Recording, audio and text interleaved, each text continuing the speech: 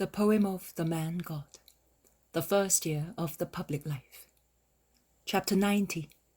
The next day in the house in Nazareth. 28th of January, 1945. I see Mary moving about the house, barefooted and active at daybreak. In her pale blue dress, she's like a butterfly lightly and noiselessly touching walls and other things. She goes to the front door and opens it carefully without making any sound. She leaves it half open, after having a look at the still deserted road. She tidies up, opens doors and windows, goes into the workshop, where she now keeps her looms, since it was abandoned by the carpenter, and bustles about also in there. She carefully covers one of the looms, where weaving has just begun, and smiles at one of her thoughts while looking at it. She goes out into the garden.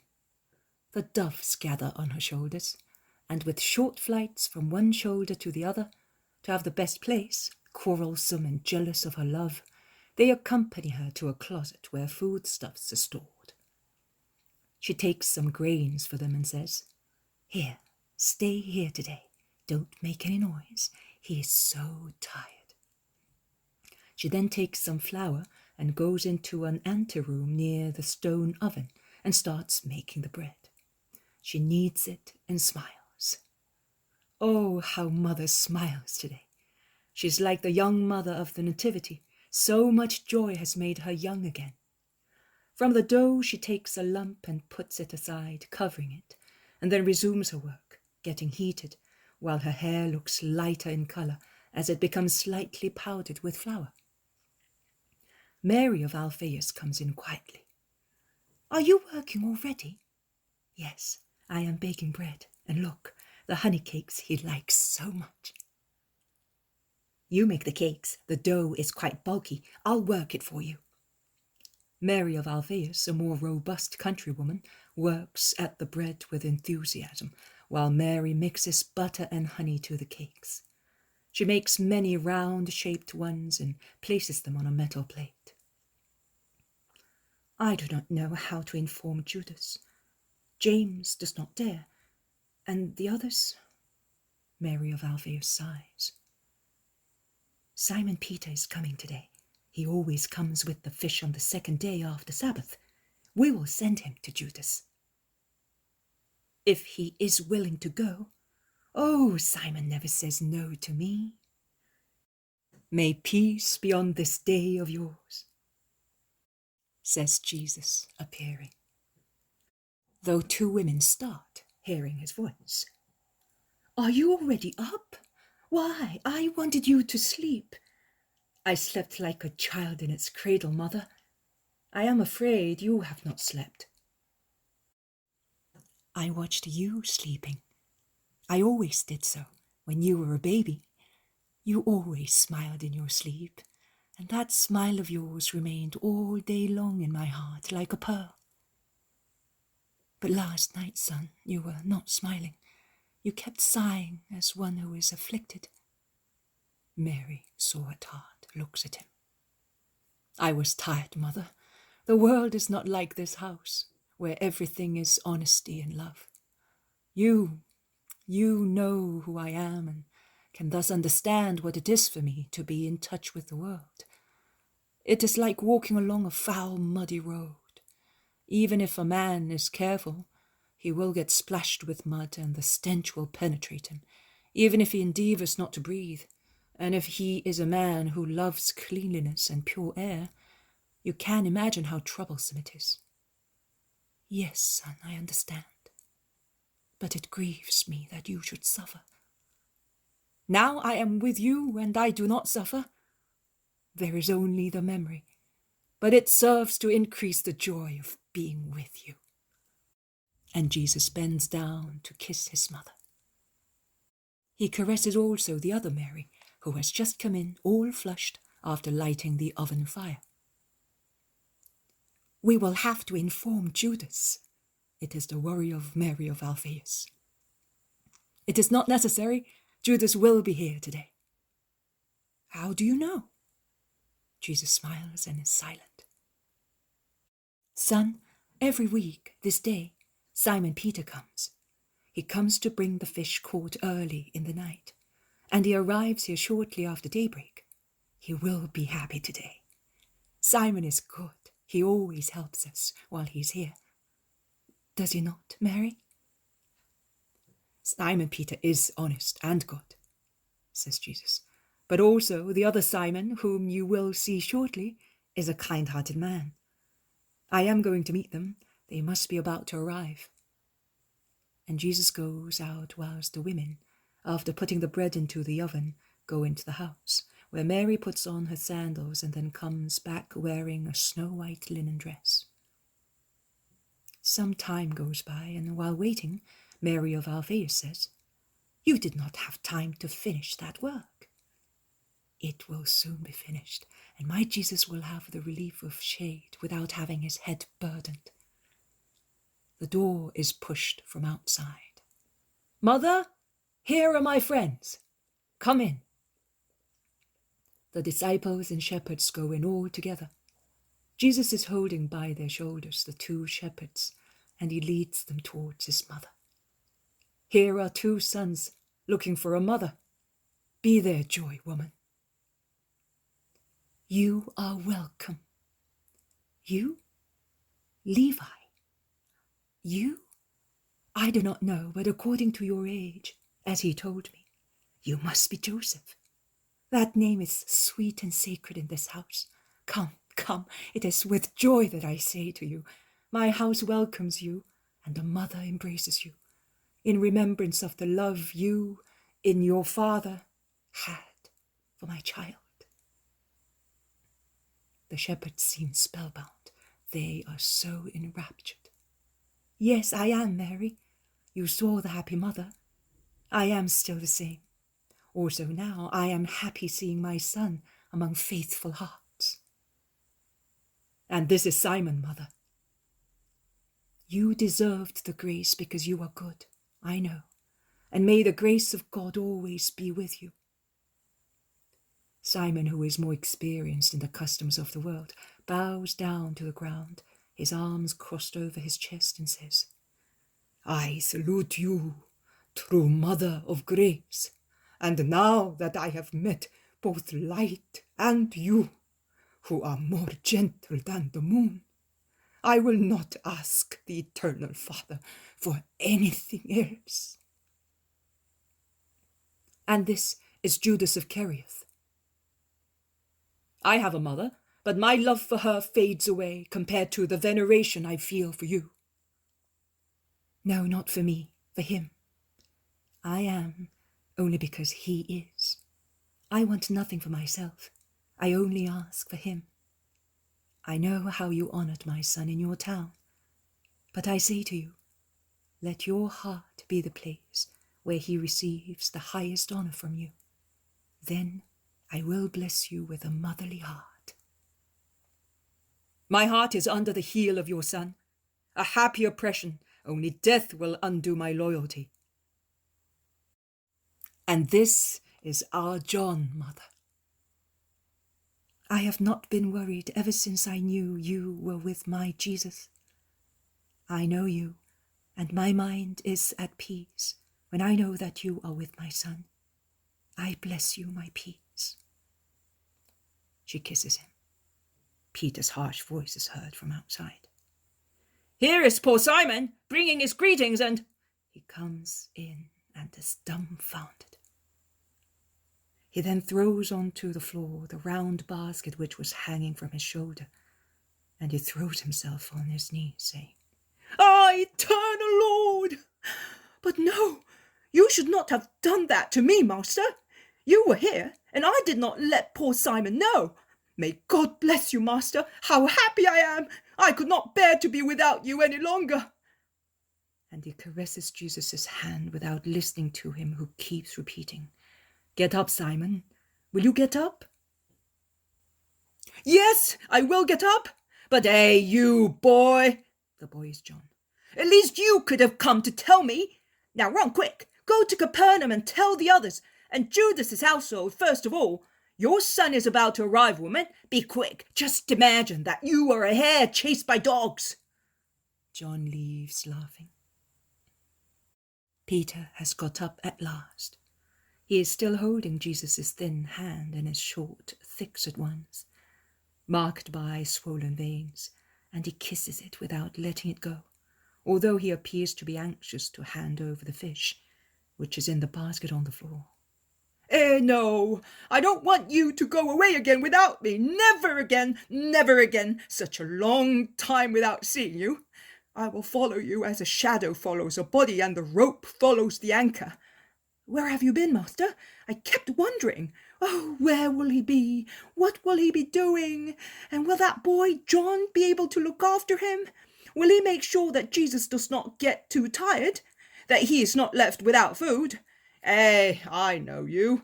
You have lost weight. Yes, you have. He did not take proper care of you. I will tell him that. And where have you been, Master? You're not telling me anything. I am waiting for you to give me a chance to say a word. It's true, but to see you is like having a new wine. It goes to your head just with its smell. Oh, my Jesus! Peter is almost in tears out of joy. I also missed you. I missed you all, although I was with dear friends. Here, Peter, these two men have loved me since I was a newborn baby. Even more, they have suffered because of me. Here is a son who lost his father and mother on account of me, but now he has so many brothers in you all, has he not? Of course, Master. If by chance the devil should love you, I would love him because he loves you. I see that you are poor too, so we are equal. Come here that I may kiss you. I'm a fisherman, but my heart is more tender than a dove's, and it is sincere. Don't pay attention if I'm rough. I'm hard outside, inside I'm all butter and honey. But with good people, because with evil ones. And this is the new disciple. I think I have already met him. Yes, he is Judas of Kerioth, and your Jesus was made welcome in that town because of him. I ask you to love each other, even if you are from different regions. You are all brothers in the Lord. And I will treat him as such, if he will be such. Yes. Peter stares at Judas, a frank, warning glance. Yes, I may as well say so you will understand me at once and properly. I will tell you, I do not think much of Judeans in general, and of the citizens of Jerusalem in particular. But I am honest, and upon my honesty, I can assure you that I will put aside all the ideas I have of you, and that I want to see in you only a brother disciple. It is up to you now, not to make me change my mind and my decision. Have you such preconceived ideas, Simon? Also with regard to me? Asks the zealot, smiling. Oh, I had not seen you. With regard to you? Oh, no. Honesty is painted on your face. Goodness comes from your heart like sweet-smelling oil from a porous vase. And you are an elderly man, which is not always a merit. Sometimes, the older one gets, the more false and worse one becomes. But you are one of those who behave like vintage wines. The older they get, the better and purer they become. You have judged correctly, Peter, says Jesus. Now come, while the women are working for us, let us stop under the cool bower. How lovely it is to be with friends. We will then go all together through Galilee and farther. Well, not all. Now that Levi is satisfied, he will go back to Elias to tell him that Mary sends him her greetings. Is that all right, Mother? That I bless him as well as Isaac and the others. My son has promised to take me along with him, and I will come to you, the first friends of my child. Master, I would like Levi to take to Lazarus the letter you know about. Have it ready, Simon. Today is a full feast day. Levi will go away tomorrow evening in time to be there before the Sabbath. Come, my friends. They go into the green kitchen garden, and it all ends.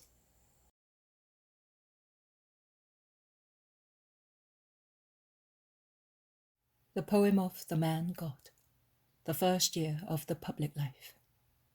Chapter 91. Jesus' lesson to his disciples in the olive grove. 29th of January, 1945. I see Jesus coming out of his house and going out of Nazareth with Peter, Andrew, John, James, Philip, Thomas, Bartholomew, Judas Thaddeus, Simon, and Judas Iscariot, and the shepherd Joseph. They stop in the neighborhood in a thicket of olive trees. He says, "Come round me. During these months of presence and absence, I have weighed you up and studied you. I have known you, and I have known the world with the experience of a man. Now I have decided to send you into the world.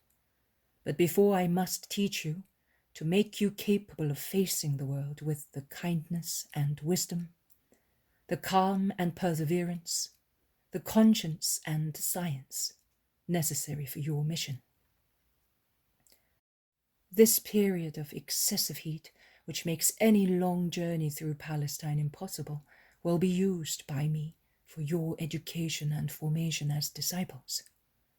Like a musician, I have heard what is dissonant in you, and I will now tune you to the celestial harmony you must convey to the world in my name. I am keeping this son," and he points at Joseph, "because I will delegate to him the task of referring my words to his companions, so that also there an efficient group may be formed that will announce me not by simply stating that I exist, but by explaining the most essential features of my doctrine. First of all, I tell you that it is absolutely necessary for you to love one another and be united. Who are you? Men of every social condition, of different age, from everywhere.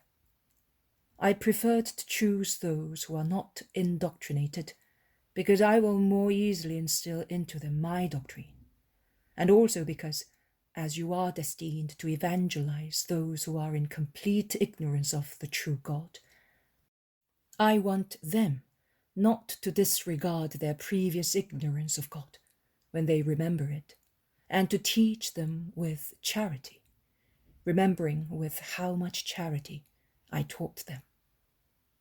You may object, we are not heathens, even if we are not intellectually cultured. No, you're not. However, not only you, but also those among you who represent the learned and rich people are involved in a religion which has only the name of religion, as its nature has been perverted by too many factors. I tell you that there are many who boast of being children of the law, but 8 out of 10 of them are but idolaters who have confused the true, holy, eternal law of the God of Abraham, Isaac, Jacob, in the haze of 1,000 petty human religions.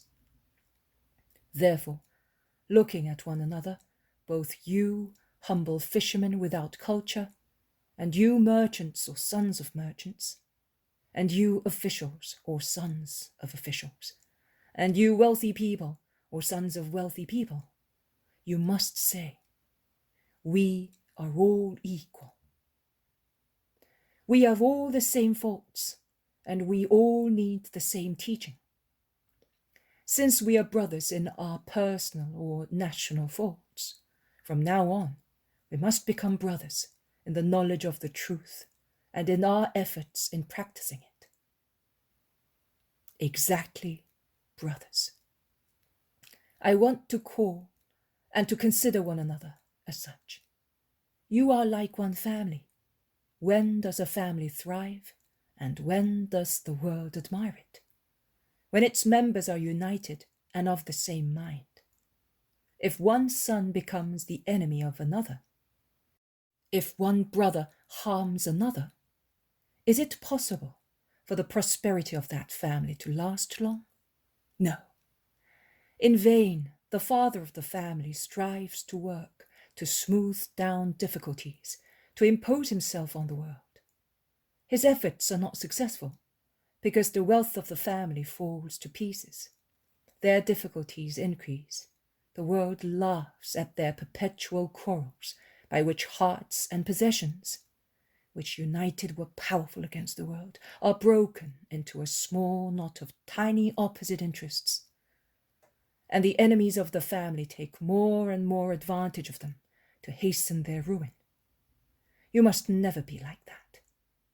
Be united. Love one another. You must love one another to help one another. Look, also, what surrounds us teaches us this great strength. Look at this army of ants running all to the same place. Let us follow them. We will discover the reason of their sensible rushing to one spot. Here it is. This little sister of theirs, with her tiny organs which are invisible to us, has discovered a great treasure under this large wild chicory leaf. It is a breadcrumb which perhaps was dropped from the hands of a peasant who had come here to attend to his olive trees, or from the hands of a wayfarer who rested here in the shade eating his food, or of a child who was playing happily on the grass full of flowers. How could she trail to the hole by herself? This treasure which is 1,000 times her size. So she called a sister and said to her, "Look, go quickly and tell our sisters that there is food here for the whole tribe and for many days. Go before a bird discovers this treasure and calls his mates, and they devour it."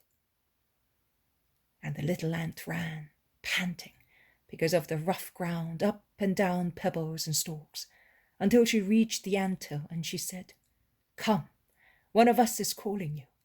She found enough for us all, but she can't bring it here by herself. Come." And all the ants ran, also the ones who, already tired because of a hard day's work, were resting along the tunnels of the nest, also the ones who were laying in stores in the store cells. 1, 10, 100, 1,000. Look. They grasp it with their jaws, they lift it supporting it with their bodies, and they trail it pushing their tiny feet on the ground. This one has fallen. That one there is almost crippled, because the edge of the crumb, turning over, is squeezing her against a stone. And this one, so small, obviously one of the youngest in the tribe, is stopping, exhausted. But having caught a breath, she's starting again. Oh, how united they are. Look, now the breadcrumb has been completely embraced by them, and it is moving very slowly, but it is moving. Let us follow it. A little more, little sisters, still a little more, and your efforts will be rewarded. They are exhausted, but they do not give up. They rest and start again.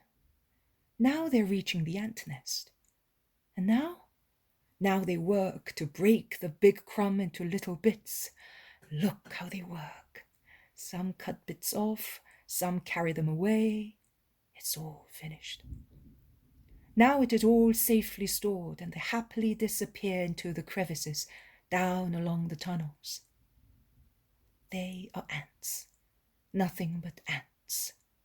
And yet they are strong because they are united. Meditate on that. Have you anything to ask me? I would like to ask you, but are we not going back to Judea again? Asks Judas Iscariot. Who said so?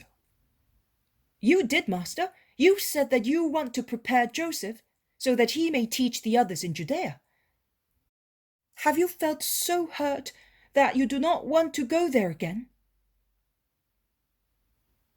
What have they done to you in Judea asks Thomas anxiously, and Peter at the same time vehemently. Ah, I was right then in saying that you had come back much thinner. What did the perfect ones in Israel do to you? Nothing, my friends, nothing more than what I will find even here. If I went round the whole world, I would find friends and enemies everywhere. But Judas, I asked you to be quiet. That's true, but no, I cannot be quiet when I see that you prefer Galilee to my fatherland. You are unfair. You are honored also there. Judas, Judas, oh Judas, your reproach is unfair. And you accuse yourself, giving vent to wrath and jealousy. I had done my best to make known only the good I had received in your Judea. And without lying, I was able to mention such good with joy, so that you, people of Judea, might be loved. I did so with joy. Because for the word of God, there is no distinction of regions. There are no antagonisms, enmities, differences. I love all men, all of them. How can you say that I prefer Galilee when I worked the first miracles and the first demonstrations on the holy ground of the temple and of the holy city, so dear to every Israelite? How can you say that I am partial? If of my 11 disciples, or rather 10, because my cousin is one of the family, not just a friend, 4 are Judeans. And if I take into account also the shepherds, who are all from Judea, you can see how many friends I have in Judea. How can you say that I do not love you, if knowing all things, I arranged my journey so as to give my name to a newborn in Israel, and receive the soul of a dying just man of Israel? How can you say I do not love you Judeans, if I wanted 2 Judeans and only 1 Galilean to be present at the revelation of my birth and of my preparation to my mission? You accuse me of injustice, but examine yourself, Judas, and consider whether you are not the unjust one. Jesus has spoken with majesty and kindness. But even if he had not said anything else, the 3 ways in which he pronounced Judas at the beginning of his speech would have been sufficient to give him a good lesson. The first, Judas, was pronounced by the majestic God who demands respect.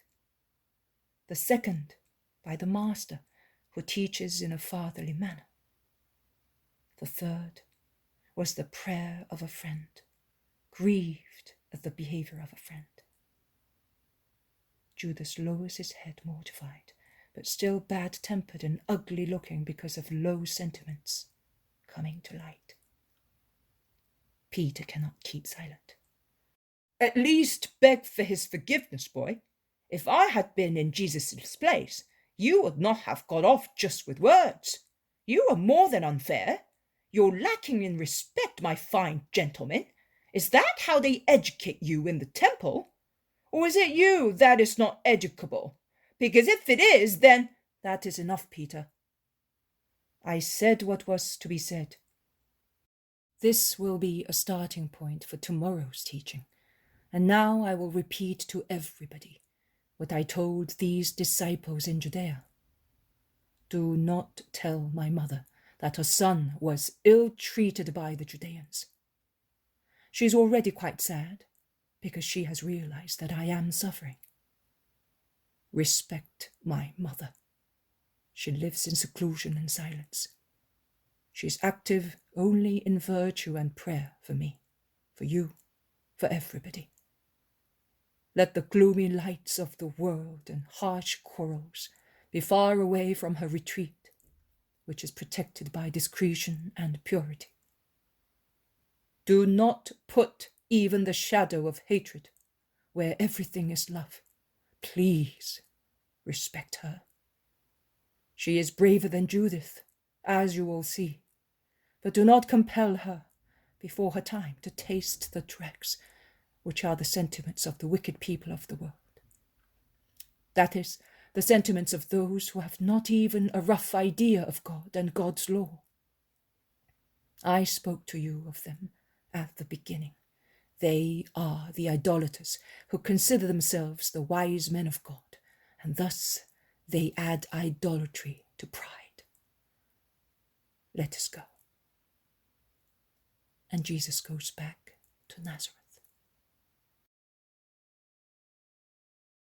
The poem of the man God, the first year of the public life. Chapter 92. Jesus' lesson to his disciples near his home.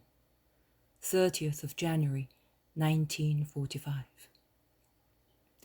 Jesus is once again teaching his disciples, whom he has taken under the shade of a huge walnut tree, situated above Mary's garden, part of which is shaded by the protruding branches of the tree. It is a stormy day, and a storm is impending. That is probably the reason why Jesus did not go too far from his house. Mary comes and goes from the garden to the house, and each time she looks up and smiles at her Jesus, sitting on the grass near the tree trunk, surrounded by his disciples.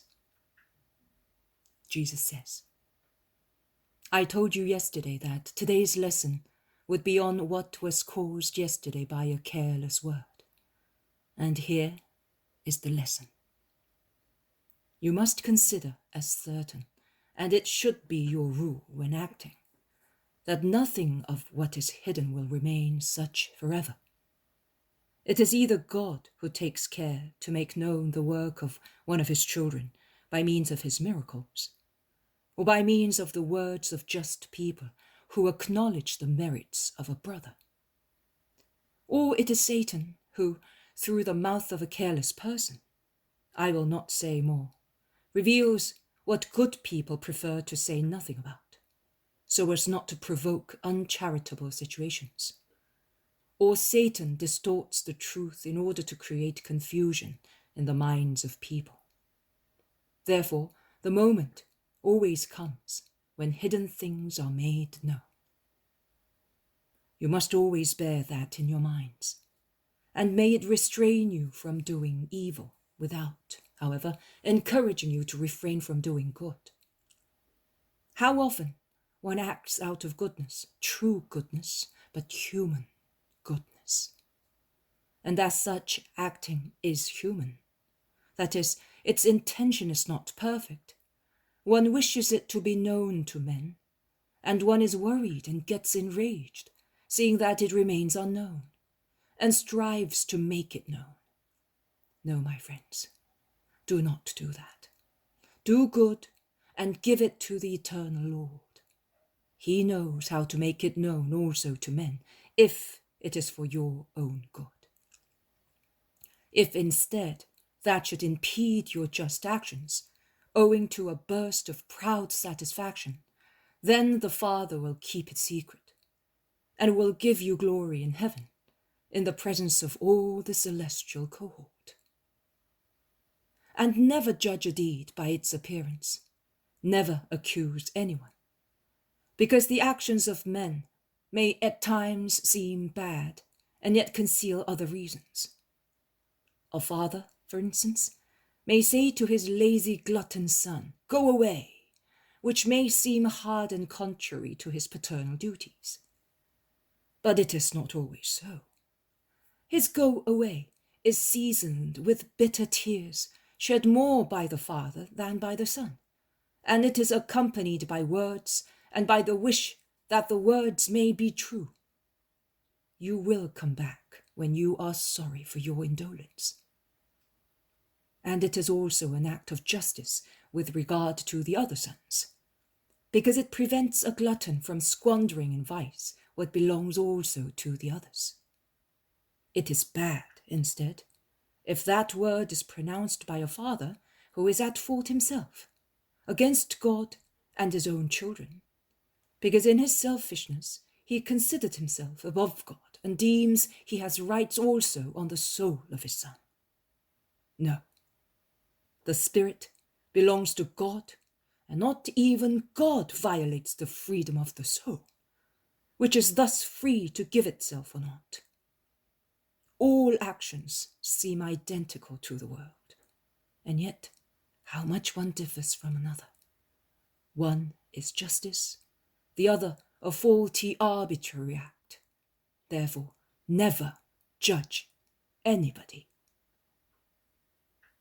Peter yesterday asked Judas, "Who was your teacher?" Let him never ask that again. Let no one accuse the other of what one sees in anybody. Teachers have the same words for all the pupils. How is it then that 10 become just and 10 wicked? It is because each adds of his own what he has in his heart, and that turns the scale towards good or towards bad. How can the teacher then be accused of teaching wrongly if the good he inculcated is negatived by the excessive evil reigning in a heart? The first factor of success depends upon you. The teacher works at your ego. But if you are not susceptible to improvement, what can the teacher do? What am I? I solemnly tell you that there will be no teacher more patient, wise, and perfect than I am. And yet, also some of my disciples, it will be said, who was the teacher? When judging, do not allow yourselves to be overwhelmed by personal reasons. Yesterday, Judas, who loves his region more than it is fair, thought I was unfair to it. Man is often subject to such imponderable elements as love for his fatherland or attachment to an idea, and like a kingfisher that has lost its bearings, he deviates from his destination. God is the destination. It is necessary to see everything in God, to see properly, without putting oneself or anything else above God. And if one makes a mistake, Peter and you all, do not be intolerant. Have you really never made the mistake that hurts you so much when made by someone else? Are you sure? And supposing you never made it, what are you to do? Thank God and nothing else.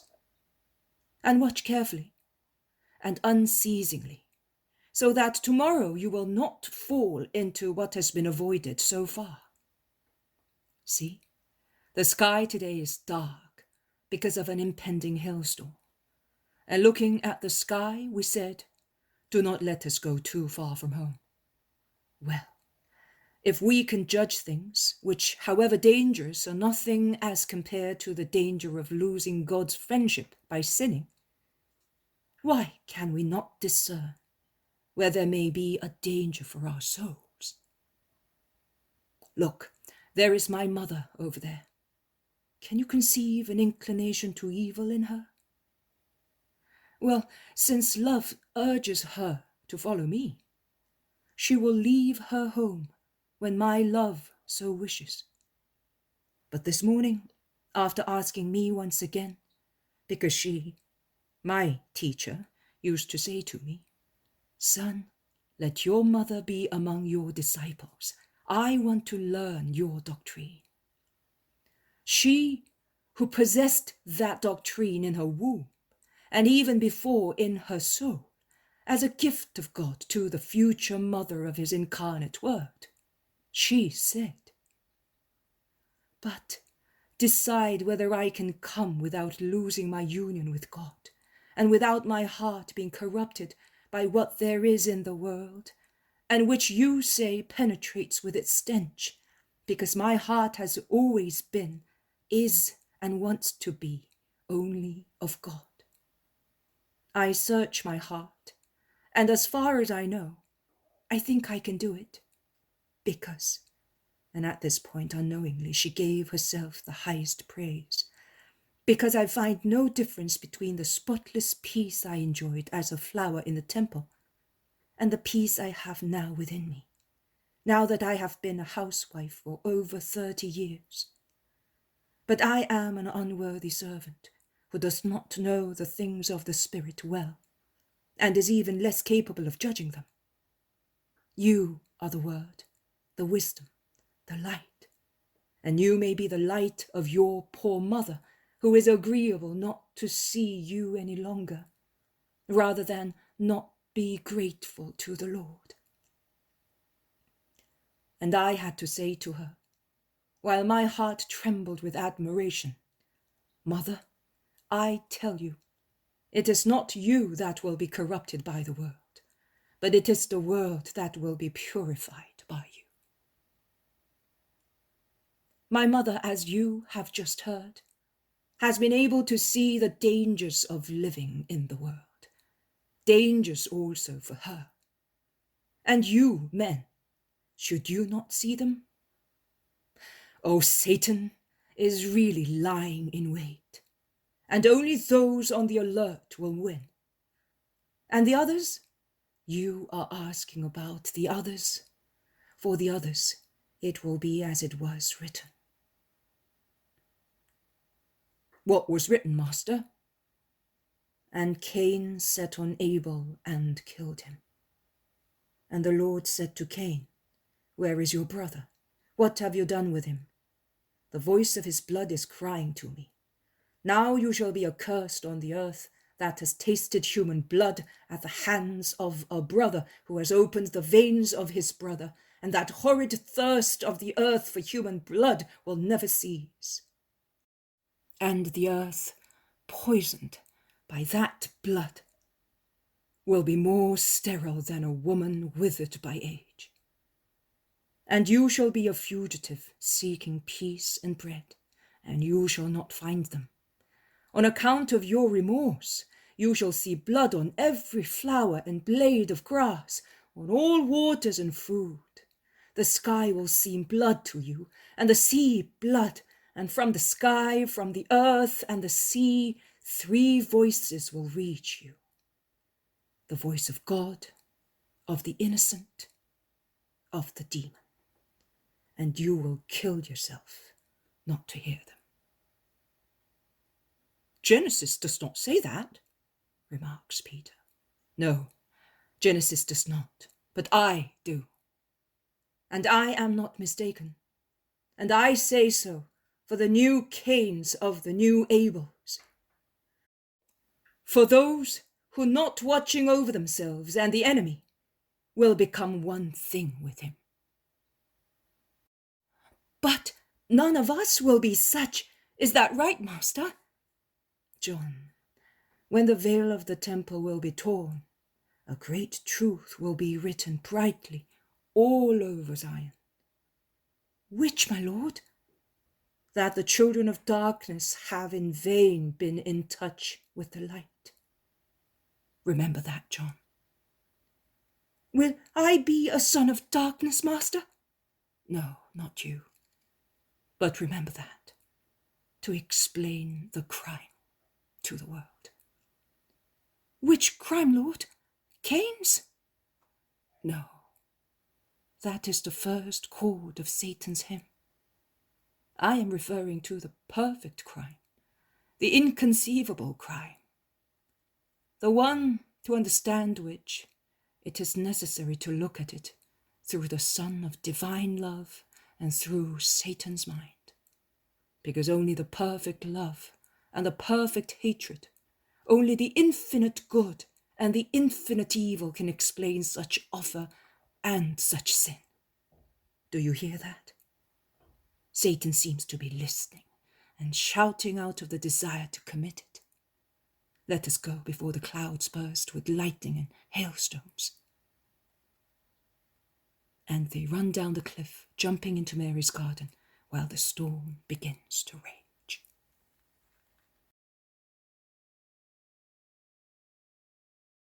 The poem of the man God. The first year of the public life. Chapter 93. The lesson to the disciples in the presence of the Most Holy Virgin in the garden in Nazareth. 31st of January, 1945.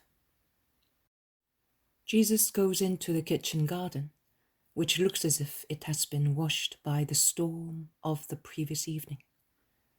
And he sees his mother bending over some little plants. He goes up to her and greets her. How sweet is their kiss. Jesus embraces her shoulders with his left arm and draws her to himself, kissing her forehead, just under her hairline, and he then bows down to be kissed by his mother on the cheek. But what completes the sweetness of the gesture is the glance that accompanies it. Jesus' look is full of love, although majestic and protective. Mary's is all veneration and love. When they kiss each other like that, Jesus seems to be the older of the two, and Mary is like a young daughter receiving the morning kiss from her father or from a much older brother. Were your flowers damaged by yesterday evening's hailstones and by last night's wind? Asks Jesus. No harm, Master. Only the branches were badly ruffled, answers Peter in a somewhat hoarse voice before Mary can speak. Jesus looks up and sees Simon Peter, with only his short tunic on, busy straightening some fig tree branches which were bent upwards. Are you working already? We fishermen sleep like the fish, at any time, anywhere, but only as long as they let us rest, and one gets used to it. This morning I heard the door squeak at dawn, and I said, Simon, she's already up. Be quick, go and help her with your strong hands. I thought she might be worrying about her flowers in such a windy night, and I was not wrong. I know what women are like. My wife also tosses about in her bed, like a fish in the net, when there is a storm and she worries about her plants. Dear woman, sometimes I say to her, I bet you do not toss so much when your Simon is thrown about like a straw in the lake. But it is not fair, because she is a good wife. It seems impossible that her mother is... be quiet, Peter. That's got nothing to do with it. It is not right to grumble and imprudently to tell people what out of kindness we should not mention. See, Master, your words has entered also my stubborn head. Jesus replies, laughing. You are saying everything yourself. I can but approve and admire your wisdom as a farmer. He has already tied all the shoots which had become loose. He has supported the pear tree which is too heavily laden, and he placed those ropes under that pomegranate tree which is growing all on one side, says Mary. Yes, it looks like an old Pharisee. It leans to the side that suits it. And I straightened it up as if it were a sail, and I said to it, Don't you know that you must keep to a happy medium? Come here, you blockhead, or you will crash down because of your excessive weight. Now I'm working at this fig tree. Not out of selfishness, I am thinking of everybody's appetite. Fresh figs and new bread. Not even Antipas has such a good meal. But I must be careful, because the branches of a fig tree are as tender as a young girl's heart. When she says her first words of love, and I am heavy, and the best figs are at the top, they have already been dried up by the early sun. They must be delicious. Hey, boy, don't stand there looking at me. Wake up, give me that basket. John, who has just come out of the workshop, obeys and climbs up the big fig tree. When the two fishermen come down, also Simon Zealot, Joseph, and Judas Iscariot have come out from the workshop. I do not see the others. Mary brings some new bread, small, round, brown loaves, which Peter cuts with his pocket knife, and then places the split figs onto them, and offers them first to Jesus, then to Mary and the others. They eat with relish in the cooled kitchen garden, which is so beautiful in the bright morning sunshine, also because of the recent rain which has cleaned the air. Peter says, This is Friday. Master, tomorrow is the Sabbath. We all know that, remarks the Iscariot. Of course, but the master knows what I mean. Yes, I know. This evening we will go to the lake where you left your boat, and we will sail to Capernaum. Tomorrow I will speak there. Peter is overjoyed. Thomas, Andrew, James, Philip, Bartholomew, and Judas Thaddeus, who must have slept elsewhere, come in all together. They greet one another. Jesus says, "Let us stay here all together. There will be also a new disciple. Mother, come."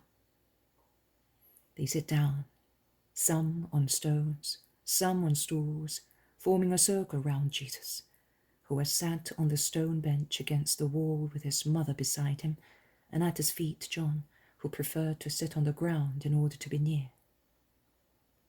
Jesus begins speaking slowly and solemnly, as usual. To what shall I compare the apostolic formation? To the nature surrounding us. See, the earth in winter seems dead, but inside it the seeds are active, and the lymphs feed on moisture, which they store in the underground branches.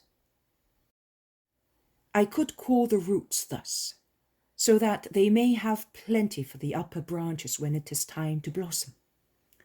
You also can be compared to the winter earth, barren, naked, ugly-looking. But the sower has passed on you and has spread the seed. The tiller has come near you and has broken up the soil round your trunks, which are as hard and rough as the soil in which they are planted, so that the roots may receive nourishment from the clouds and from the air, and the trunks may be strengthened for the future fruit. And you have received the seed and the tillage, because you are willing to bear fruit in the work of God. I will also compare your apostolic formation to the storm, which struck and bent and seemed a purposeless violence. But see how much good it has done. The air today is purer, fresher, without dust or sultriness. The sun is the same sun as yesterday's, but it is not so scorching as yesterday when it seemed like a high temperature, because its rays reach us through purified and fresh strata of air. The herbs and plants are relieved as well as men, because cleanliness and serenity cheer up all things. Also, contrast helped to attain a more precise knowledge and clarification. Otherwise, they would be nothing but wickedness. And what are contrasts, if not the storms that stir up different types of clouds? And do such clouds not pile up slowly in the hearts of men, in useless bad moods, petty jealousies, and vain pride? Then the wind of grace blows and gathers them together, that they may discharge their ill humours, and the sky may clear up again. And your apostolic moulding is like the work that Peter was doing this morning for the delight of my mother, which is to straighten, tie, support, or undo, according to the varying situations and necessities, to make you strong workers at the service of God.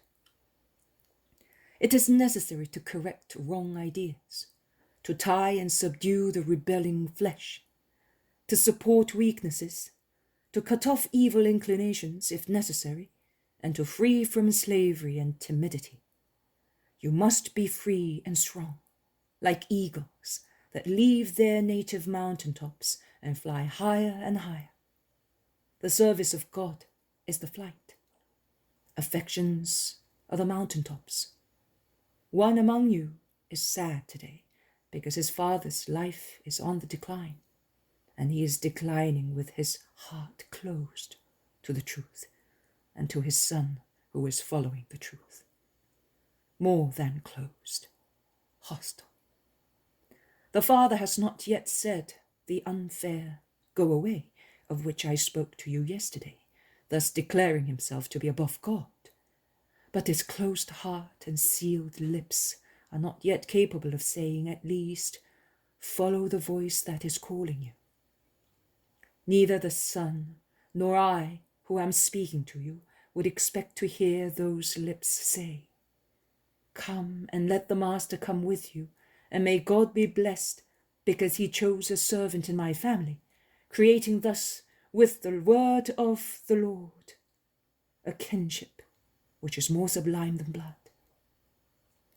But at least I, for his own sake, and the Son, for more complicated reasons, would not like to hear hostile words from him. But this son must not cry. He must know that I bear no grudge nor ill feeling toward his father. I feel only pity for him.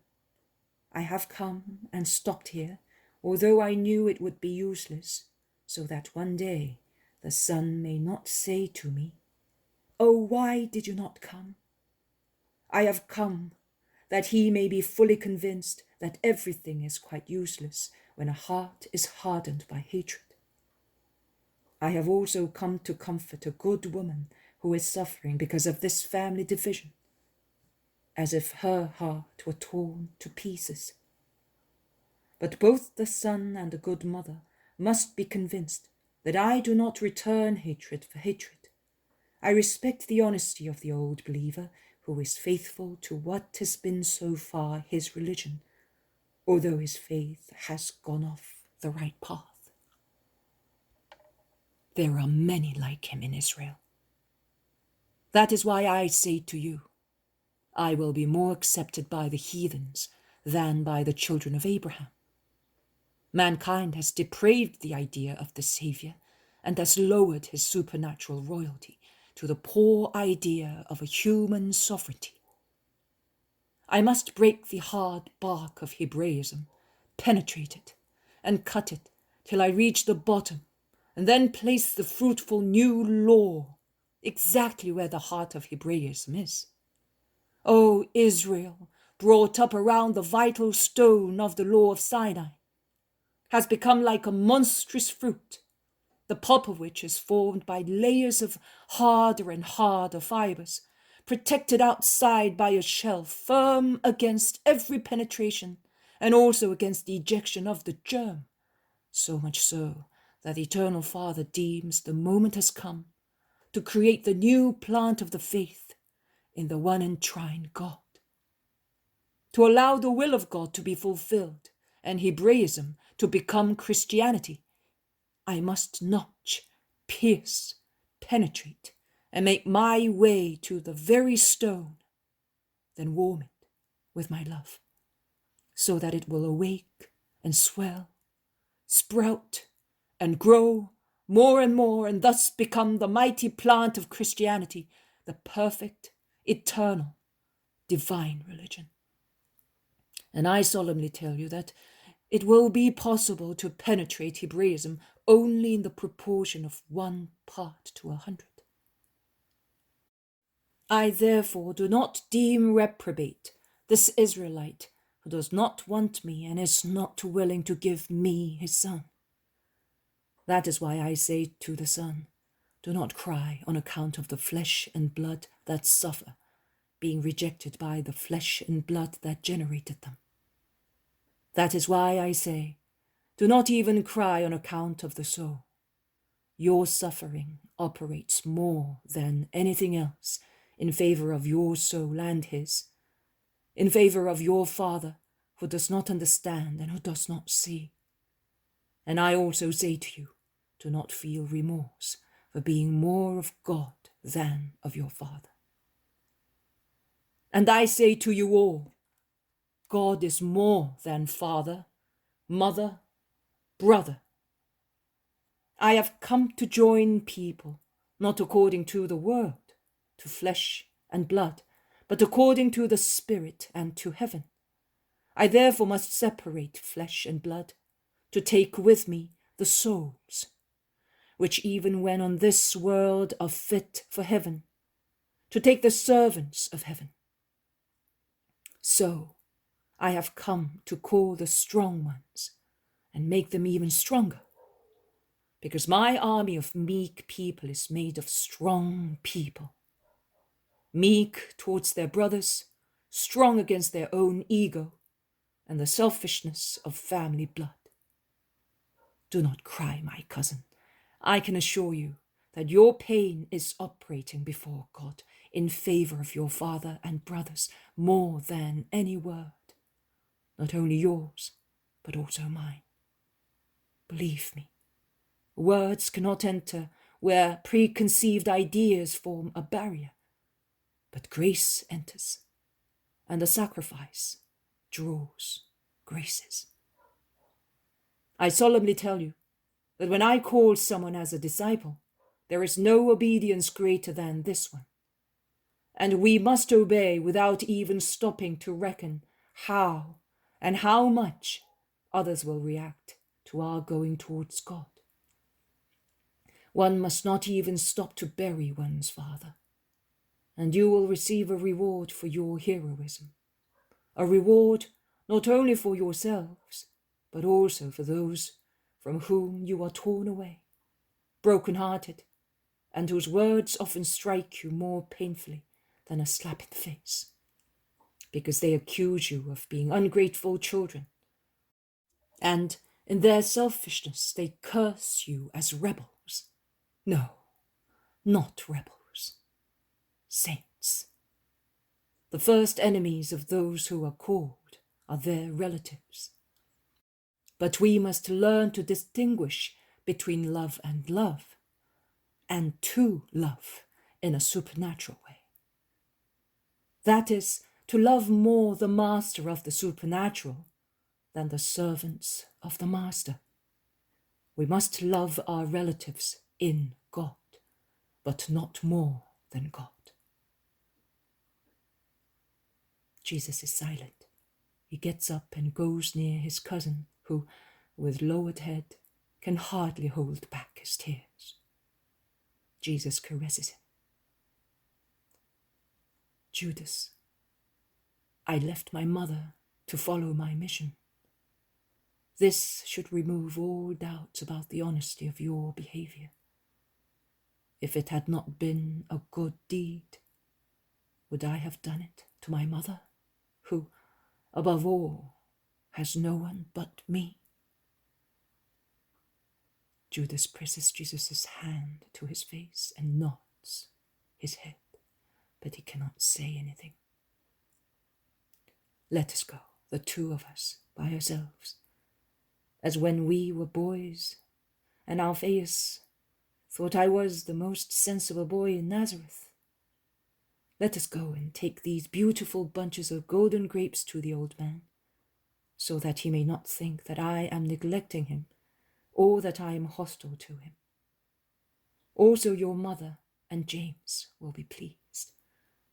I will tell him that I will be in Capernaum tomorrow, and that his son will be entirely devoted to him. You know, old people are like children. They're jealous, and they always suspect they're being neglected. We must pity them.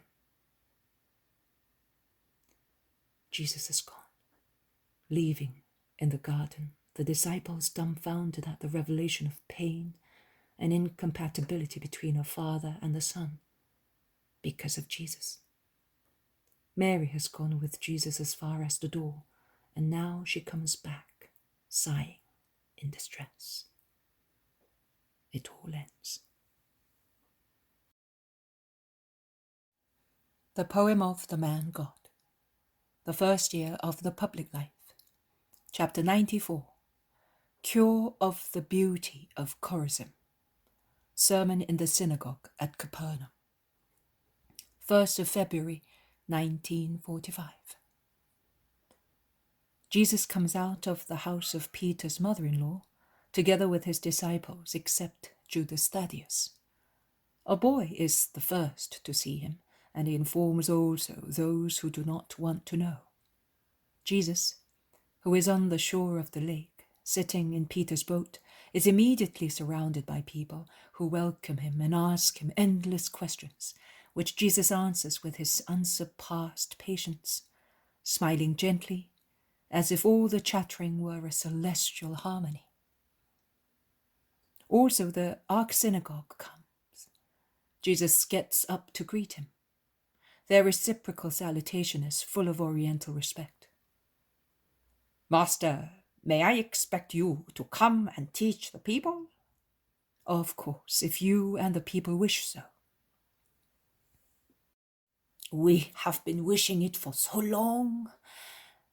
They can tell you. The people, in fact, shout their confirmation. Well then, I will be with you this evening. Now you may go. I have to go to see a person who wants me. The people go away reluctantly, while Jesus, Peter, and Andrew go on to the lake in the boat. The other disciples remain on the shore. The boat sails for a short distance, and then the two fishermen steer it into a small bay between two low hills, which look as if originally they were one hill only, the central part of which had collapsed, either because of water erosion or because of an earthquake, thus forming a very small fjord. However, since it is not a Norwegian fjord, there are no fir trees, but only ruffled olive trees, which no one knows how have grown on the steep slopes, among slipped rocks and huge protruding splinters. Blown by the winds of the lake, which obviously must be very strong here, the branches of the trees are all interwoven, and form a kind of roof, under which a freakish little torrent foams. It is very noisy, because of its many cascades, and full of foam, because it falls every yard or so, but in actual fact, it is only a little rivulet among the streams. Andrew jumps into the water to beach the boat as far up as possible and tie it to a tree trunk, while Peter takes in the sail and fastens a board as a bridge for Jesus. But, he says, I would advise you to take off your sandals and your tunic, as we do. That mad thing there, and he points at the little torrent, causes the water of the lake to rise, and the board is not safe with all this rolling. Jesus obeys without question. On the shore, they put on their sandals again, and Jesus puts on also his tunic. The two disciples are wearing only their short, dark undertunics. Where is she? Asks Jesus. She must be hiding in the wood, after hearing voices, with all she's got to wear. Call her. Peter shouts out loud. I am the disciple of the rabbi of Capernaum. The rabbi is here. Come out. There is no sign of life. She does not feel safe, explains Andrew. One day, someone called her and said, Come, there is some food for you, and then threw stones at her. We saw her then for the first time, because I did not remember her when she was the beauty of Korazim. And what did you do then? We threw her a loaf of bread and some fish and a rag, a piece of an old sailcloth with which we used to dry ourselves, because she was nude. We then ran away not to be contaminated. And what made you come back? Master, you were away and we were thinking what should we do to get people to know you. We thought of all the sick people, the blind, the crippled, the mute, and also of her. We said, let us try. Many, it was certainly our fault, said we were mad and would not listen to us. Others instead believed us. I spoke to her myself. I came here by boat or by myself for several moonlight nights. I used to call her and say to her, On the stone at the foot of the olive tree there is some bread and fish. Don't be afraid, come. And I would then go away. She must have waited until she saw me disappear before she came, because I never saw her. The 6th time I saw her standing on the shore, exactly where you are now, she was waiting for me. How horrible she was! I did not run away because I thought of you. She said to me, Who are you? Why have you mercy on me? I replied, Because I am the disciple of mercy. Who is he? He is Jesus of Galilee. And does he teach you to have mercy on us? On everybody? But do you know who I am? You are the beauty of Korazim, now a leper. And is there mercy also for me? He says that mercy is for everybody, and we, to be like him, must have mercy on everybody." At this point, Master, the leper blasphemed without realizing what she was saying. She said, "He must have been a big sinner himself." I said to her, "No, he is the Messiah, the holy man of God." I wanted to say to her, "Be you accursed for your tongue," but I did not say anything else, because I thought, in her distress, she cannot think of divine mercy. She then started crying and said, "Oh, if he is a holy man, he cannot have mercy on the beauty. He might pity the leper, but not the beauty." And I was hoping. I asked her, "What were you hoping for, woman?" "To be cured, to go back into the world, amongst men, to die begging, but amongst people, not like a beast in the den of wild beasts, which are horrified at the sight of me." I said to her, "Will you swear to me that if you go back to the world, you will be honest?"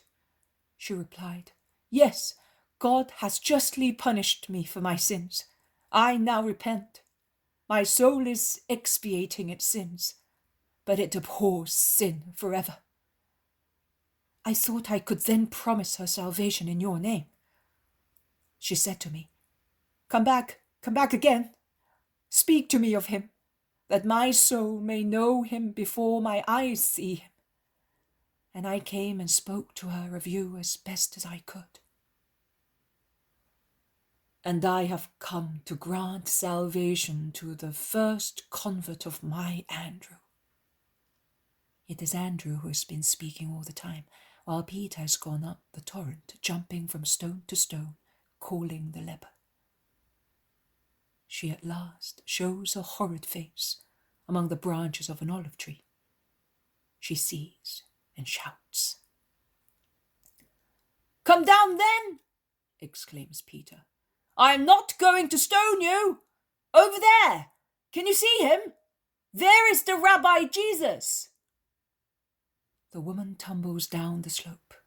I say so because she runs down so fast, and she reaches Jesus' feet before Peter is back near the Master. "Mercy, Lord." "Can you believe that I am able to grant you it?" "Yes, because you are a saint and I repent. I am sin, but you are mercy. Your disciple was the first to have mercy on me, and he brought me bread and faith. Cleanse me, Lord, my soul before my body, because I am impure 3 times. And if you want to give me one purity, only one, I beg you to give me the purity of my sinful soul." Before hearing your words that he repeated to me, I used to say, "Be cured and go back amongst people." Now that I know, I say, "To be forgiven, that I may have eternal life." And I grant you forgiveness, but nothing else. May you be blessed. I shall live in my den with the peace of God, free, oh free from the remorse and free from fear, no longer afraid of God, now that you have absolved me. Go into the lake and wash yourself. Stay in until I call you. The woman, reduced to a miserable skeleton, all corroded, her white coarse hair all ruffled, gets up from the ground and goes into the lake, clothed in her meagre rags that cover so little of her. Why did you send her to wash herself? It is true that the foul smell is ineffective, but I do not understand, says Peter. Woman, Come out of the water and come here. Take that cloth on that branch. It is the piece of cloth used by Jesus to dry himself after wading from the boat to the shore. The woman comes out obediently, completely naked, as if she left her rags in the water to take the dry piece of cloth. The first to shout is Peter, who is looking at her, whilst Andrew, more bashful, is turning his back on her. But he turns round when his brother shouts, and he shouts too. The woman, who is staring at Jesus so intently that she is aware of nothing else, when she hears the shouts and sees the hands pointed at her, looks at herself, and she sees that her leprosy has been left in the lake with her rags. She does not run as one might expect her to. She throws herself down, crouching on the shore, ashamed of her nakedness, excited to such an extent that she is only fit to weep with a long, feeble lament, which is more heart-rending than any cry. Jesus moves towards her. He reaches her.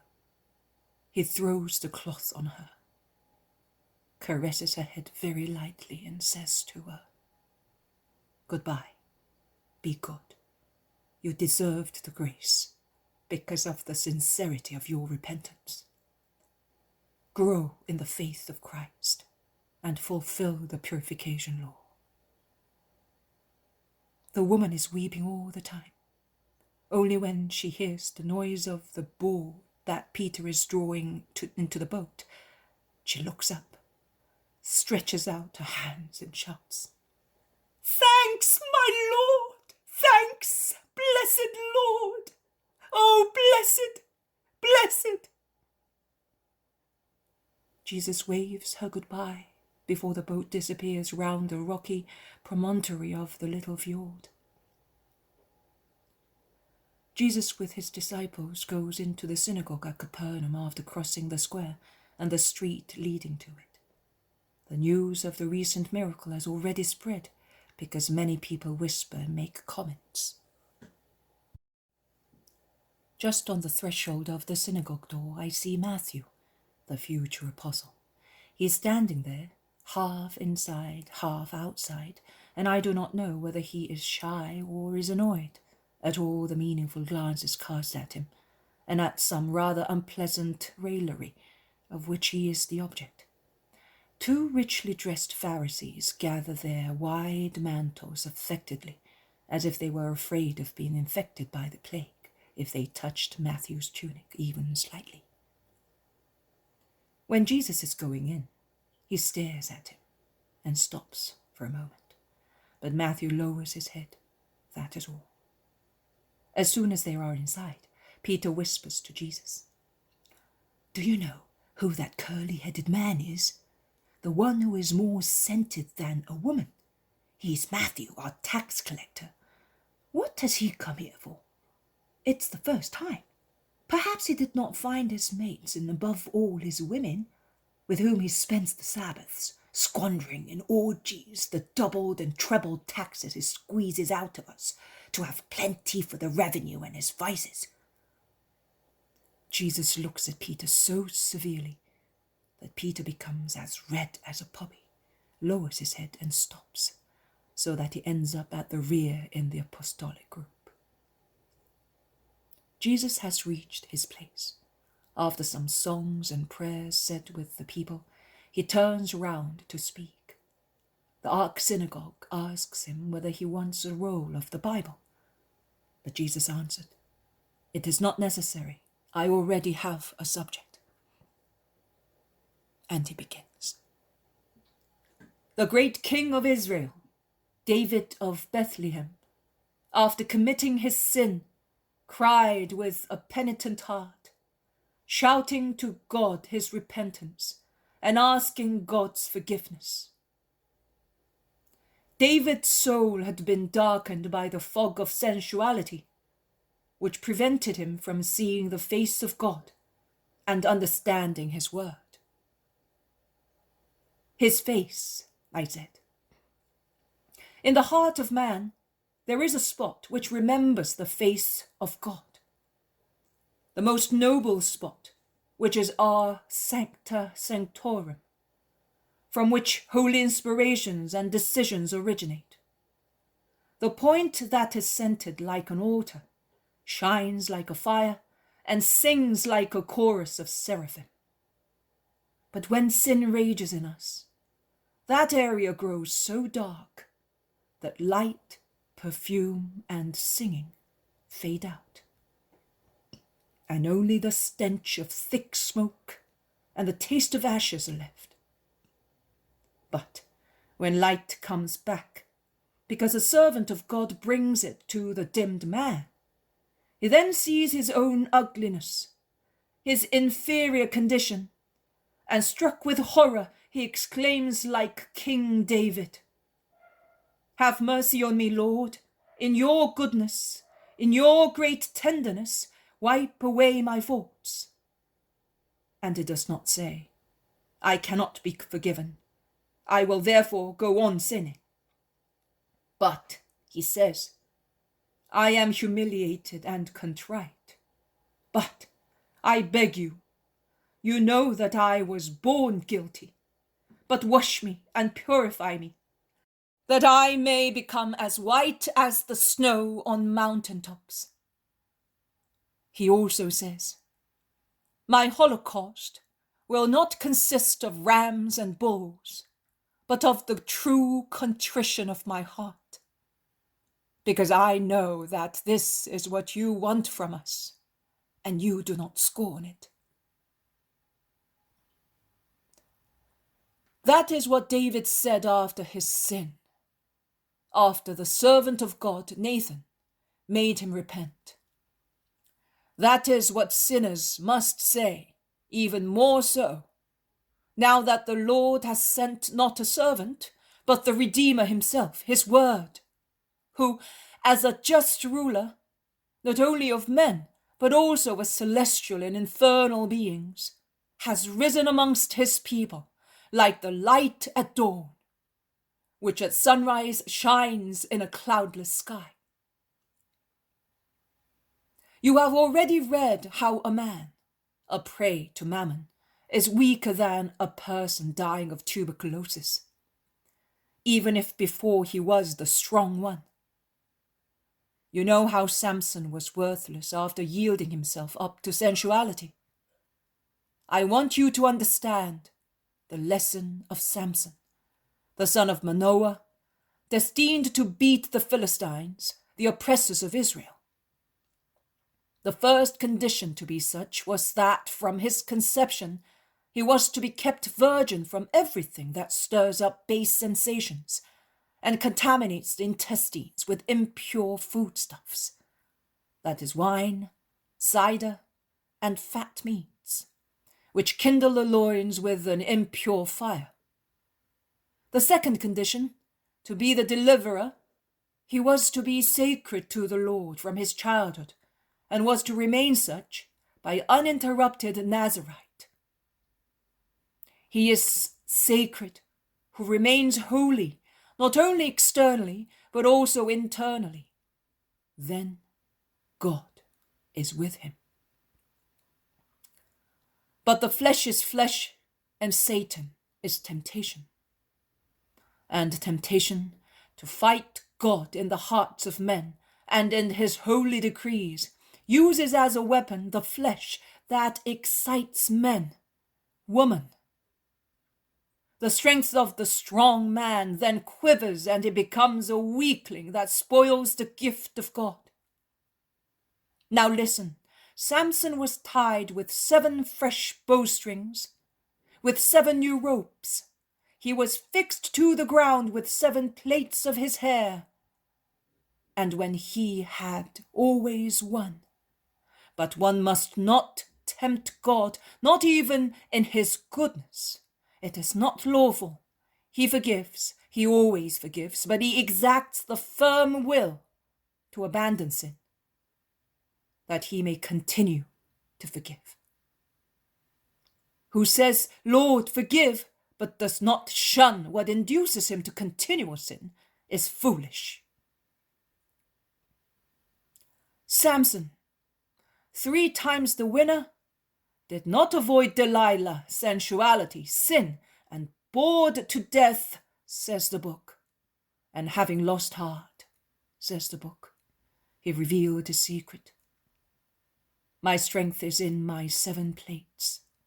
Is there anyone amongst you who, tired of the great tiredness of sin, is losing heart?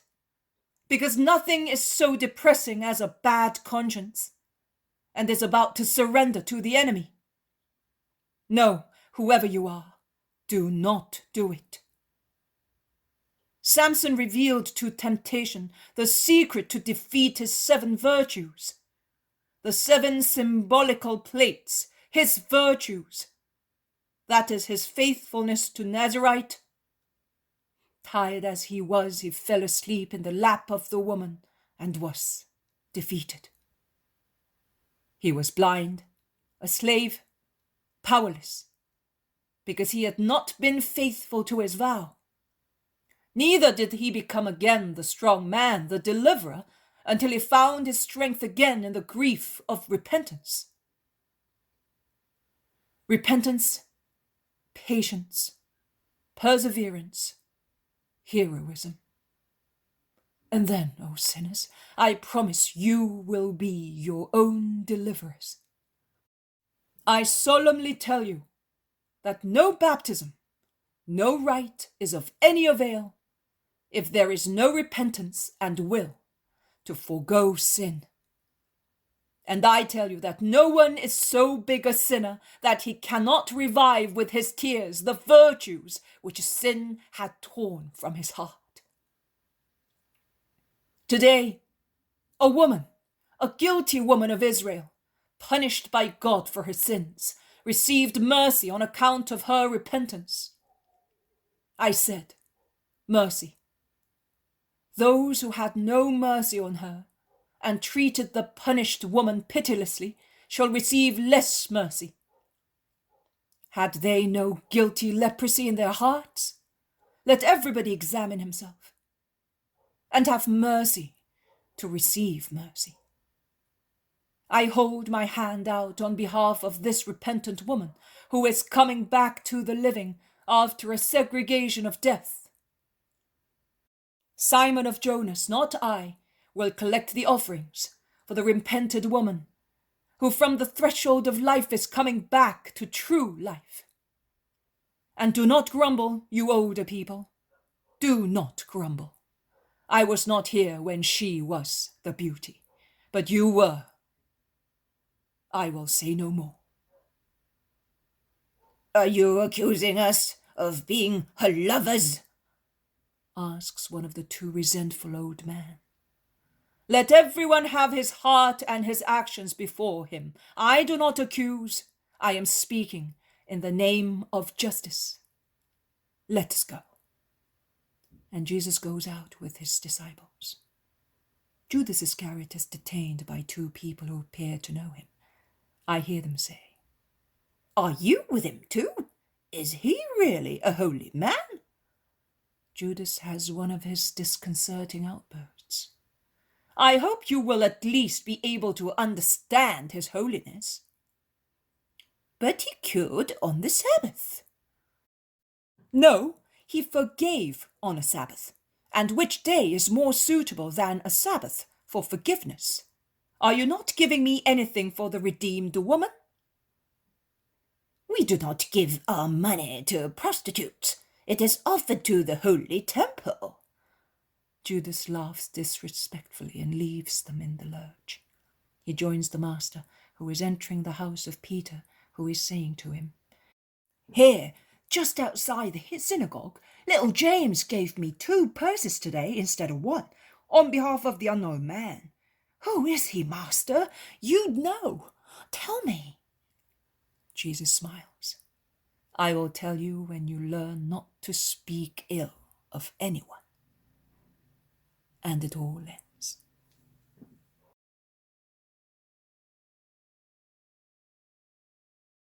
The poem of the man God. the first year of the public life. Chapter 95. James of Alphaeus is received among the disciples. Jesus preaches near Matthew's customs bench. 2nd of February, 1945. It is market morning at Capernaum. The square is full of traders selling all kinds of goods. Jesus, coming from the lake, arrives in the square and sees his cousins, Judas and James, coming towards him. He quickens his pace in their direction, and after embracing them affectionately, he asks them solicitously, "How is your father? What has happened?" "Nothing new, as far as his life is concerned," answers Judas. "Why did you come then? I told you to stay." Judas lowers his head and is silent. But James bursts out. "It is my fault if he did not obey you. Yes, it's my fault. But I could not put up with the situation any longer. They are all against me. Why? Is there any harm in loving you? Are we wrong in being fond of you? So far, I was held back by the scruple of doing the wrong thing. But now that I know, now that you said that not even a father is above God, I could not bear the situation any longer.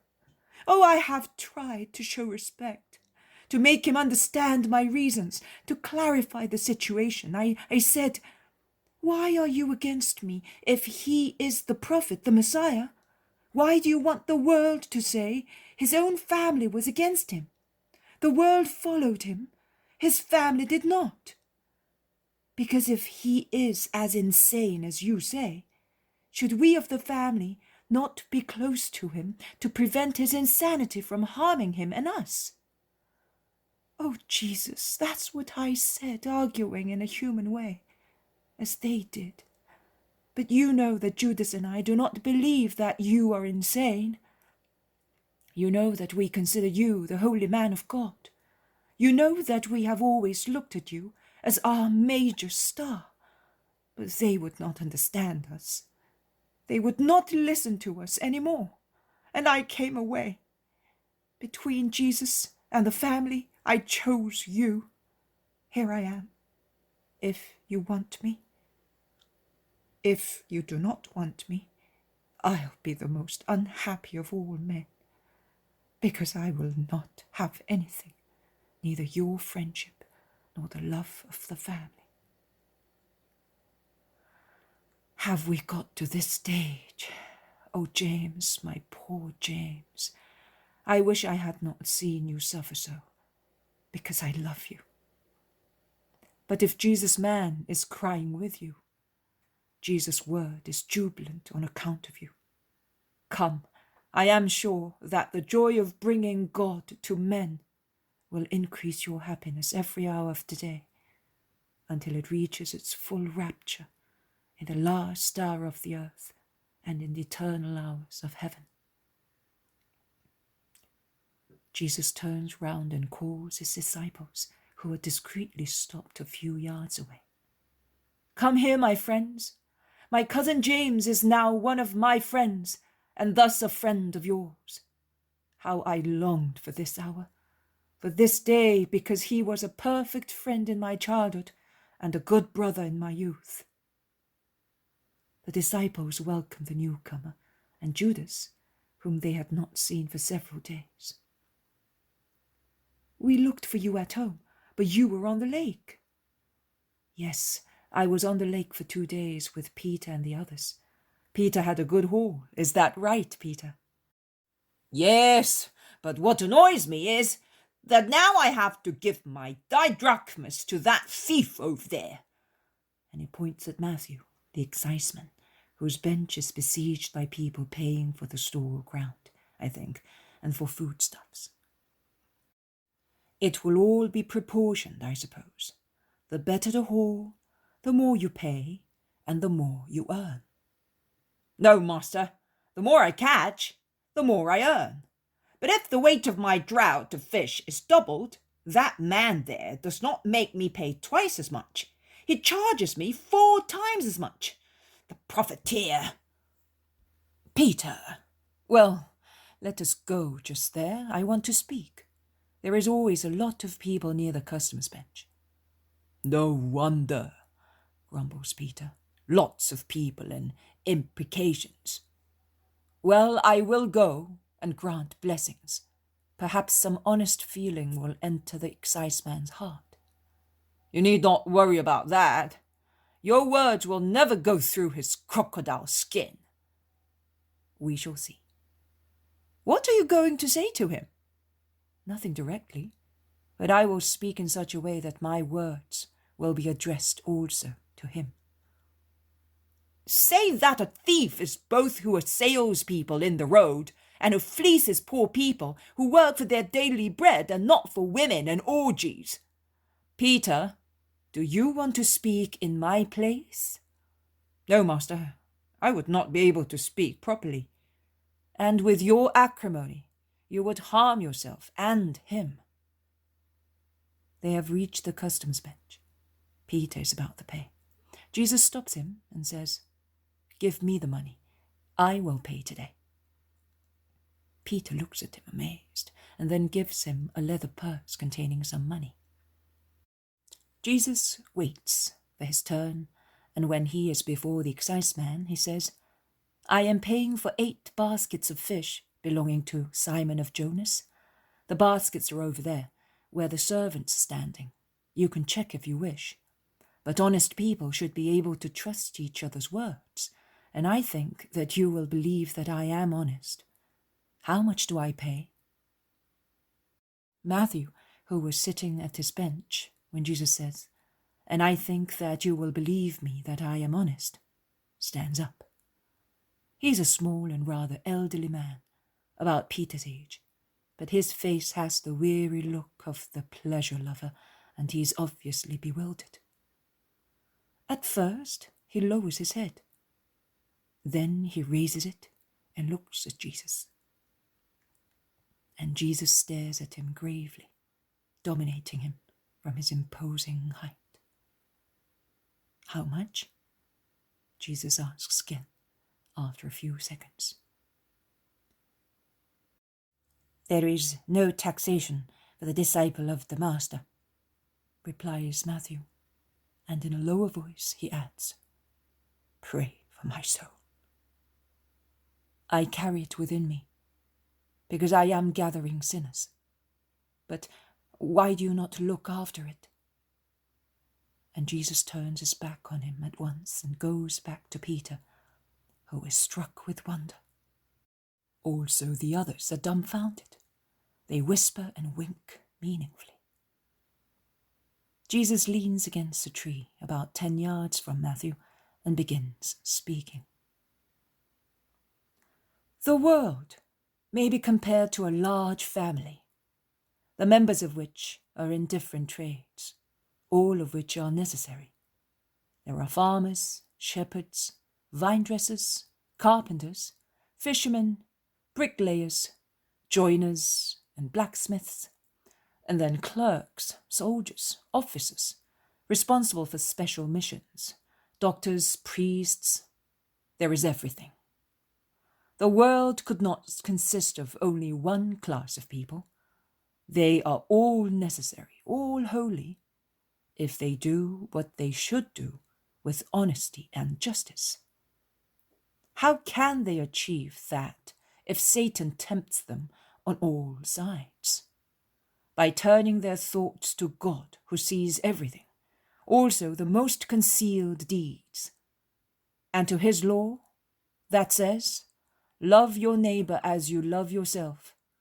Do not do to other people what you do not want done to yourself.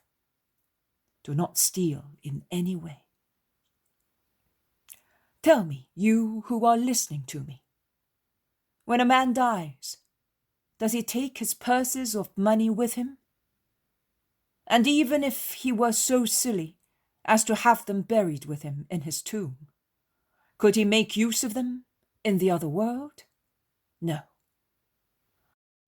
Money becomes a piece of metal corroded on the rot of a decomposed corpse, but his soul would be naked elsewhere, and even poorer than blessed Job. It would be deprived of the smallest coin, even if he had left heaps of talents here and in his tomb. Nay, listen, listen, I solemnly tell you, that it is difficult to gain heaven with riches. On the contrary, heaven is generally lost because of riches, also if they are obtained honestly or by inheritance, because only few rich people know how to make use of their wealth honestly. What is necessary then to gain paradise and rest on the Father's bosom? It is necessary not to be greedy for wealth, that is, not to be eager by wanting wealth at all costs, even by going against honesty and love. Not to be eager to such an extent as to love the wealth one possesses more than heaven and one's neighbor, refusing to assist a needy neighbor. Not to be greedy for what wealth can offer, that is, women, pleasures, a bountiful table, magnificent garments, which are an insult to those who are cold and hungry. There is a currency that can change the unjust money of the world into a currency having legal tender in the kingdom of heaven. And that is the holy wisdom in turning into eternal riches the human riches which are often unjust or the cause of injustice. That is, you must earn honestly, give back what you obtained unfairly, make use of your riches with parsimony and detachment, learning how to become detached from them, because sooner or later they will leave us, whereas good deeds will never leave us. You must consider that. We would all like to be called just, and to be considered as such, and to be rewarded by God for being just.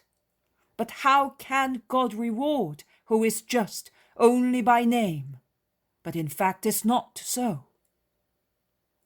How can he say, I forgive you, when repentance is expressed only by word of mouth and is not supported by a real change of the spirit?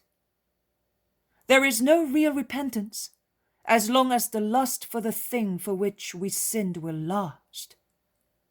But when a man humbles himself, when he severs all links with evil passions, such as women or gold, and says, for your sake, O Lord, I will have no more of this, he is really repentant. And God receives him, saying, come, you are as dear to me as an innocent child and a hero. Jesus has finished. He goes away without even turning towards Matthew, who had come near the ring of listeners after the very first words. When they are near Peter's house, his wife runs to meet her husband and says something to him. Peter beckons Jesus to go near him. The mother of James and Judas is here. She wants to speak to you, but does not want to be seen. What shall we do? Thus, I will go into the house as if I wanted to rest, and you will all go and give alms to the poor. Take also the money that was not wanted for the taxation. Go. Jesus waves them all farewell, while Peter harangues them, persuading them to go with him. Where is the mother, woman? Jesus asks Peter's wife. On the terrace, Master. It is still in the shade and is cool. You may go up, and there is more privacy than in the house. Jesus climbs up the tiny staircase. In a corner, under the thick vine pergola, there is Mary of Alphaeus, sitting on a little bench against the parapet, dressed completely in black, with a veil pulled over her face. She's weeping silently. Jesus calls her. Mary, my dear aunt. She lifts her poor, sorrowful face and stretches out her hands. Jesus, how sad at heart I am. Jesus is near her. He makes her remain seated He remains standing with his mantle on, one hand on his aunt's shoulder, while the other is clasped within hers. What is the matter with you?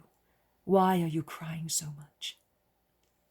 Oh, Jesus, I came away from home saying, I'm going to Karnak to get some eggs and wine for the invalid. Your mother is with Alphaeus and is nursing him, and you know how capable she is, and I am not worried. But actually I came here. I've been running for 2 nights to get here quicker. I am exhausted. But the exertion is nothing. It's the pain in my heart that hurts so much. My Alphaeus, my children, why is there so much difference between those who are of the same blood? And why is such difference as hard as millstones to crush a mother's heart? Are Judas and James with you? Are they? Then you know, oh, Jesus, why does my Alphaeus not understand? Why is he dying? Why does he want to die like that?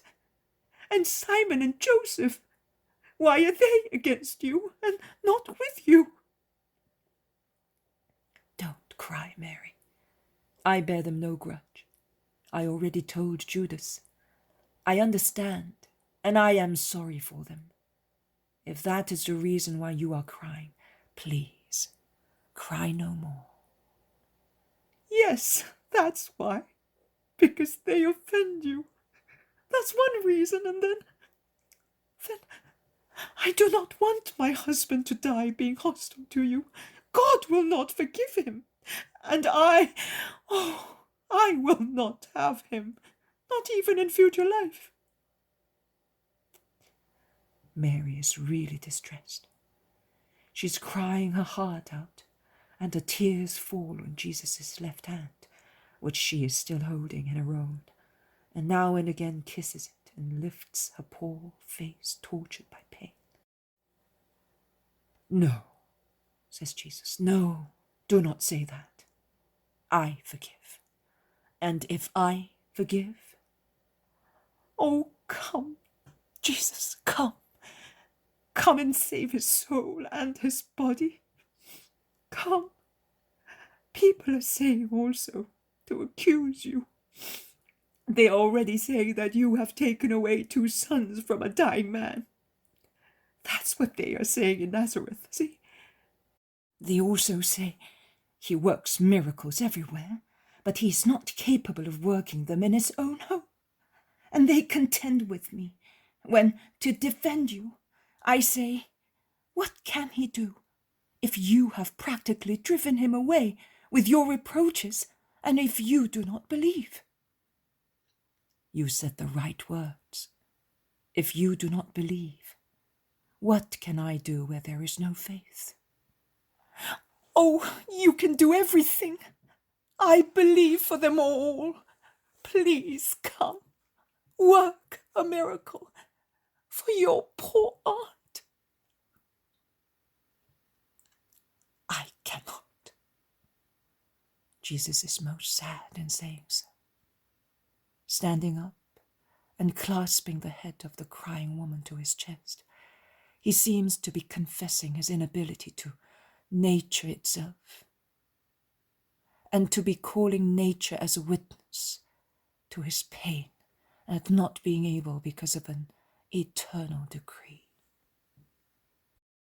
The woman is crying more loudly. Listen, Mary, be good. I swear that if I could, if it were the right thing to do, I would do it. Oh, I would snatch this grace from the Father for you, for my mother, for Judas and James, and also for Alphaeus, Joseph, and Simon.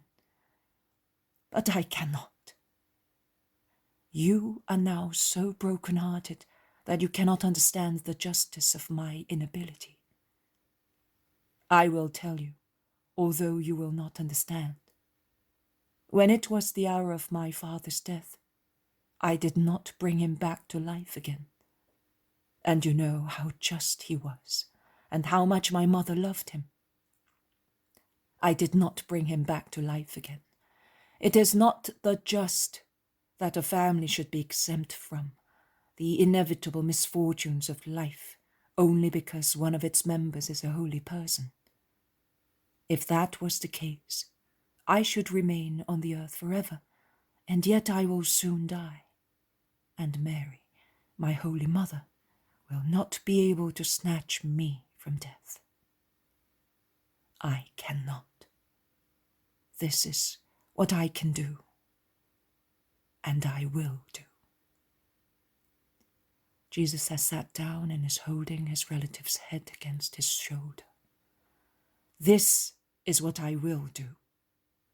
I promise peace for your Alphaeus on account of your pain, and I give you assurance that you will not be separated from him, and I give you my word that our family will be united again in heaven forever, and as long as I live, and even afterwards.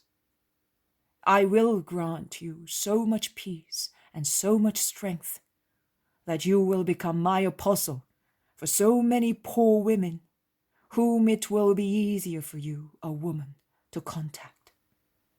You will be my beloved friend in this time of evangelization.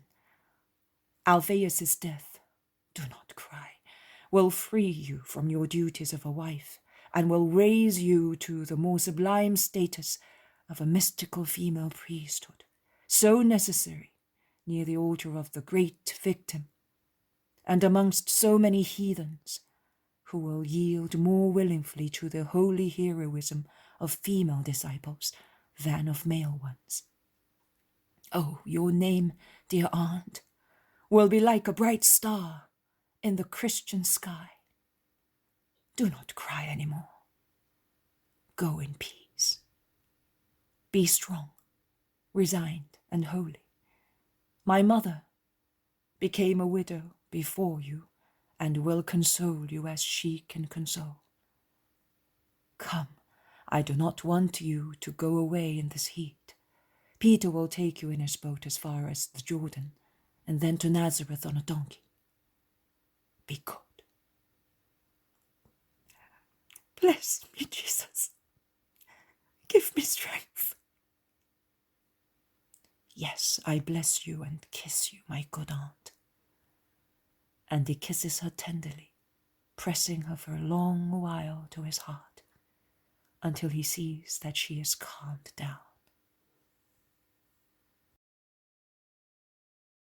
The poem of the man God, the first year of the public life. Chapter 96. Jesus preaches to the crowd at Bethsaida. 3rd of February, 1945.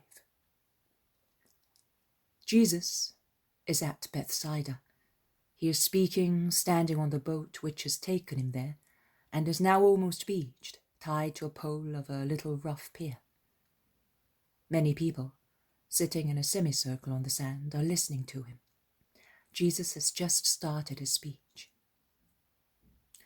And I see here also you, people of Capernaum, love me, because you have followed me, neglecting your business and comforts to hear the words that teach you the truth. I am aware that your behavior causes you to be insulted and may also do you social harm, worse than any financial loss, which may be the consequence of your neglecting your business. I know that Simon, Eli, Uriah, and Joachim are against me. Now they are against me. In future, they will be my enemies. And as I do not wish to deceive anyone, neither do I wish to deceive you, my faithful friends. I tell you that the mighty ones in Capernaum will make use of all means to harm me, to make me suffer, to defeat me by isolating me. They will throw out innuendos as threats and insults as slander. The common enemy will make use of everything to snatch souls from Christ and take possession of them. I tell you, who perseveres will be saved. But I also tell you that he who loves his life and welfare more than eternal salvation is free to go away, to leave me, and take care of his petty life and temporary welfare. I will not hold anybody back. Man is free. I have come to make him more free. Free from sin, and that concerns the spirit.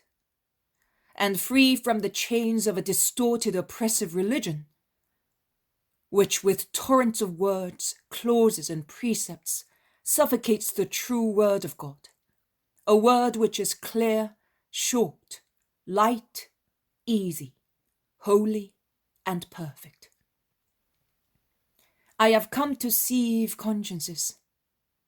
I gather my corn on the threshing floor, and I thresh it with the doctrine of sacrifice, and I sift it with the sieve of its own will. The light, useless chaff, sorghum, vetch, darnel will be blown away, and will fall heavy and harmful, and will be eaten by birds. And only the pure, selected, solid, good corn will enter my granary, the corn, the saints. Satan has challenged the Eternal Father for centuries. Elated with his first victory over man, Satan said to God, "Your creatures will be mine forever. Nothing, not even punishment, not even the law you want to give them, will enable them to earn heaven. And that abode of yours from which you expelled me, the only intelligent being in your creation, will remain empty, useless, and sad, like all useless things." And the Eternal Father replied to the cursed one, "You will be able to do that as long as your poison is the only thing to rule over man. But I will send my word, and his word will counteract your poison. It will restore hearts to health, curing them of the madness with which you made them wicked. And they will come back to me, like lost sheep that find the shepherd. They will come back to my fold, and heaven will be filled with souls. I made it for them, and you will be grinding your horrible teeth out of powerless fury down there in your horrid kingdom, a cursed prisoner, and the stone of God will be turned over on you and sealed by the angels, and darkness and hatred will be with you and with your followers, while mine will enjoy light and love, songs and beatitude, and infinite, eternal, sublime freedom. And Mammon, with a burst of sneering laughter, swore, "And upon my Gehenna, I swear that I will come when it is time. I will always be present wherever your evangelized people are, and we shall see whether I or you is the winner." Satan, of course, lays snares for you to sift you, and I also circumvent you to sift you. The contestants are two, I and he. You are in the middle. The duel of love and hatred, of wisdom and ignorance, of good and evil is over you and around you. I am sufficient to ward off any wicked blow against you. I come between the satanic weapon and you, and I am willing to be wounded in your stead because I love you. But you must ward off your internal blows with your will, running towards me, following my way, which is truth and life. Who is not desirous of heaven will not possess heaven. Who is not suitable to become a disciple of Christ will be like light chaff that will be blown away by the wind of the world. who is Christ's enemy, is pernicious seed that will grow in the satanic kingdom. I know why you people of Capernaum have come here. My conscience is so clear of the sin I am accused of, on account of which non-existent sin people speak ill of me behind my back, suggesting that to listen to me and to follow me is to become associated with the sinner, that I am not afraid to make the reason known to the people of Bethsaida. Among you, citizens of Bethsaida, there are some elderly people who, for various reasons, have not forgotten the beauty of Korazim. There are men who sinned with her. There are women who cried because of her. They cried. I had not yet come to say, love those who hurt you. They cried and they rejoiced when they heard that she was bitten by putrefaction, which transuded outside from her impure intestines onto her magnificent body, and which is the symbol of that more serious leprosy that had corroded the soul of an adulteress, a homicide, and a prostitute. An adulteress 70 times 7 with anyone who was a man and had money. A homicide 7 times 7 of her illegitimate conceptions. A prostitute for pleasure, not for need. Oh, I understand you wives, whose husbands were unfaithful. I understand your rejoicing when you were told, the flesh of the beauty is more fetid and putrid than a carrion lying in the ditch of a main road, a prey to crows and worms. But I say to you, you must forgive. God took your vengeance, and then God forgave. You must forgive too. I forgave her also on your behalf, because I know that you are good, O women of Bethsaida, who greet me shouting, Blessed the Lamb of God, blessed who is coming in the name of the Lord. If I am the Lamb, and you know me as such, if I, Lamb, come amongst you, you must all become meek sheep. Also those whom the pain of an unfaithful husband, a pain of a long time ago, provides with the instinct of a beast that defends its den. If you were tigers and hyenas, I, the Lamb, could not stay with you. He who has come in the most holy name of God to gather just people and sinners and lead them to heaven, went also to the repentant woman and said to her, Be cleansed, go and expiate. I did that on a Sabbath, and that is what I am accused of. A formal accusation. The second accusation is that I approached a prostitute, a woman who had been a prostitute, but now was a soul bewailing her sins. Well, I say, I did it, and I will do it. Bring me the book, pry into it, study it, examine it thoroughly. Find, if you can, one passage that forbids a doctor to cure a sick person, or a Levite to take care of the altar, or a priest to listen to a believer, only because it is the Sabbath.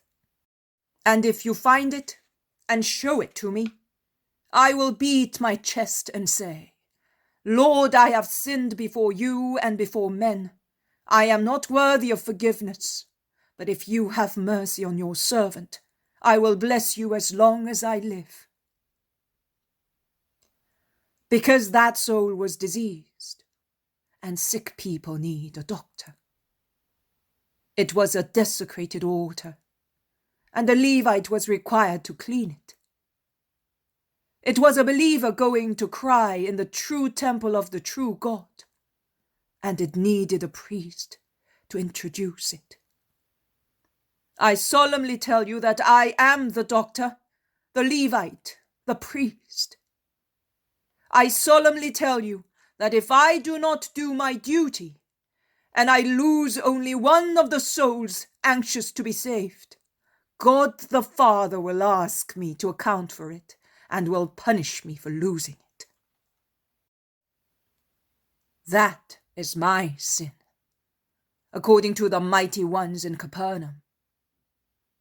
I could have waited till the following day to do it, yes. But why delay 24 hours to grant a contrite heart the peace of God? In that heart, there was true humility, pure sincerity, perfect repentance. I saw into her heart. Leprosy was still on her body, but her heart had already been cured by the balm of years of repentance, of tears and expiation. Only my reconsecration was needed to draw that heart near God, without contaminating the pure air around God with its nearness. And I did it. She came out of the lake, cleansed also in her flesh, but even more cleansed in her heart. How many of those who entered the water of the Jordan to obey the precursor's exhortation have not come out as cleansed as she was? Because their baptism was not the voluntary, sincere, heartfelt action of a soul, eager to be ready for my coming. It was only a formality to appear perfectly holy in the eyes of the world. It was therefore hypocrisy and pride, two sins that increased the mass of faults already existing in their hearts. John's baptism is but a symbol. It means, get rid of your pride by humiliating yourselves and admitting that you are sinners. Get rid of your lust by washing yourselves of its mud. Your souls are to be baptized by your will to be clean and ready for God's banquet. No sin is so grave that it cannot be removed first by repentance, then by grace, and finally by the Saviour. There is no sinner so bad that he may not lift his humbled face and smile at the hope of redemption. It is sufficient for him to forego sin completely, to be heroic in resisting temptations, to be sincere in his desire to be born to a new life. I will now tell you something which is true, and yet may seem blasphemy to my enemies. But you are my friends. I am speaking with particular regard to you. My disciples already chosen, and to you all who are listening to me. The angels, pure and perfect spirits, living and rejoicing in the light of the most holy Trinity, although perfect, are inferior to you men, who are far from heaven, and they admit their inferiority. Their inferiority consists in their impossibility to sacrifice themselves and suffer to cooperate in the redemption of man. What do you think of that? God does not take an angel and say to him, "Be the redeemer of mankind." But he takes his own Son. And although the Son's sacrifice is of incalculable value, and his power is infinite, the Father, knowing that there is still something missing from the amount of merits to be opposed to that amount of sin that mankind accumulates hourly, does not take other angels to fill the measure, and does not say to them, "Suffer to imitate Christ." But he says that to you, men. Such is his fatherly goodness, that he makes no difference between the son of his love and the children of his power. He says to you, suffer, sacrifice yourselves, be like my lamb, be co-redeemers. Oh, I can see cohorts of angels who stop rotating for an instant in their adoring ecstasy round the shrine of fulcrum and kneel down, looking towards the earth and say, blessed are you who can suffer with Christ for your and our eternal God. Many will not yet understand such greatness. It is too superior to men. But when the victim will be sacrificed, when the eternal corn will rise from the dead, never to die again, after being reaped, threshed, husked, and buried in the bowels of the earth, then the super-spiritual enlighter will come and will enlighten the spirits, even the most backward ones, but still faithful to Christ Redeemer. And then you will understand that I have not blasphemed, but I have announced the highest dignity of man to you, to be co-redeemers, even if before you were sinners. In the meantime, get ready for such dignity with pure hearts and intentions. The purer you are, the more you will understand, because impurity, whichever it may be, is always smoke that dims and makes heavy both your sight and your intellect. Be pure. Begin with your bodies and then pass on to your souls. Start from your 5 senses and then go on to the 7 passions. Start from your eye, the king of senses, that makes way to the most painful and complicated appetites. The eye sees the body of a woman, and it lusts after a woman. The eye sees the wealth of rich people, and it lusts after gold. The eye sees the power of rulers, and it lusts after power. Let your eyes be peaceful, honest, sober, pure.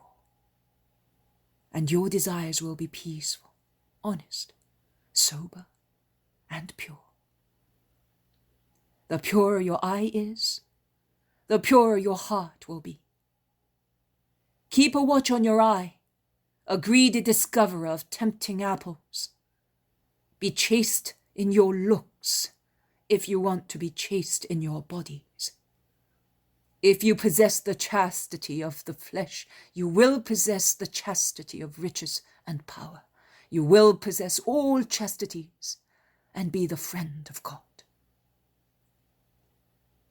Do not be afraid of being mocked at because of your chastity. Be afraid only of being God's enemy. One day I heard someone say, you will be scoffed at as a liar or a eunuch if you show no lust for women. I solemnly tell you that God instituted marriage to make you his imitators in procreating and his assistants in filling heaven with people. But there is a higher condition, before which the angels bow down as they see its sublimity, which, however, they cannot imitate. A condition which is perfect when it lasts from birth to death, but from which are not precluded those who are no longer virgins, who forego their fecundity, whether male or female, and give up their sensual virility, to become prolific and virile only in the spirit. It is the condition of a eunuch, without any physical imperfection, or voluntary or violent mutilation. The condition that does not prohibit a person from going near the altar. On the contrary, in future centuries, the altar will be served and surrounded by such persons. It is the highest eunuch condition. where amputation is brought about by the will of belonging only to God, of preserving one's body and heart chaste for Him, that they may forever be refulgent with the purity so dear to the Lamb. I have spoken for the people and for those chosen among the people. Now, before entering Philip's house to share his bread and salt, I bless you all. The good people as a reward, the sinners to encourage them to come to Him who came to forgive. May peace be with you all. Jesus comes off the boat and walks through the crowd pressing round Him. At a corner of a house there is Matthew, who has listened to the Master. From that spot, not daring to go nearer. Jesus stops when he arrives there, and as if he were blessing everybody, he blesses once again, looks at Matthew, and then goes away. Surrounded by his disciples and followed by the crowd, and disappears into a house. It all ends.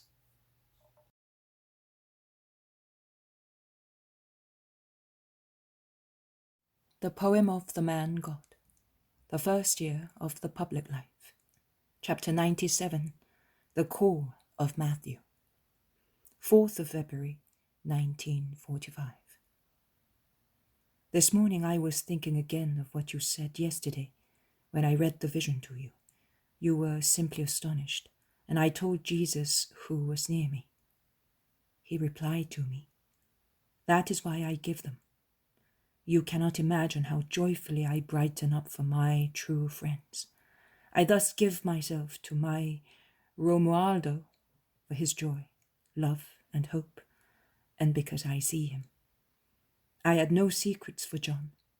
I have none for the Johns. Tell old John that I give him so much peace and a good catch of fish. No catch for you. I give you only the womanly work of interlacing nets with the thread that I give you. Work. Go on working. And do not be upset if you have no time for anything else. Everything is in this work. And do not take it amiss if I do not come and say to you, peace to you. One greets when one arrives or departs, but when people are always together, they do not greet one another. To stay permanently is peace. My permanence is. And I am not your guest. You are actually in my arms, and I never let you down for a moment. I have so much to tell you about my mortal days. However, I will make you happy today, and I say to you, may my peace be with you. Almost immediately afterwards, I see the following. We are once again in the market square at Capernaum, but it is warmer today. The market is already over, and in the square there are only a few idlers chatting and some children playing. Jesus, in the middle of his group, is coming from the lake towards the square, caressing the children who come to meet him and taking an interest in their little snippets of news. A little girl shows a large bleeding scratch on her forehead and accuses her little brother of doing it. Why did you hurt your sister? You should not do that. I didn't do it on purpose. I wanted to pick those figs and I took a stick, but it was too heavy and it fell on her. I wanted to pick them also for her. Is that true, Johanna? Yes, it is. Well then, you can see that your brother did not want to hurt you. On the contrary, he wanted to make you happy. So make peace at once and give each other a kiss. Good little brothers and sisters, and all good children must never bear a grudge. Come on. The two weeping children kiss each other. They are both crying, one because of the suffering of the scratch, the other because he is sorry that he caused the pain. Jesus smiles at the kisses sprinkled with big tears. Well, now that I see you are being good, I will pick the figs for you, and without a stick. No wonder, tall as he is and with such long arms, he can do it without any trouble. He picks and hands them out. A woman rushes to the spot. Take them, master. I'll bring you some bread at once. No, not for me. They are for Johanna and Toby. They wanted them. And you have troubled the master? Oh, how troublesome they are! Forgive them, my lord. Woman, there was peace to be made, and I got them to make it with the very object of their war, with figs. Children are never a nuisance. They like sweet figs, and I like their sweet innocent souls. They take so much bitterness away from me. Master, it's the gentry who don't love you, but we poor people, we do, and they are very few, whereas we are so many. I know, woman.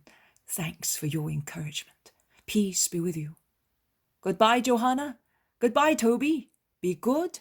Do not harm each other and bear no ill will. All right? Yes, Jesus, answered the children. Jesus walks away and he is smiling.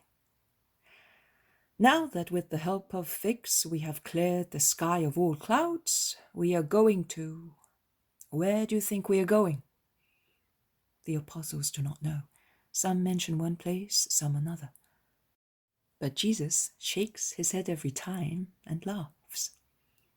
Peter says, I'm giving up, unless you tell us. I am in a bad mood today. You did not see him, but when we were coming off the boat, there was Eli, the Pharisee, and he was green with envy more than ever, and the way he looked at us. Let him look. That's all we can do, but I can assure you, master, that 2 figs won't be enough to make peace with him. What did I say to Toby's mother? I made peace with the very object of their war, and I will try to make peace by paying my respects to the eminent people in Capernaum, since they feel that I offended them. So someone else will be happy. Who? Jesus does not answer the question and he goes on. Probably I will not be successful, because they are not willing to make peace. But listen, if in all contests the wiser of the 2 would give in, and instead of persisting in wanting to be right, he came to an agreement, even sharing equally what, I would also admit, might belong to him by full right, the situation would be a better and a more holy one. People are not always harmful on purpose. Sometimes one does harm without wishing to. You must always consider that and forgive. Eli and the others are convinced that they are serving God with justice by acting as they do. With patience and perseverance, and with humility and good grace, I will endeavour to persuade them that new times have come and that God, now, wants to be served according to my teaching. Good grace is the shrewdness of an apostle. Perseverance is his weapon. His example and prayers for those to be converted are his success. They arrive in the square. Jesus goes straight to the taxation counter where Matthew is making up his accounts and checking the coins, which he divides into various denominations and puts into bags of different colours, and then into a metal coffer, which 2 servants are waiting to take elsewhere. As soon as the shadow of Jesus' tall figure appears on the bench, Matthew looks up to see who is the late taxpayer. In the meantime, Peter, pulling Jesus by his sleeve, says, There is no payment to be made, master. What are you doing? But Jesus does not listen to him. He stares at Matthew, who has risen to his feet immediately in a reverent attitude. A further piercing glance. But it is not the glance of a severe judge as the last time. It is a glance of a call and love. It enraptures him and fills him with love. Matthew blushes. He does not know what to do or what to say. Matthew, son of Alphaeus, your hour is striking. Come, follow me, orders Jesus majestically. I, Master, Lord, but do you know who I am? I am saying that for your sake, not for mine. Come, follow me, Matthew, son of Alphaeus, he repeats more kindly. Oh, how can I have found grace before God? Matthew, son of Alphaeus, I have seen into your heart. Come, follow me. This third invitation is a caress. Oh, at once, my Lord! And Matthew, weeping, comes out from behind the counter without bothering to pick up the coins spread over it or to close the coffer. Nothing. Where are we going, my Lord? He asks when he is near Jesus. Where are you taking me? To your house. Will you give hospitality to the Son of Man? Oh, but what will those who hate you say? I listen to what is said in heaven, and they are saying there, Glory be to God for a sinner who is being saved. And the Father says, Mercy will rise forever in heaven and will hover over the earth. And since I love you with an eternal, perfect love, I will have mercy also on you. Come, and with my coming, as well as your heart, may also your house be sanctified. I have already purified it, because of a certain hope I had in my heart. But I could not reasonably believe it might come true. Oh, I, with your holy friends, and he looks at the disciples. Yes, with my friends, come, I am joining you together. Be like brothers. The disciples are so amazed that they have not yet been able to utter one word. In a group they have walked behind Jesus and Matthew in the bright sunshine in the square, where there is not a soul left.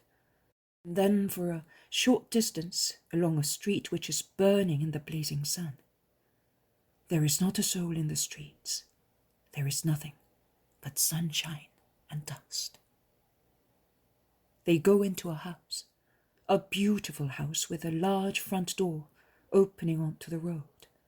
There is a cool, shady hall, beyond which I can see a large yard cultivated as a garden. Come in, my master. Bring water and drinks. The servants immediately bring what was requested. Matthew goes out to give instructions while Jesus and his disciples refresh themselves. He then comes back.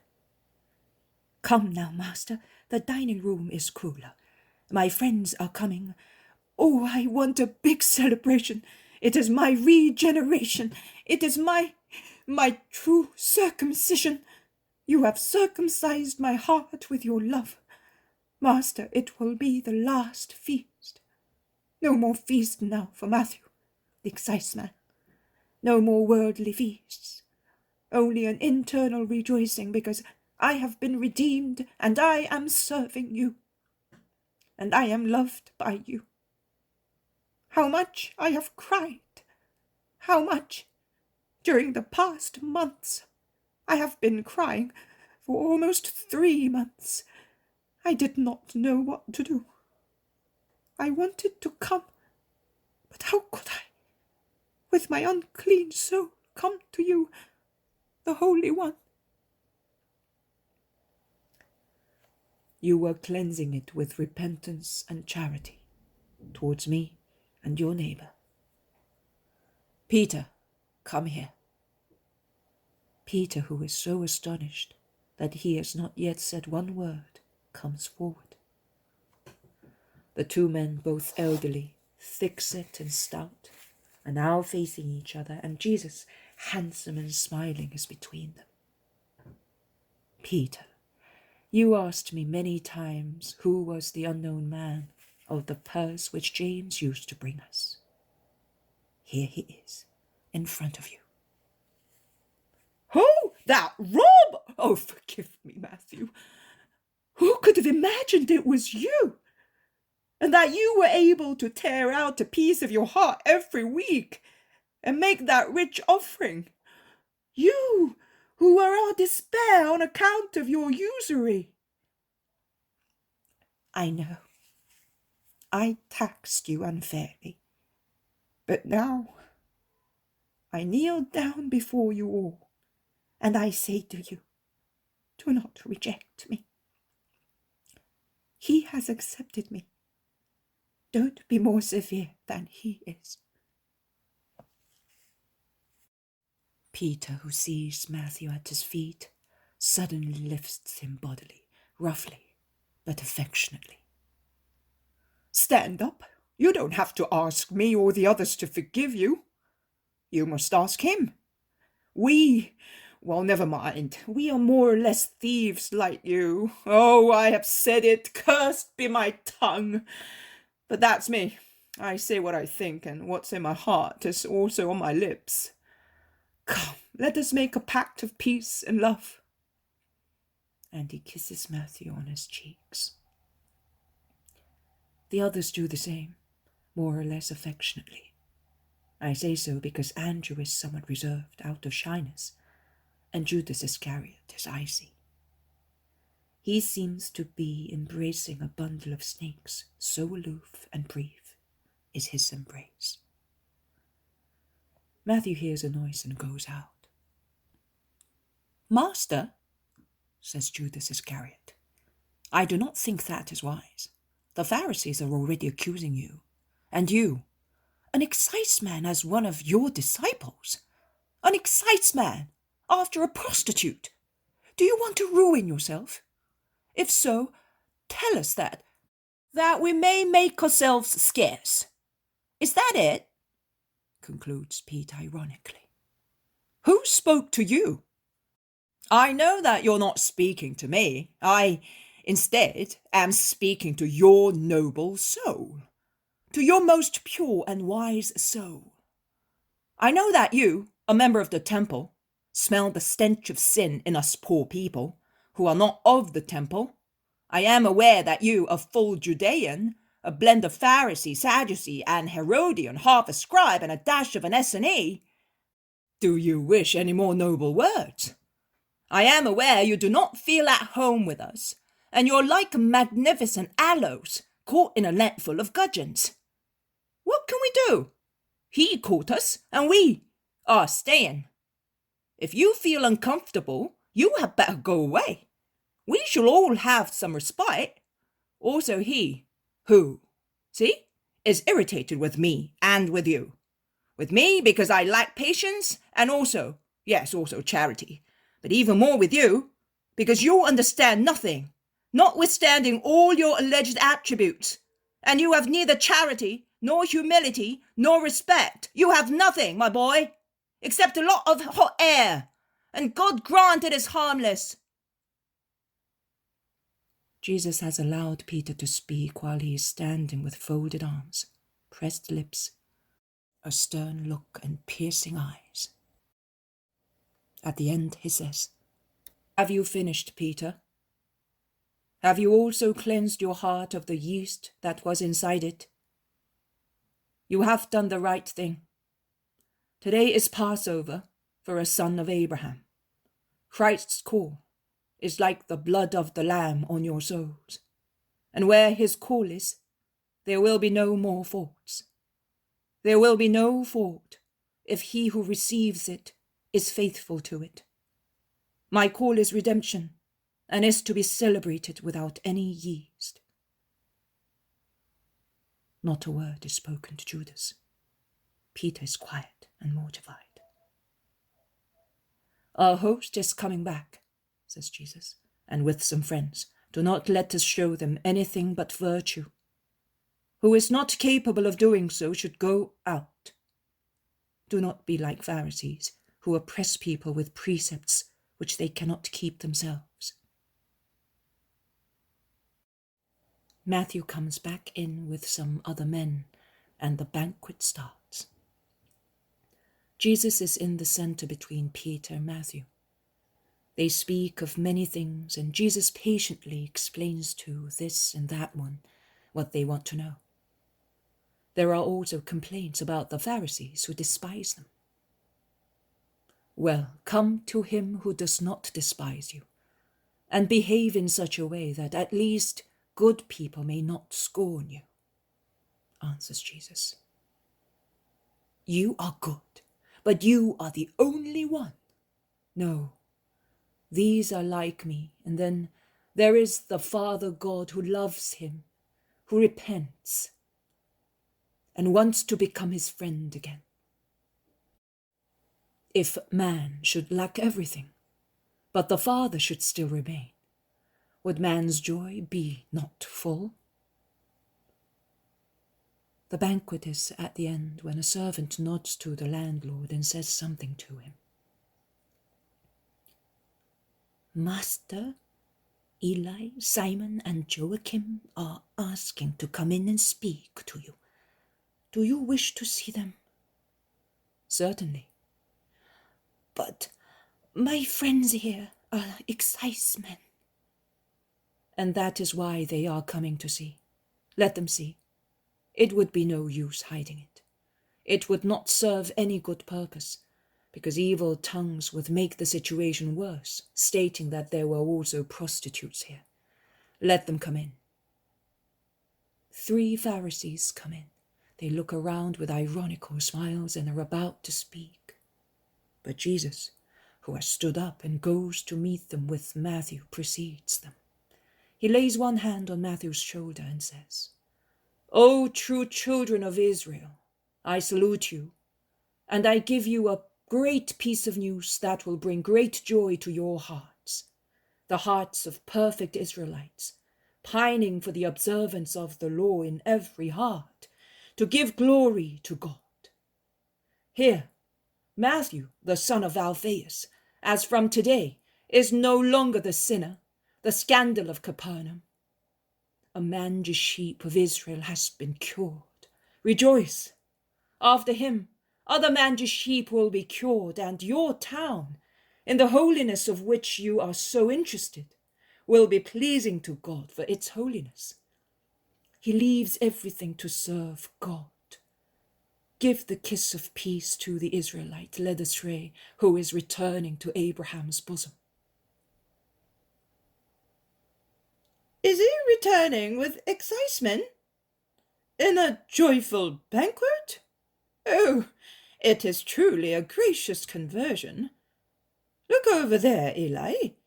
That is Josiah, the procurer of women. And that is Simon of Isaac, the adulterer.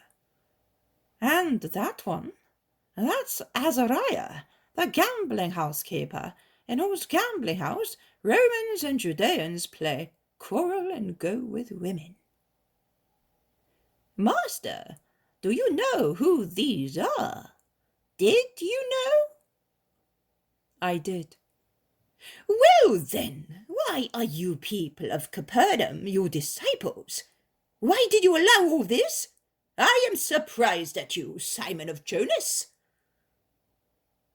And you, Philip, you are known here, and you, Nathanael, I am surprised. You, a true Israelite. Why did you allow your master to eat with excisemen and sinners? Is there no more restraint in Israel? The 3 Pharisees are thoroughly scandalized. Jesus says, "Leave my disciples in peace. I wanted it. Only I. Obviously. When one acts as a saint and is not a saint, one soon falls onto unpardonable errors. And when disciples are taught not to have respect, they do not have respect even for the law. I am still smarting under the disrespectful laughter at me, Eli the Pharisee, from this man, a Judean of the temple. One teaches what one knows. You are wrong, Eli. You are all wrong. One teaches what one knows, it is true. And I know the law, and I teach those who do not know it, that is, sinners. I know that you are already masters of your souls. Sinners are not. I am looking for their souls, which I give back to them, so that they may bring them to me again, as they are, sick, wounded, soiled, and I may cure and cleanse them. I have come for that. It is sinners that need the Saviour, and I have come to save them. Try and understand me, and do not hate me without cause. Jesus is gentle, convincing, humble. But the 3 Pharisees are hisped thistles, all covered with aculae, and they go out showing disgust. They have gone. We will now be criticized everywhere, whispers Judas Iscariot. Let them do as they wish. Make sure that the Father does not criticize you. Do not be upset, Matthew, nor you, his friends. Our conscience says, do no harm. That is enough. Jesus sits down and it all ends.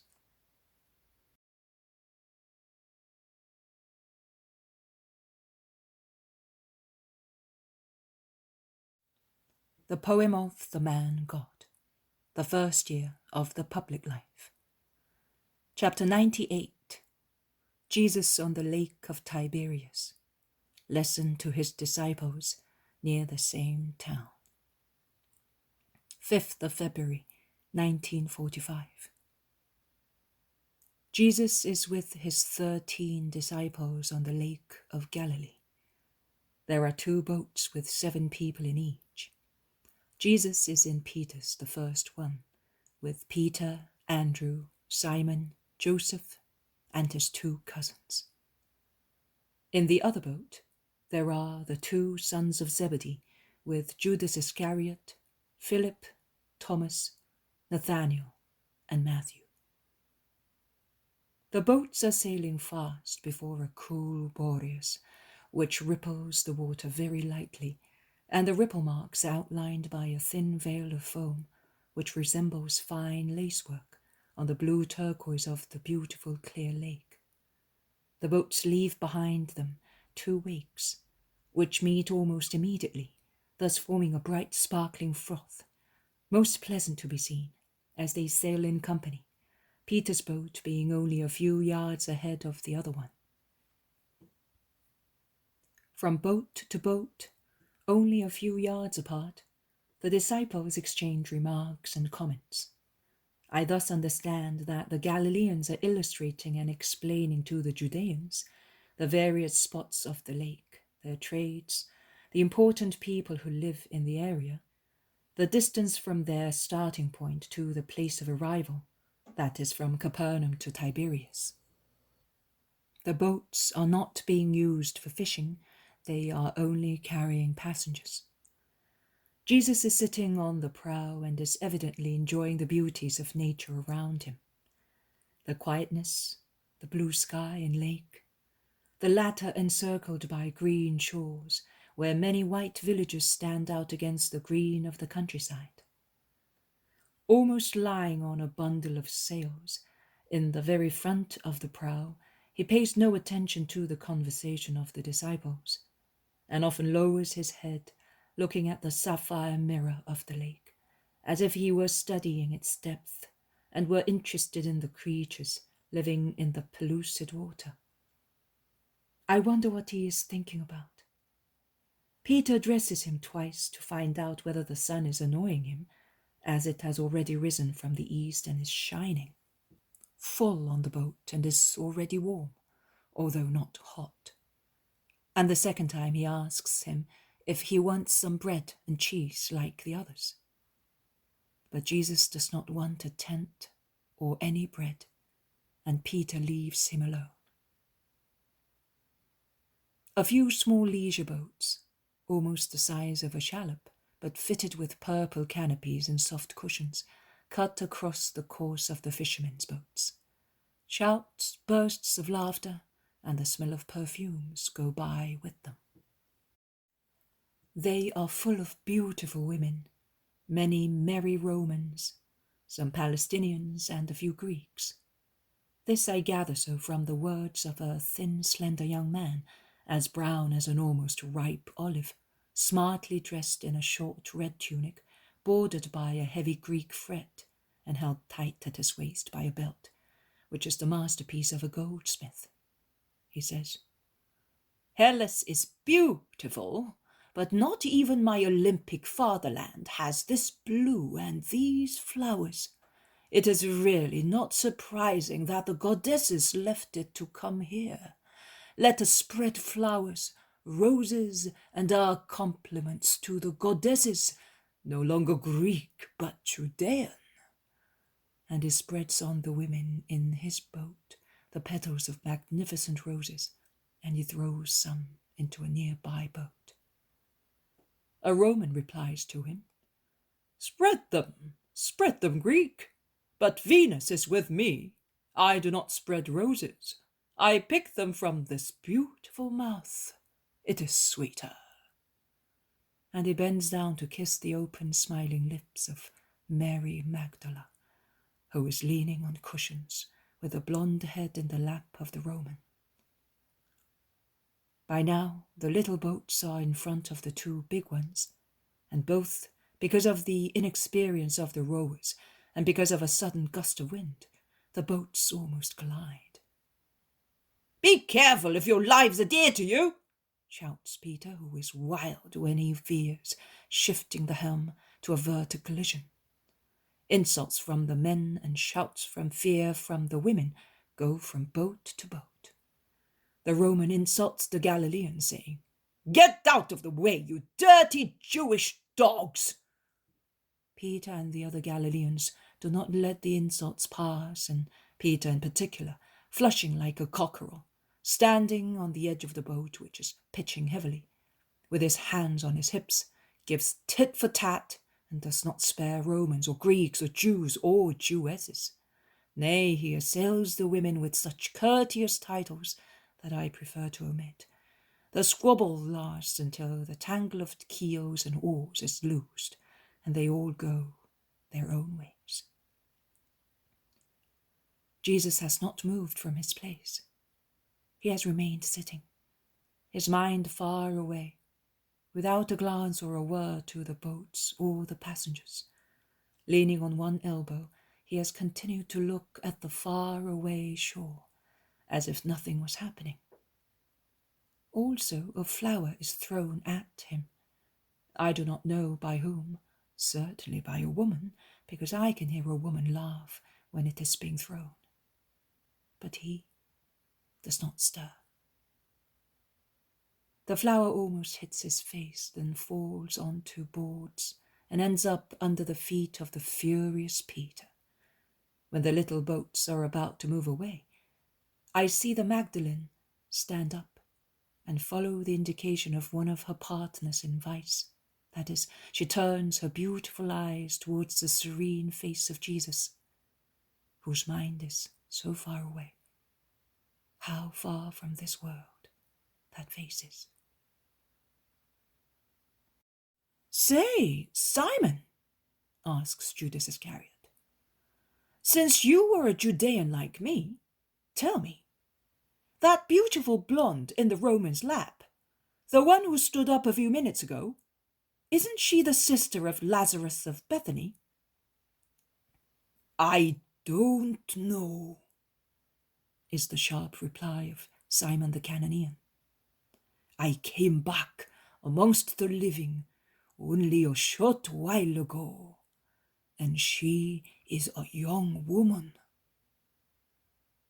You are not going to tell me that you do not know Lazarus of Bethany, I hope. I know very well that you were his friend, and that you have been there also with the Master. "And if it was so?"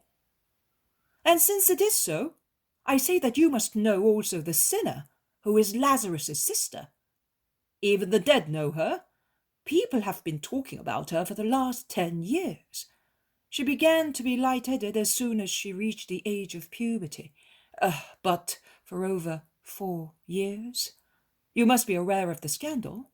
Even if you were in the Valley of the Dead, the whole of Jerusalem talked about her, and Lazarus shut himself up at Bethany. He did the right thing after all.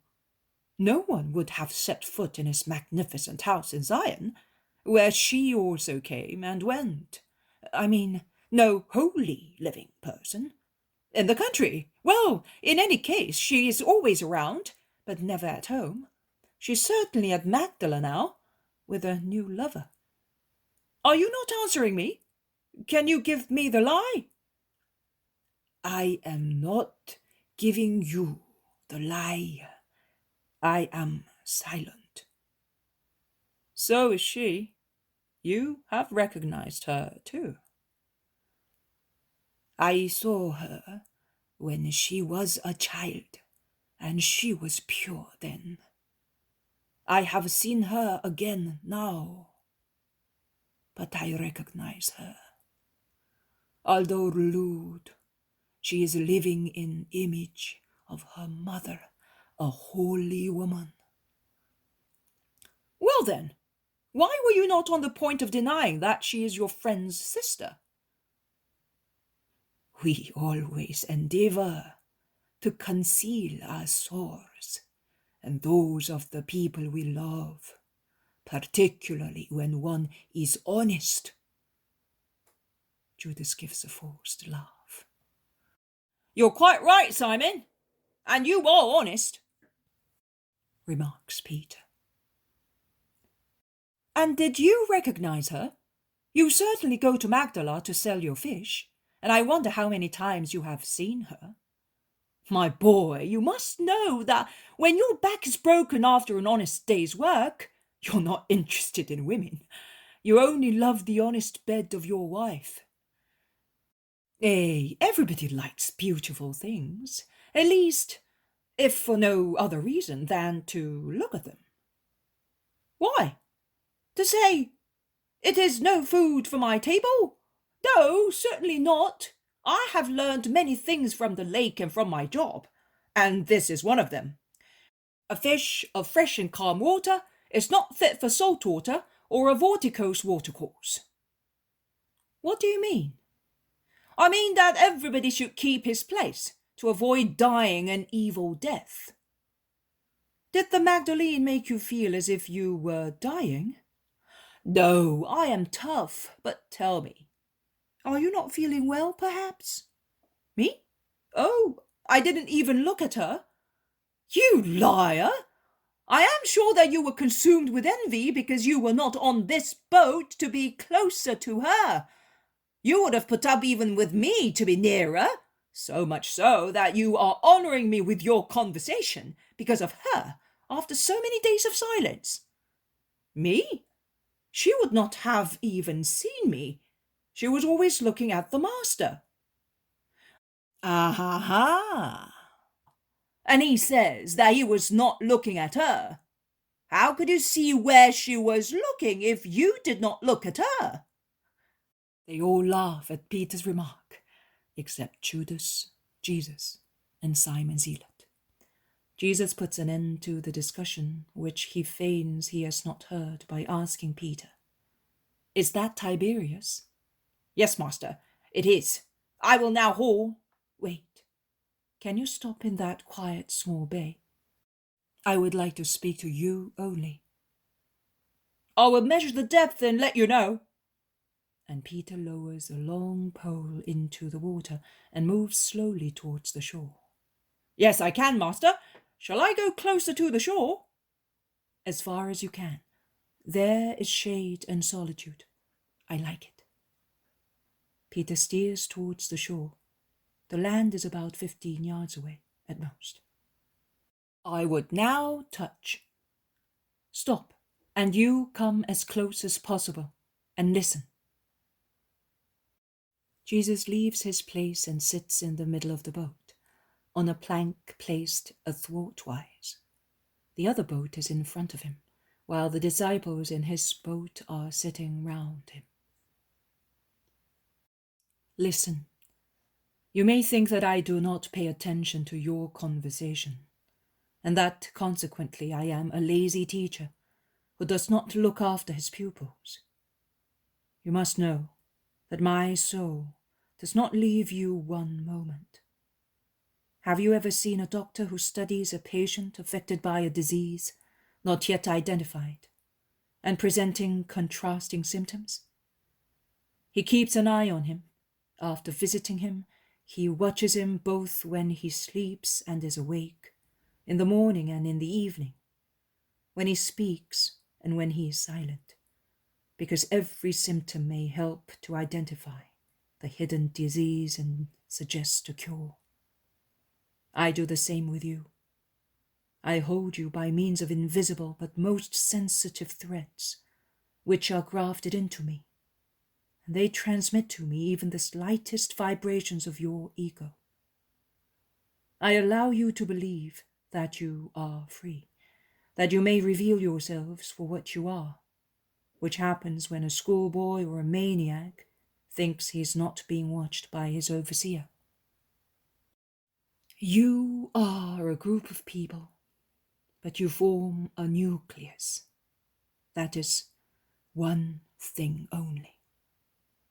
You are therefore a unit, which is formed as a body, and which is to be studied in its individual features, which are more or less good, in order to shape it, amalgamate it, round it off, increase it in its polyhedric sides, and make it a perfect unit. That is why I study you, and I study you also when you are sleeping. What are you? What are you to become? You are the salt of the earth. That is what you must become, the salt of the earth. With salt, meat is preserved from putrefaction, and many other victuals as well. But if the salt were not salty, could it be used to salt? I want to salt the world with you, to have it seasoned with a celestial flavor. But how can you salt if you become tasteless? What causes you to lose a celestial flavor? That which is human. Sea water, that is, the water of the real sea, is so salty that it is not good to drink, is it?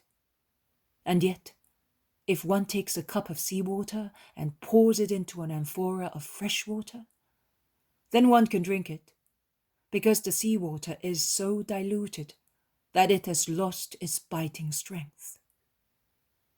Mankind is like fresh water mixed to your celestial saltness. Again, suppose we could take a little stream of water from the sea and get it to flow into this lake. Would you be able to trace that tiny stream? No. It would have been lost in the fresh water. That is what happens to you when you immerse, or rather, you submerge your mission in so much humanity. You are men, I know. And who am I? I am he who has all possible strength. And what do? I communicate such strength to you after calling you. But what is the use of communicating it to you if you dissipate it under avalanches of human influences and sentiments? You must be, the light of the world. I chose you. I, the light of God amongst men, that you may continue to illuminate the world after I have gone back to the Father. But can you illuminate if you are smoky lamps which have gone out? No. Nay, with your smoke, an ambiguous smoke is worse than a completely extinguished wick.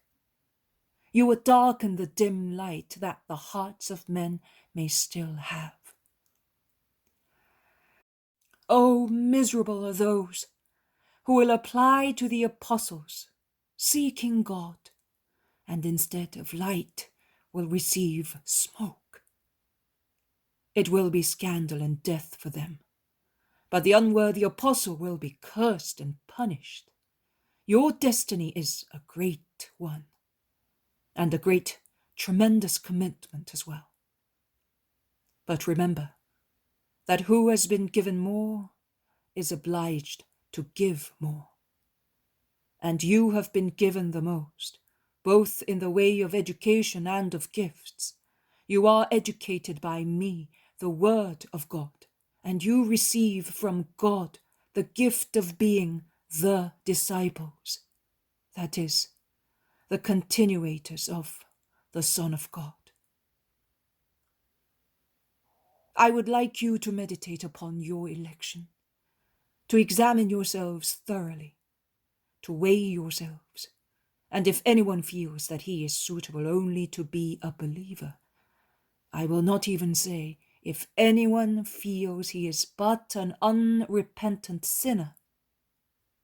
I only say, if anyone feels that he is suitable only to be a believer, but does not feel the strength of an apostle, let him withdraw. The world is large, beautiful, sufficient, varied enough for those who love it.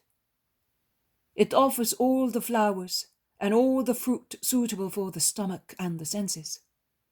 I offer but one thing: holiness. And on the earth, it is the meanest, the poorest, the roughest, the thorniest, and the most persecuted thing that exists. In heaven, its meanness is changed into immensity, its poverty into riches, its thorniness into a flowery carpet, its hardness into a smooth, pleasant path, its persecution into peace and beatitude. But here, it is a hero's labor to be a saint. That is all I can offer. Are you willing to remain with me? Do you not feel like staying? Oh, do not be amazed or sorry. You will hear me ask you this question many times, and when you hear it, please think that my heart weeps asking it, because it is wounded by your insensibility to your vocation. So examine your own consciences, then judge with honesty and sincerity, and then make up your minds. Make up your minds so that you may not become reprobates. Say, Master, friends, I realize that I am not made for this life. I kiss you goodbye, and I say to you, pray for me. Better so than to betray. Better so. What do you say? Betray whom? Whom? Me. My cause, which is the cause of God, because I am one thing with the Father. And yourselves, yes, you would betray yourselves. You would betray your souls, giving them away to Satan. Do you wish to remain Jews? I will not force you to change. But do not betray your souls, Christ and God. I swear that neither I, nor those faithful to me, will criticize you. Neither will they have you despised by the faithful crowd. A short while ago, One of your brothers said a great word. We always endeavour to conceal our sores and those of the people we love. And he who would go away would be a sore, a cancer, which after growing in our apostolic body would come off because of its total gangrene, leaving a painful mark which we would carefully keep hidden. No, do not cry, you who are the better ones, do not cry. I bear you no grudge, neither am I intolerant, seeing you so slow. You have just been chosen, and I cannot expect you to be perfect. I will not even demand it after some years. After repeating 100 or 200 times the same things in vain. Nay, listen, in a few years' time, you will be less fervent than now. That you are neophytes. Such is life, such is mankind. You lose impetus after a first leap. But, Jesus springs to his feet, I swear to you that I will win. Purified by natural selection, fortified by a supernatural mixture, you, better ones, will become my heroes, the heroes of Christ, the heroes of heaven. The power of the Caesars will be like dust as compared to the regality of your priesthood. You, poor fishermen at Galilee, you, unknown Judeans, you, mere numbers in the mass of present men, will become more famous, more acclaimed, more venerated than Caesar, and than all the Caesars the world ever had or will have. You will be known and blessed in the near future, and in the most remote centuries, until the end of the world. I appoint you to such sublime destiny, because you are honestly willing. And I will outline the essential features of the apostolic character, so that you may be fit for your destiny. Be always vigilant and ready. Your loins should be always girded up, and your lamps always lit, as if you were to leave any moment or to run to meet someone who is arriving.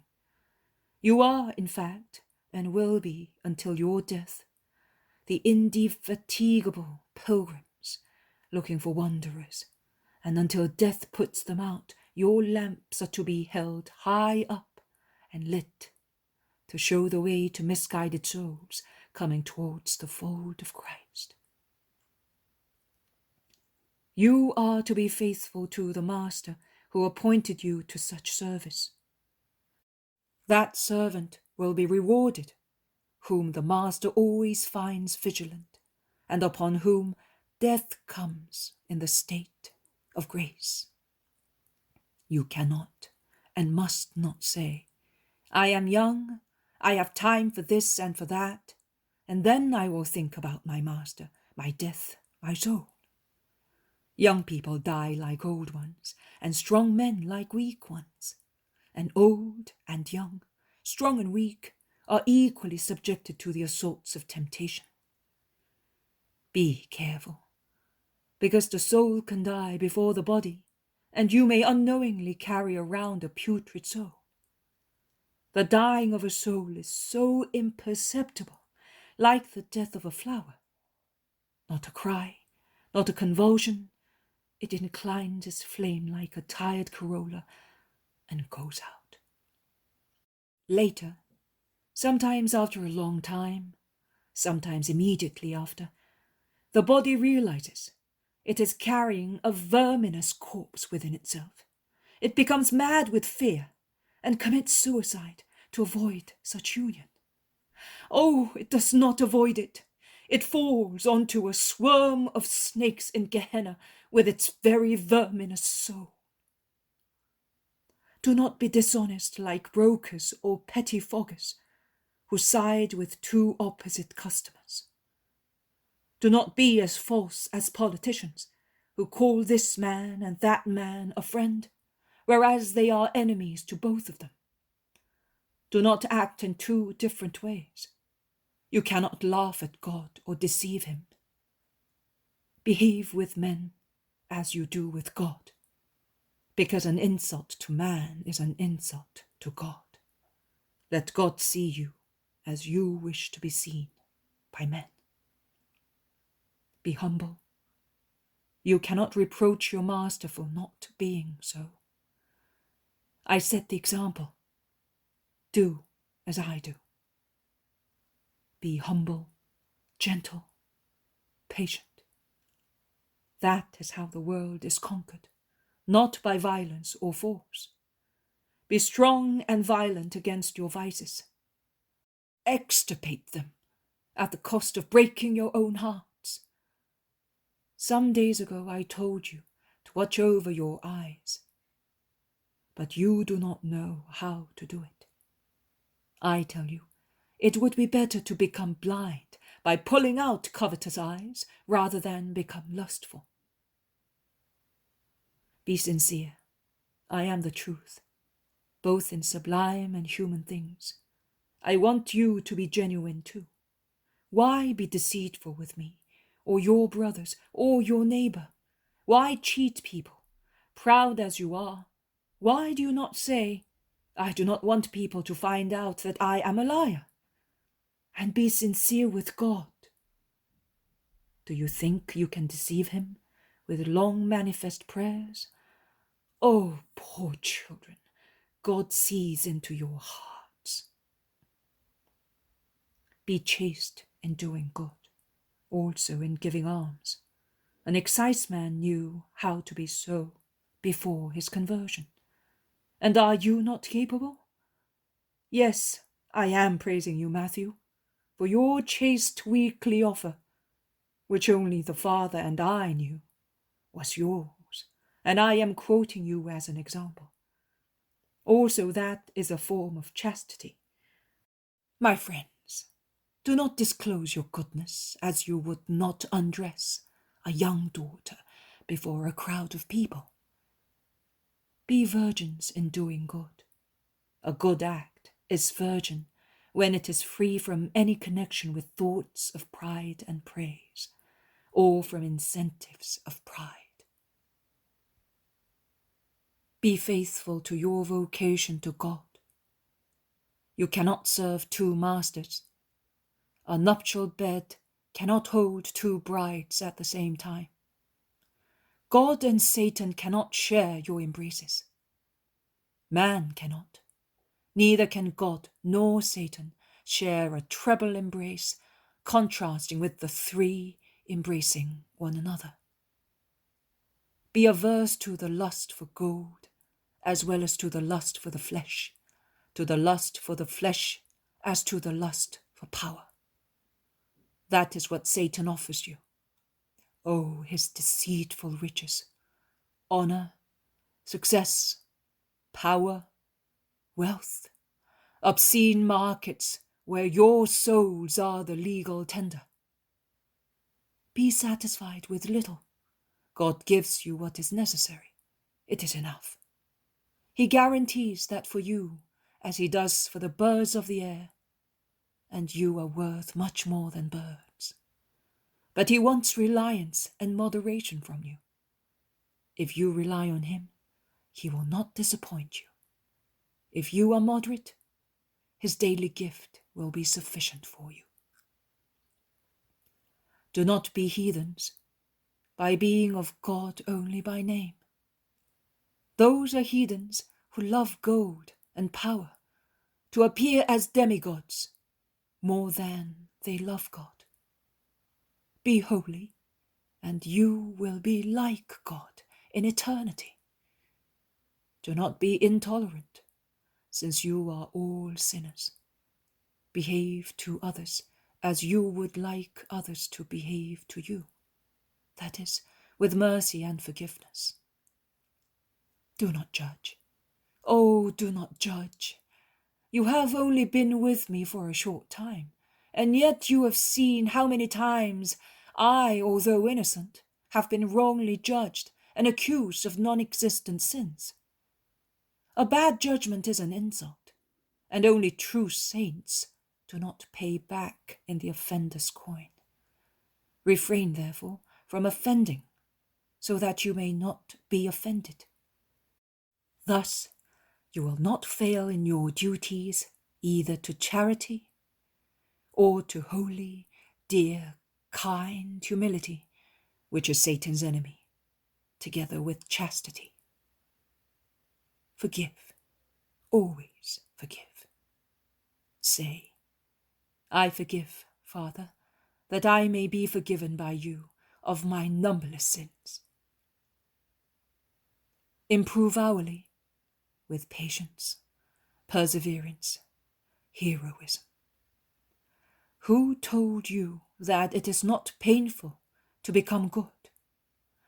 Nay, I tell you, it is the greatest labor. But the reward is heaven, and it is therefore worthwhile getting exhausted in such labor. And love. Oh, what words shall I use to persuade you to love? None is suitable to convert you to love, poor men, instigated by Satan. So I say, Father, hasten the hour of purification. This land and this flock of yours are dry and diseased, but there is a dew that can cleanse and soothe them.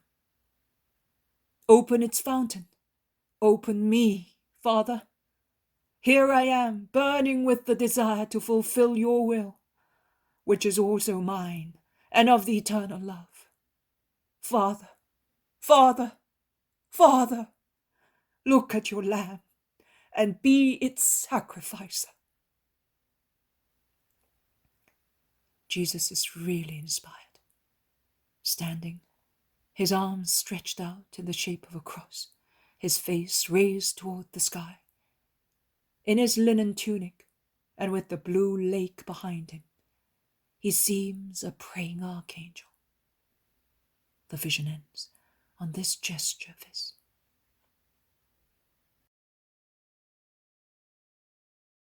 The poem of the man God, the first year of the public life.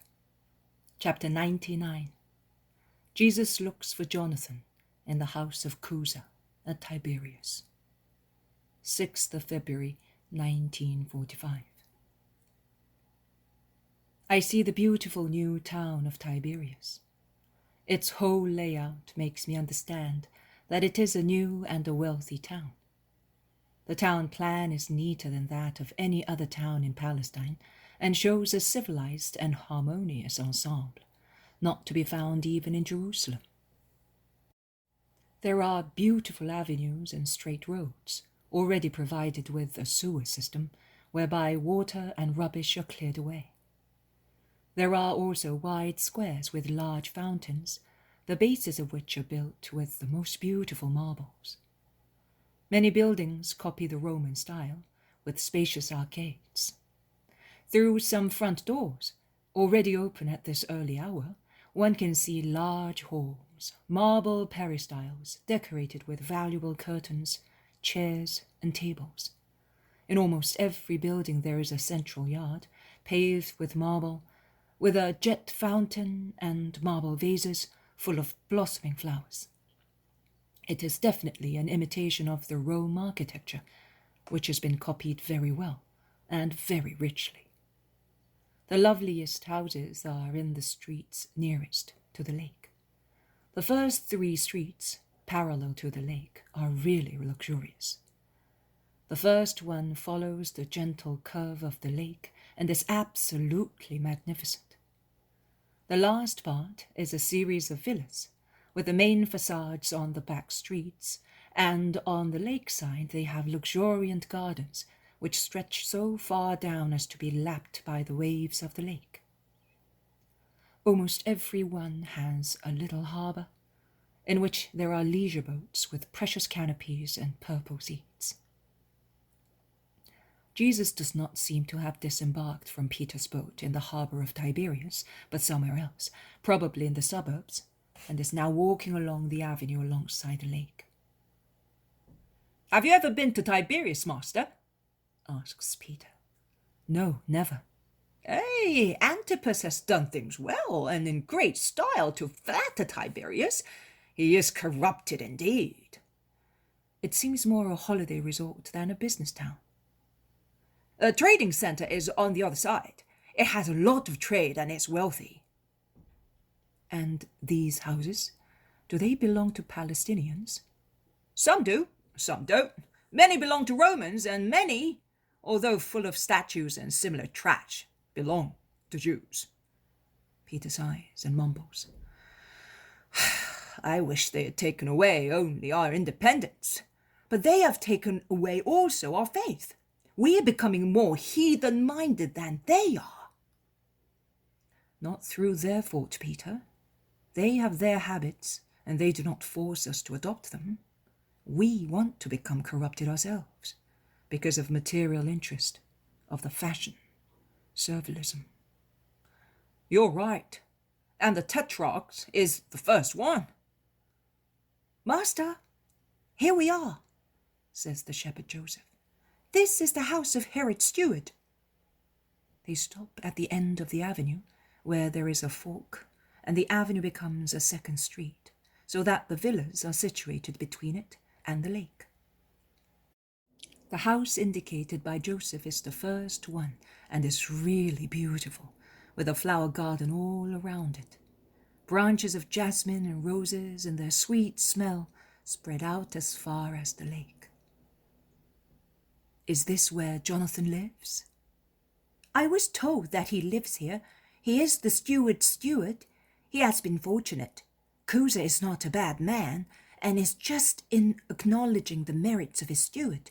He is one of the few honest men at the court. Shall I go and call him? Go. Joseph goes to the tall front door and knocks. The doorkeeper comes to the door. They exchange a few words. I see that Joseph shows disappointment, and the porter puts out his grey head and looks at Jesus. He then asks something, and Joseph nods assent. They go on speaking. Joseph then comes toward Jesus, who has been waiting patiently under the shade of a tree. Jonathan is not here. He's up on high Lebanon. He has taken Johanna up there in the fresh and pure air because she is very ill. The servant said that Jonathan went because Chuza is at court, and he cannot come away after the scandal of the escape of the Baptist. She was getting worse, and the doctor said that she would die here. But the servant says that you should go in and rest. Jonathan has spoken of the baby Messiah, and also here you are known by name, and you are expected. Let us go. The group begins to move.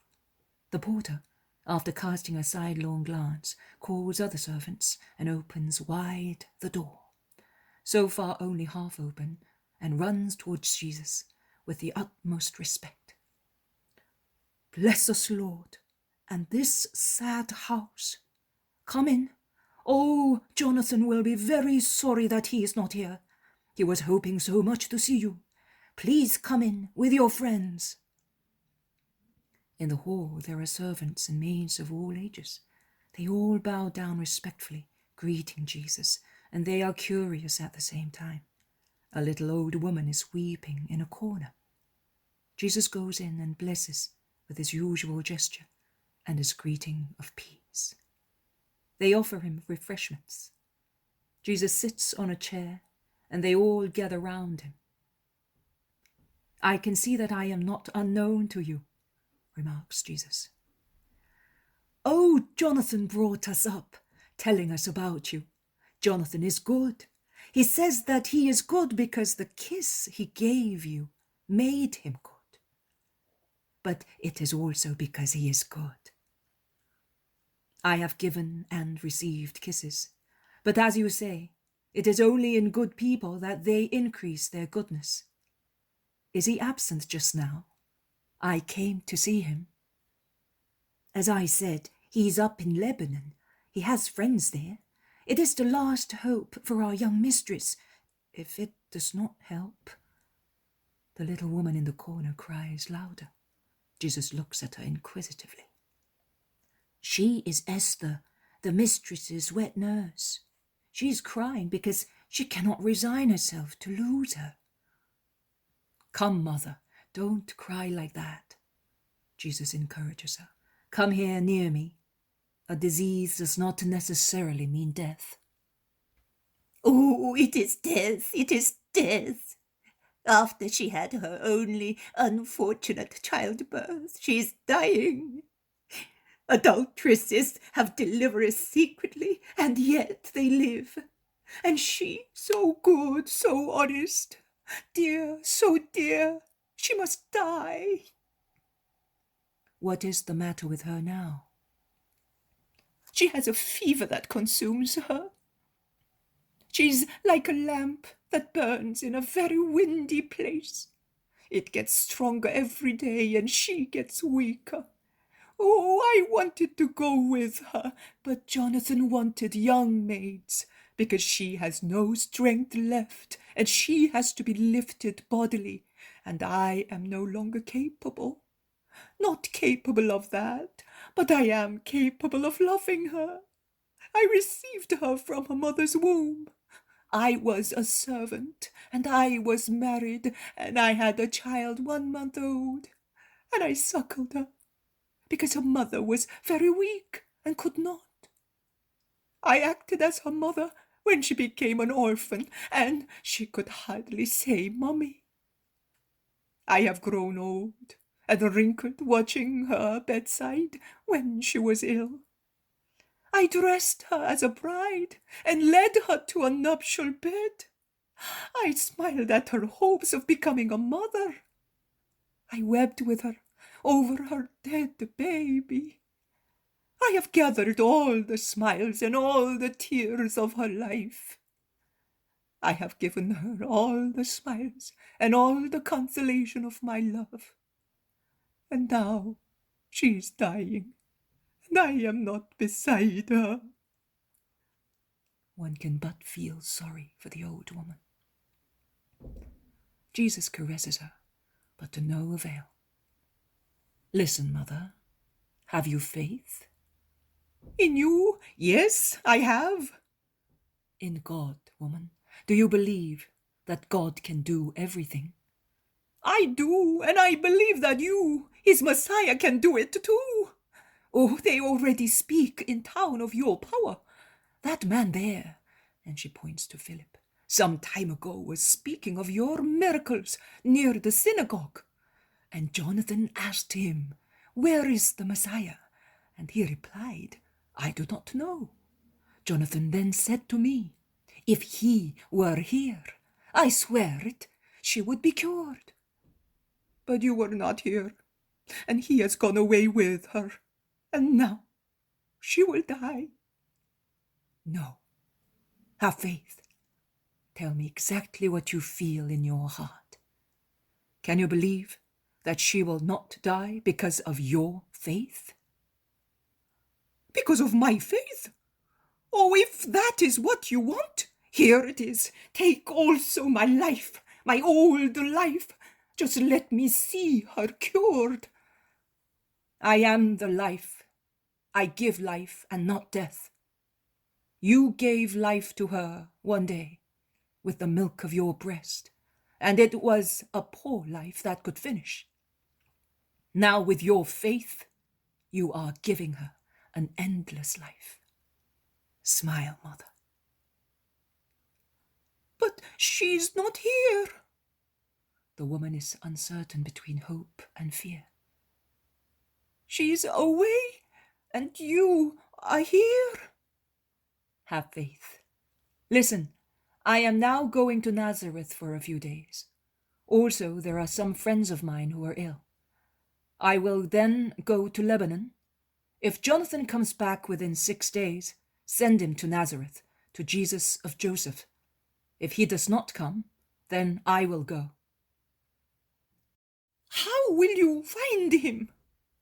Tobias' archangel will guide me. Fortify your faith. That is all I ask of you. Do not cry any longer, mother." The old woman, instead, cries louder. She is at Jesus' feet, resting her head on his divine knees, kissing and crying on his blessed hand. Jesus caresses her with his other hand, and as the other servants gently reproach her because she is getting exhausted weeping, he says, "Leave her alone. It is a relief for her to shed tears now. It will do her good. Are you all glad that your mistress may be restored to health?" "Oh, she's so good. When one is like her, one is not a master but a friend, and is loved as much. We love her, believe us." "I can see into your hearts. Be always good, too. I am going. I cannot wait. I have a boat. I bless you." "Come back, master. Come back again." "I will come back. I will often come back. Goodbye. Peace to this house and to you all." Jesus goes out with his disciples in the company of the servants cheering him. "You are better known here than in Nazareth," remarks his cousin James sadly. "This house has been prepared by a man who had true faith in the Messiah. As far as Nazareth is concerned, I am only a carpenter, nothing else. And we have not the strength to preach you for what you are." "Have you not?" "No, my cousin, we are not heroes like your shepherds." "Do you think so, James?" Jesus smiles, looking at his cousin, who is so much like his putative father, with his brown eyes and hair and swarthy face, whereas Judas looks paler, as his face is framed by a dark beard and curly hair, and his eyes are almost a violet blue hue and are vaguely like Jesus's. "Well, I tell you that you do not know yourselves. You and Judas are two strong characters." His cousins shake their heads. "You will realize that I am not mistaken."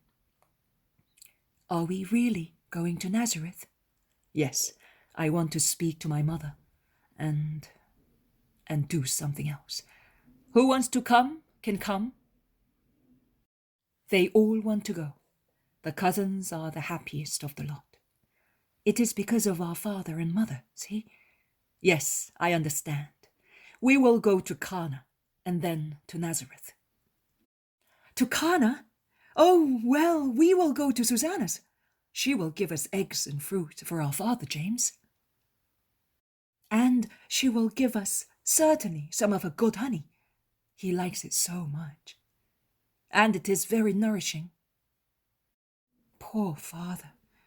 He suffers so much, like an uprooted tree. He feels his life is fading away, and he would not like to die." James looks at Jesus with a silent prayer. Jesus pretends not to see him. "Joseph also died like that, with severe pain, did he not?" "Yes, he did," replies Jesus, "but he suffered less because he was resigned. And he had you. Also, Alphaeus could have me." The cousins sigh sadly, and it all ends.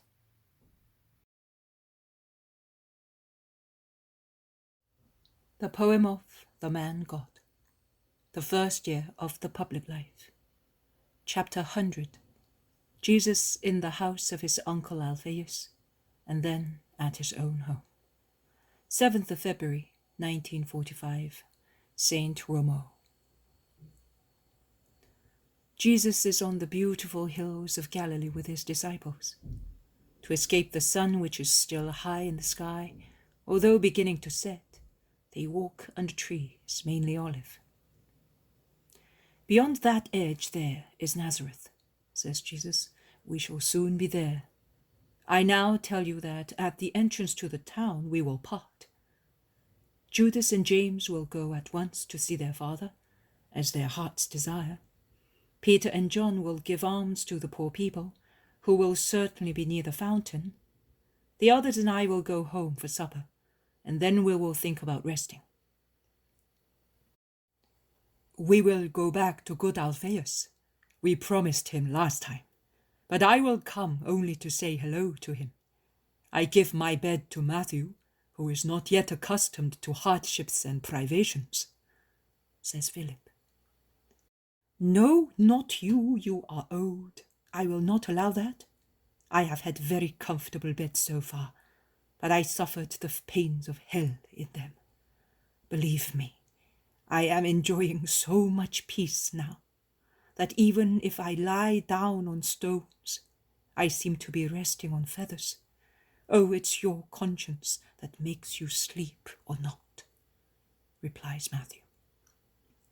A charity competition starts among the disciples, Thomas, Philip, Bartholomew, and Matthew, who are obviously the ones who, the last time, stayed in the house of this Alphaeus, who is certainly not James's father, because James, speaking to Andrew, says, "There will always be room for you, as the last time, even if father's health has got worse." Thomas wins. "I am the youngest in the group. I am giving my bed. Never mind, Matthew. Little by little, you will get used to it. Do you think that I will be put to a lot of trouble? No, I am like a young man in love who says, 'I may be lying on a hard bed, but I am near my love.'" Thomas, about 38 years old, laughs happily, and Matthew yields to him. The first houses of Nazareth are only a few yards away. "Jesus, we are going," says Judas. "Yes, go." The two brothers almost run away. "Hey, a father is a father," whispers Peter. "Even if he is sulky with us, he is always our same blood, and blood is thicker than water. In any case, I like your cousins. They are very good." Yes, they are very good, and they are humble. So humble that they do not even try to ascertain how humble they are. They always think that they are at fault, because they see good in everybody except themselves. They will go a long way. They are now in Nazareth. Some women see Jesus and greet him. Also men and children do likewise. But there is not the excitement for the Messiah as in other places. Here it is friends greeting a friend who has come back, and they greet him more or less effusively. In many I see an ironic curiosity while they watch the heterogeneous group of Jesus' disciples, which is certainly not a train of regal dignitaries or stately priests. Hot, dusty, modestly dressed as they are, with the exception of Judas Iscariot, Matthew, Simon, and Bartholomew. I have mentioned them in a descending order of smartness. They look more like a crowd of country folk going into a market than followers of a king. Which king has of his own only his imposing stature and above all his stately countenance? They walk for a few yards. Then Peter and John leave and go to the right, whereas Jesus and the others proceed as far as a little square crowded with children shouting round a tank full of water from which their mothers are drawing supplies. A man sees Jesus, and he makes a gesture of pleasant surprise. He rushes towards him and greets him. "You are welcome. I was not expecting you so soon. Here, kiss my last grandson. He is little Joseph. He was born during your absence." And he hands him the little baby he is holding in his arms. "Have you named him Joseph?" "Yes, I cannot forget him who was almost a relative of mine, and even more than a relative, my great friend. Now I have given all the dearest names also to my grandchildren. Anne, my friend, when I was a little boy, and Joachim. Then Mary, oh, what a celebration when she was born. I remember when they gave me her to kiss, and they said to me, 'See, that beautiful rainbow was the bridge on which she came down from heaven. The angels used that road there.' And she really looked like a little angel. She was so beautiful. Now here is Joseph. If I had known that you were coming back soon, I would have waited you for his circumcision. I thank you for your love for my grandparents, my father, and my mother. He is a beautiful child. May he be forever as just as the just Joseph." Jesus tosses the baby, who smiles at him babishly. "If you wait for me, I'll come with you. I am waiting for the amphoras to be filled. I don't want my daughter Mary to get tired. Nay, look, this is what I will do. I'll give the amphoras to your disciples, if they will take them, and I'll speak to you for a little while, all by ourselves." "Of course we will take them. We are not the Syrian kings," exclaims Thomas, who is the first to take hold of an amphora. "Well then, look, Mary of Joseph is not at home. She's at her brother-in-law's, you know. But the key is in my house. Ask them to give it to you so that you may enter the house, the workshop, I mean." "Yes, go. You may also go into the house. I will come later." The apostles go away, and Jesus is left with Alphaeus. "I wanted to tell you, I am a true friend of yours, and when one is a true friend and is older, and is from the same place, one may speak. I think that one ought to speak. I do not want to give you any advice. You know better than I do. I only want to warn you that... Oh, I do not want to play the spy, neither do I wish to place your relatives in an unfavorable light. But I believe in you, the Messiah. And it hurts me to hear them say that you are not him. That is the Messiah, that you are unsound, that you are the ruin of the family and of your relatives, the town, you know. Alphaeus is held in high esteem, and so people listen also to them. And he is now ill, and I feel sorry for him. Also, suffering, at times, cause people to do wrong things. See, I was there that evening when Judas and James defended you, and their liberty to follow you. Oh, what a row! I don't know how your mother can stand it. And that poor woman, Mary of Alphaeus. Women are always the victims in certain family situations. My cousins are now at their father's. At their father's? Oh, I feel sorry for them. The old man is beside himself. It must be his age and his illness.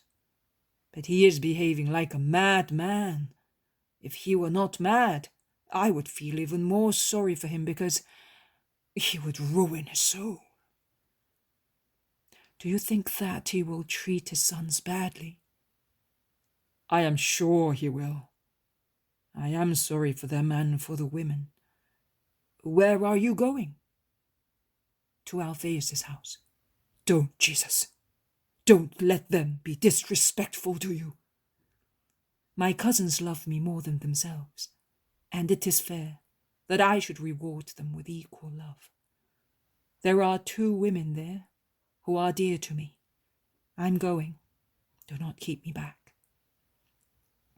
And Jesus hurries towards Alphaeus' house, whereas the other man remains pensive in the street.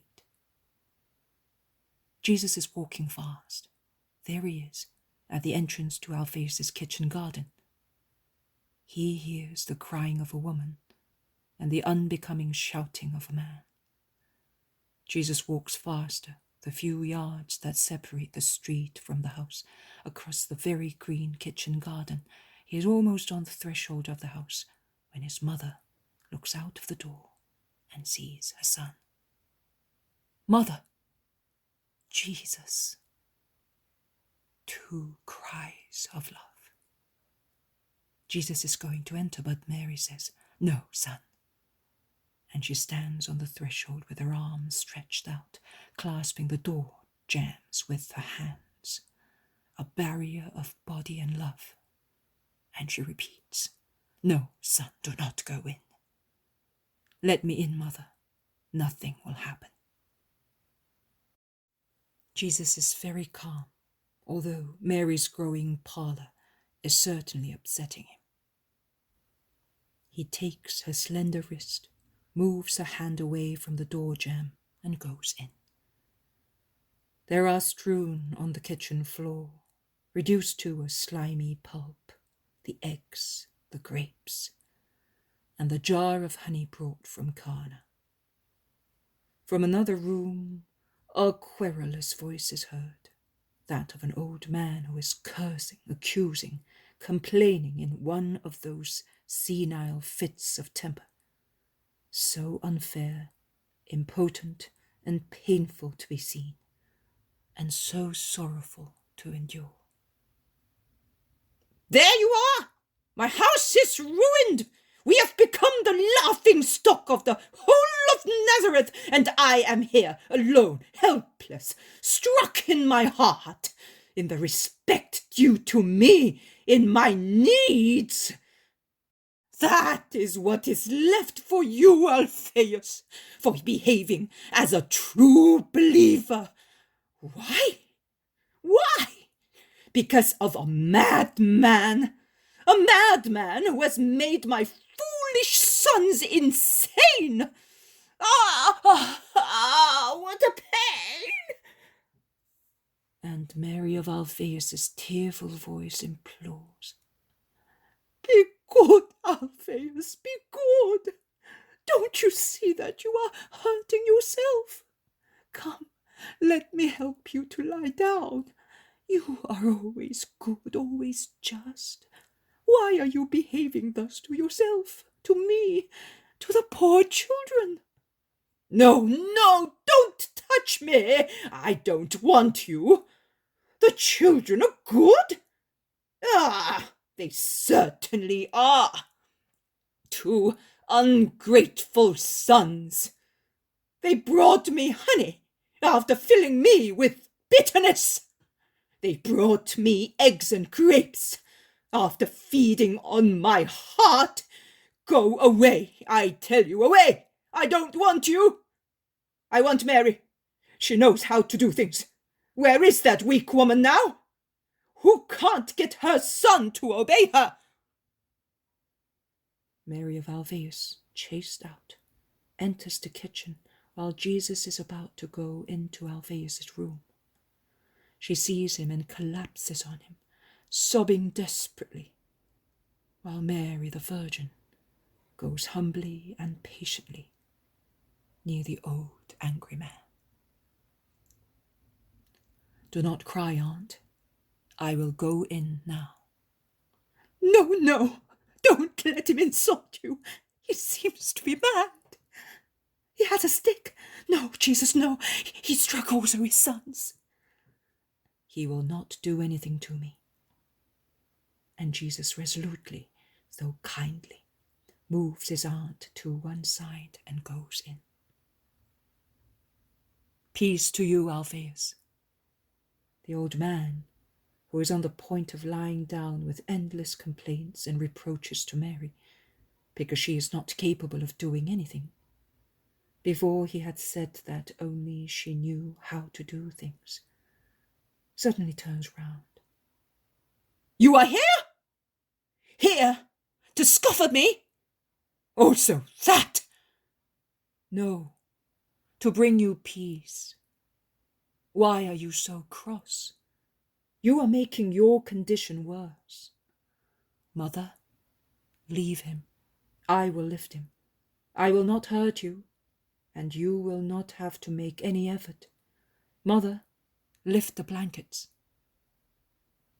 And Jesus carefully gets hold of the heavy breathing, weak, wicked, weeping, miserable little heap of bones, and lays him with great care, as if he were a newborn baby, on his bed.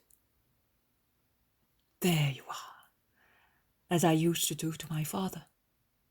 Let us lift this pillow, it will raise you up, and you will breathe better. Mother, put that little one there, under his back. He will be more comfortable. And now the light, like that it may not hurt his eyes, while letting in the fresh air. That is it. Now, I saw a decoction on the fire. Bring it to me, Mother, and make it very sweet. You are all perspiration and you are getting cold. It will do you good. Mary goes out obediently. But why are you good to me? Because I love you. You know that. Before, I loved you too. But now you no longer love me, I know. But I love you, and that is enough for me. After, you will love me. Well then. How painful. Then if it is true that you love me, why do you give offense to my grey hair? I do not offend you, Alphaeus, in any way. I honor you. Honor me? I am the laughingstock of Nazareth. Why do you say so, Alphaeus? In what way have I made you a laughingstock? With regard to my sons, why are they rebels? Because of you. Why am I mocked at? Because of you. Tell me, if Nazareth should praise you because of the destiny of your sons, would you feel the same pain? In that case, I would not. But Nazareth does not praise me. They would praise me if you were a conqueror.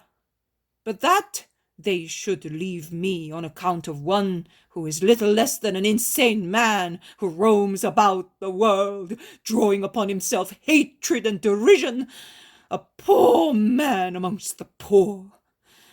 Ah, who would not laugh? My poor home, what an end for you, poor house of David. And I was to live so long to see this misfortune, to see you, the last shoot of the glorious family, become corrupt with insanity because of excessive servility. Ah, my misfortune has befallen us since the day my faint-hearted brother agreed to be united to that insipid yet overbearing woman who had full control over him. I then said, Joseph is not cut out of marriage. He will be unhappy. And he was. I knew what it was like, and he never wanted to have anything to do with marriage. Cursed be the law of orphan heiresses! Cursed be fate! Cursed be that wedding! The virgin heiress has come back with a decoction in time to hear her brother-in-law's Jeremiah. She's even more pale. But the patient gracefulness is not upset. She goes near Alphaeus and with a gentle smile helps him to drink. You are unfair, Alphaeus, but you are so ill that you are forgiven everything, says Jesus, who is holding up his head. Oh, yes, very ill. You say that you are the Messiah. You work miracles. So they say. If at least you cured me, to compensate for the sons you have taken. Cure me, and I will forgive you. Forgive your sons. Endeavor to understand their souls, and I will give you relief. If you still have a grudge against them, I can do nothing. Forgive them! The old man has an outburst of rage, which, of course, sharpens his agonies of pain, and that makes him enraged again. Forgive them! Never! Go away! Away! If that is what you have to tell me, go away! I want to die without being troubled any further. Jesus makes a gesture of resignation. Goodbye, Alphaeus. I am going away. Must I really go, uncle? Must I really go? If you are not going to satisfy me, yes, go away. And tell those two serpents that their old father is dying with a grudge against them. No, do not do that. Do not lose your soul. Do not love me if you wish so. Do not believe that I am the Messiah. But do not hate. Do not hate, Alphaeus. Scoff at me, call me insane, but do not hate. But why do you love me if I insult you? Because I am he whom you do not want to acknowledge. I am the love. Mother, I am going home. Yes, my son, I will not be long. I leave my peace with you, Alphaeus. If you want me, send for me at any time, and I will come. Jesus goes out as calm as if nothing had happened. He only looks paler. Oh, Jesus, Jesus, forgive him, moans Mary of Alphaeus. Of course, Mary, there is not even any need to forgive him. Who suffers is forgiven everything. Now he is already more calm. Grace works also unknown to one's heart. And then there are your tears, and certainly Judas's and James's sufferings, and their loyalty to their vocations. May peace be in your anguished heart, Aunt. He kisses her and goes out into the kitchen garden to go home. When he is about to set foot on the road, Peter comes in, and behind him John, panting as if they had been running. Oh, Master, what's the matter? James said to me, run to my house. I wonder how Jesus is being treated. No, I'm wrong. Alphaeus came in, the man of the fountain, and has said to Judas, Jesus is in your house. And then James said so. Your cousins are distressed. I don't understand what it is all about, but I see you, and I take heart. It's nothing, Peter. A poor invalid, made intolerant by pain. It is all over now. Oh, I am glad. And why are you here? Peter asked Iscariot, who has rushed there too, and his tone is not very kind. You are here too, are you not? I was asked to come, and I came. I came too. If the Messiah was in danger, and in his own fatherland, I, having already defended him in Judea, can defend him also in Galilee. We are quite capable of that, but there is no need in Galilee. Ha, ha, ha, indeed. His fatherland is ejecting him like heavy food. Well, I am glad for you, who were scandalized by a little incident which took place in Judea, where he is unknown. Here, instead, and Judas ends whistling a tune which is a masterpiece of a satire. Listen, boy, I'm not in the right mood to put up with you. Stop it. Therefore, if something is dear to you.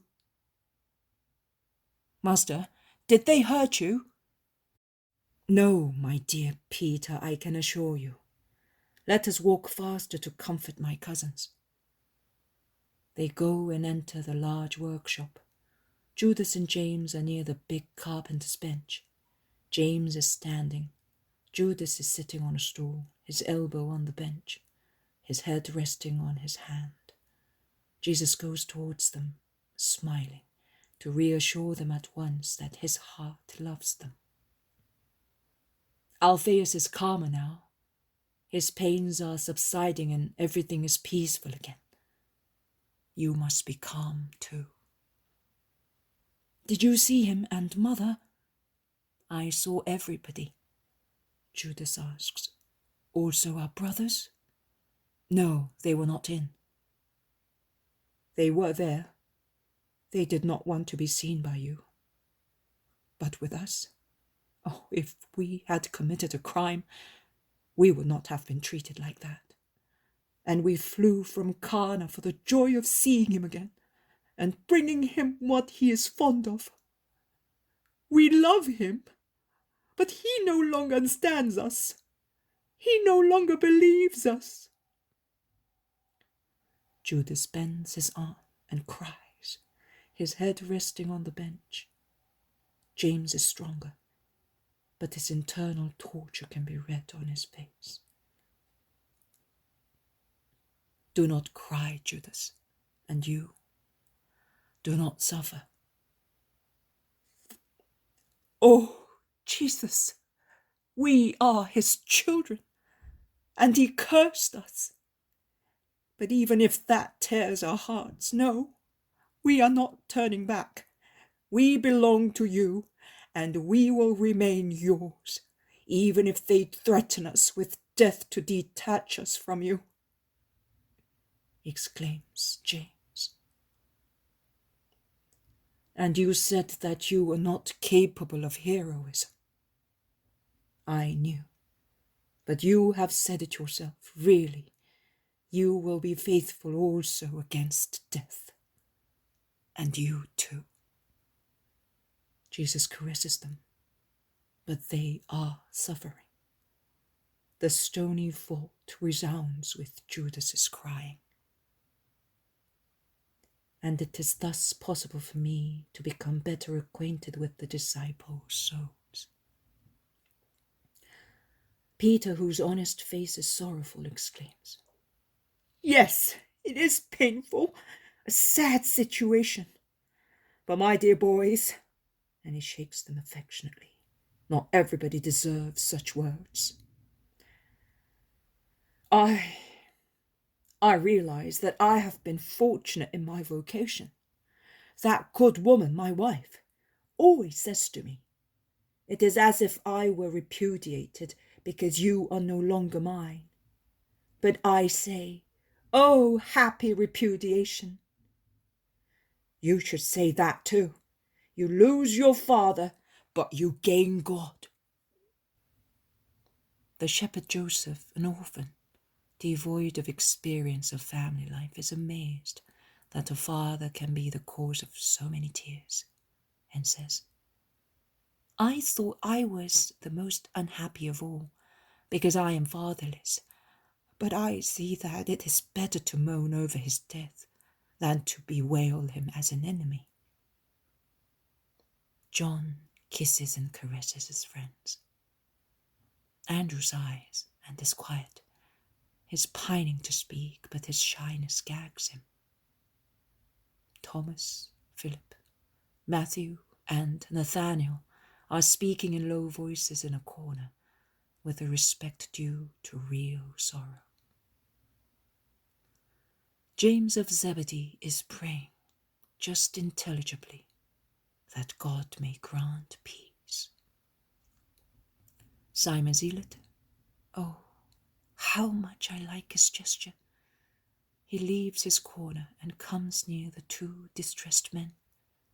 He lays one hand on Judas's head, and with his other arm he embraces James's waist and says, Don't cry, son.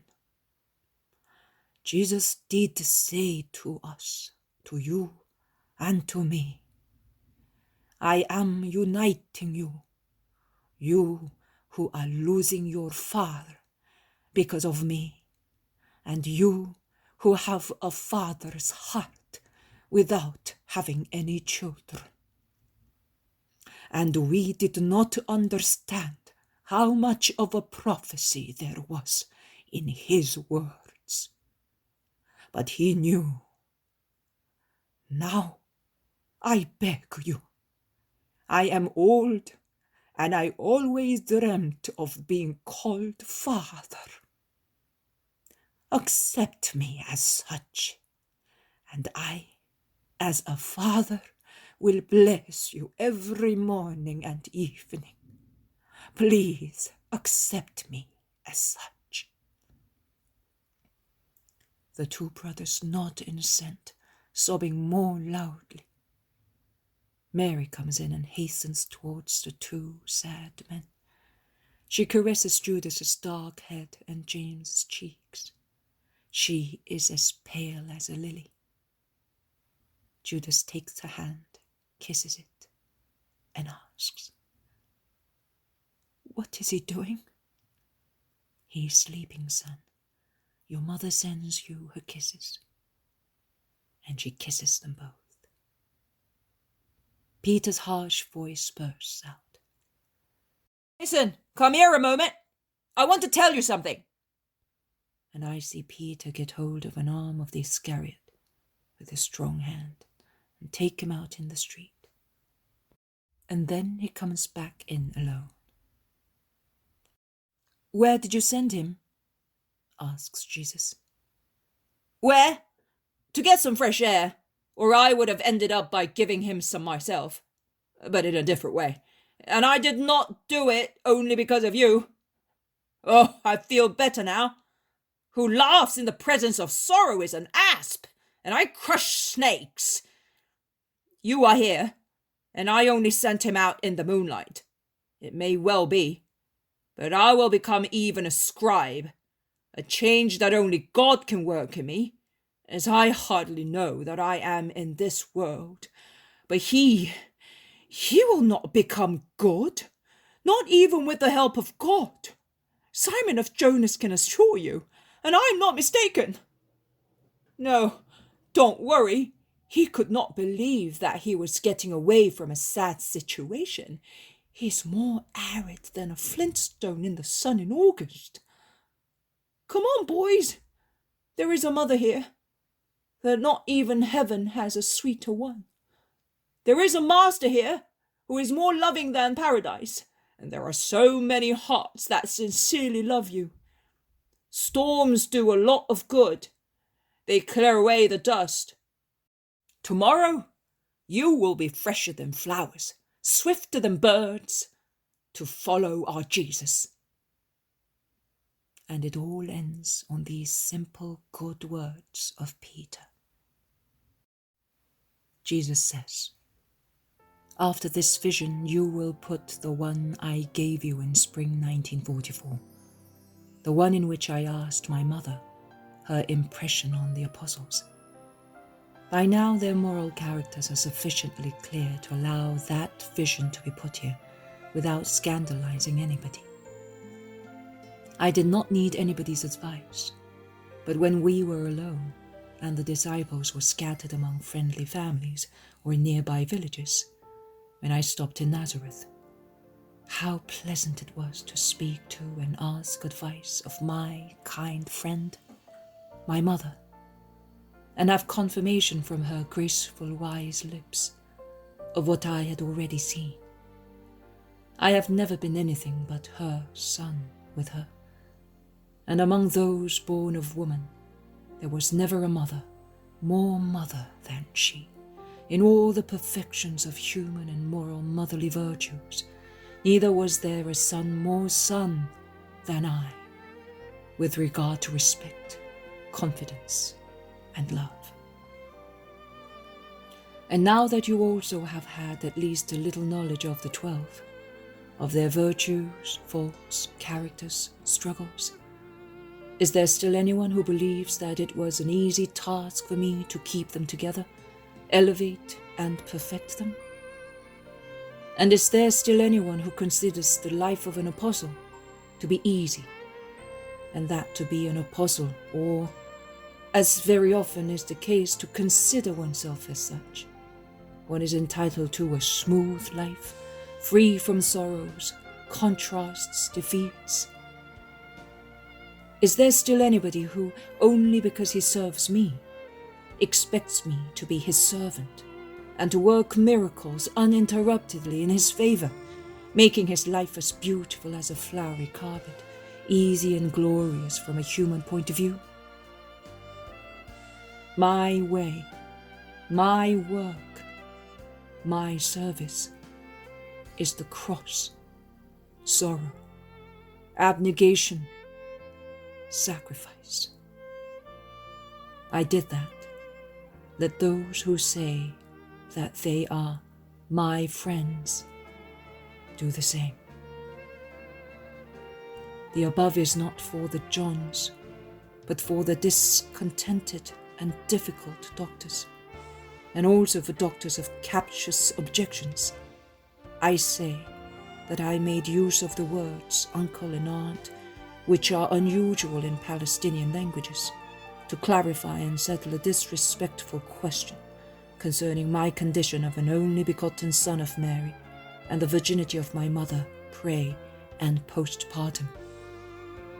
She, in fact, had me through spiritual divine union, and let me repeat it once again, she knew no other union.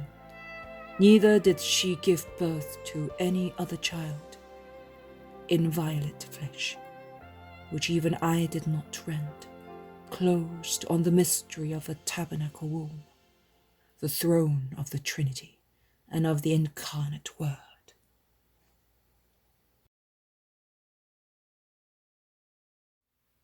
The poem of the man God, the first year of the public life. Chapter 101. Jesus questions his mother about his disciples. The evening of 13th of February, 1944. About 2 hours after the above vision, I now see the house of Nazareth. I recognize the room of the farewell, open onto the little kitchen garden, where the plants are all covered with leaves. Jesus is with Mary. They are sitting beside each other on the stone bench set against the wall. It looks as if they have already had their supper, and that mother and son are taking delight in a sweet conversation, while the others have already withdrawn. If there are other people, as I do not see anybody. My internal voice informs me that it is one of the first times that Jesus goes back to Nazareth after his baptism. His fasting in the desert, and above all, after the formation of the Apostolic College.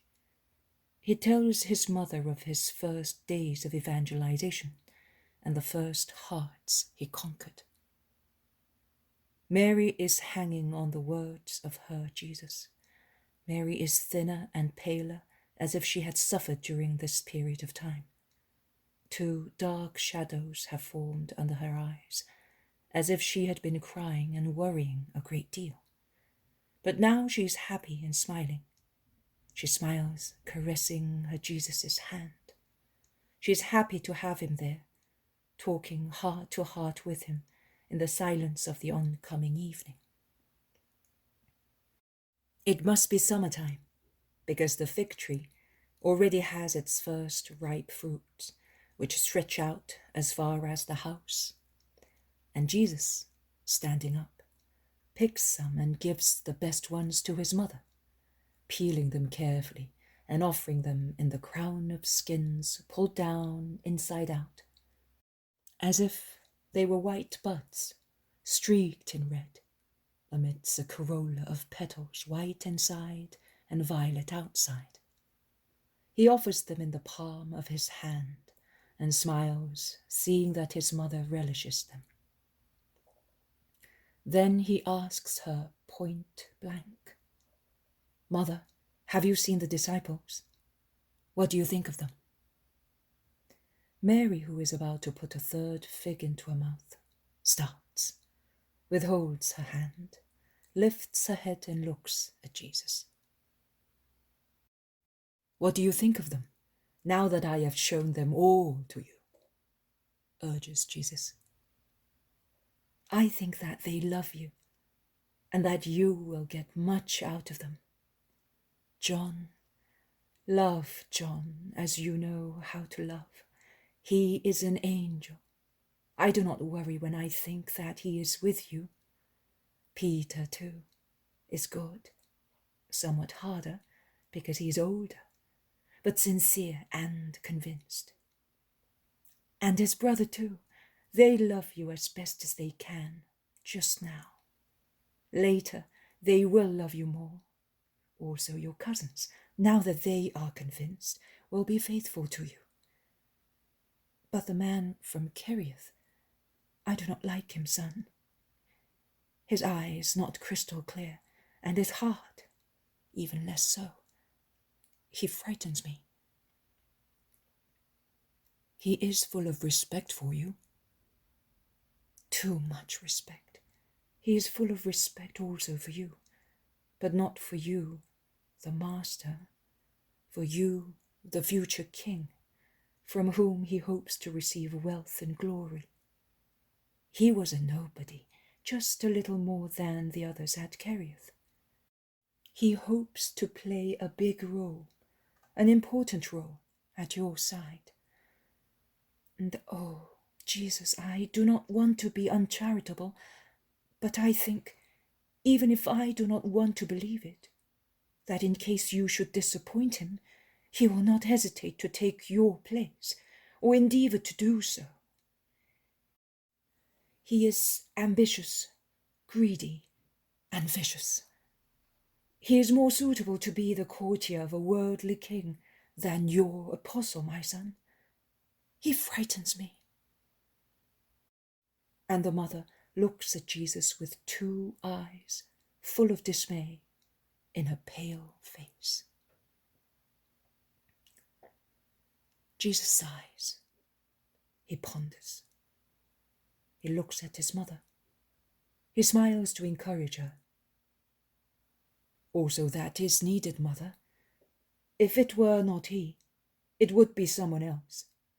My college must represent the world, and in the world, they are not all angels. Neither are they all of the same character as Peter and Andrew. If I chose everything perfect, how could the poor diseased souls dare hope to become my disciples? I have come to save what is lost, mother.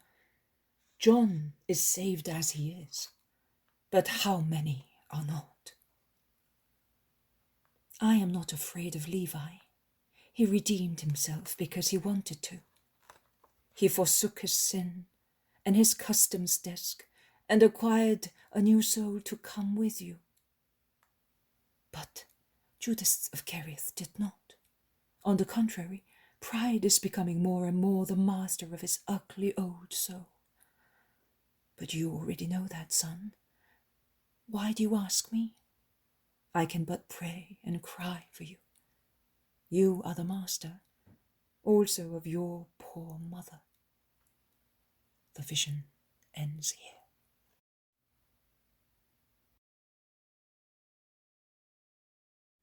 The poem of the man God, the first year of the public life. Chapter 102, Cure of Johanna of Chuza, near Cana. 8th of February, 1945. The disciples are having their supper in Joseph's large workshop. The big bench serves as a table, on which there is everything that is needed. But I see that the workshop is used also as a dormitory. The other 2 carpenters' benches have been changed into beds by placing mats on them, and little low beds, mats on hurdles, have been placed along the walls. The apostles are speaking to one another and to the master. So, you are really going up to Lebanon? Asks the Iscariot. I never promise what I am not going to keep. In this case, I promised twice. The shepherds and Johanna of Chuza's nurse. I have waited for 5 days, as I told her, and I have added today for prudence's sake. But now I am going. We shall start as soon as the moon rises. It will be a long way, even if we go by boat as far as Bethsaida. But I want my heart to rejoice. Greeting also Benjamin and Daniel. You have seen what souls the shepherds have. Oh, it is well worthwhile going to honor them, because not even God lowers himself by honoring one of his servants. On the contrary, he increases his justice. In this heat, watch what you are doing. I am telling you, for your own sake. Nights are already less sultry. The sun will be in Leo only for a short time now, and the storms are mitigating the heat. And I tell you once again, I am not compelling anyone to come. Everything must be spontaneous in me and around me. If you have business to attend to, or if you feel tired, stay here. We will meet later. Well, you said so. I have to attend to some family matters. Vintage time is near, and my mother asked me to see certain friends. You know, I am the head of the family, after all. I mean, I am the man in the family.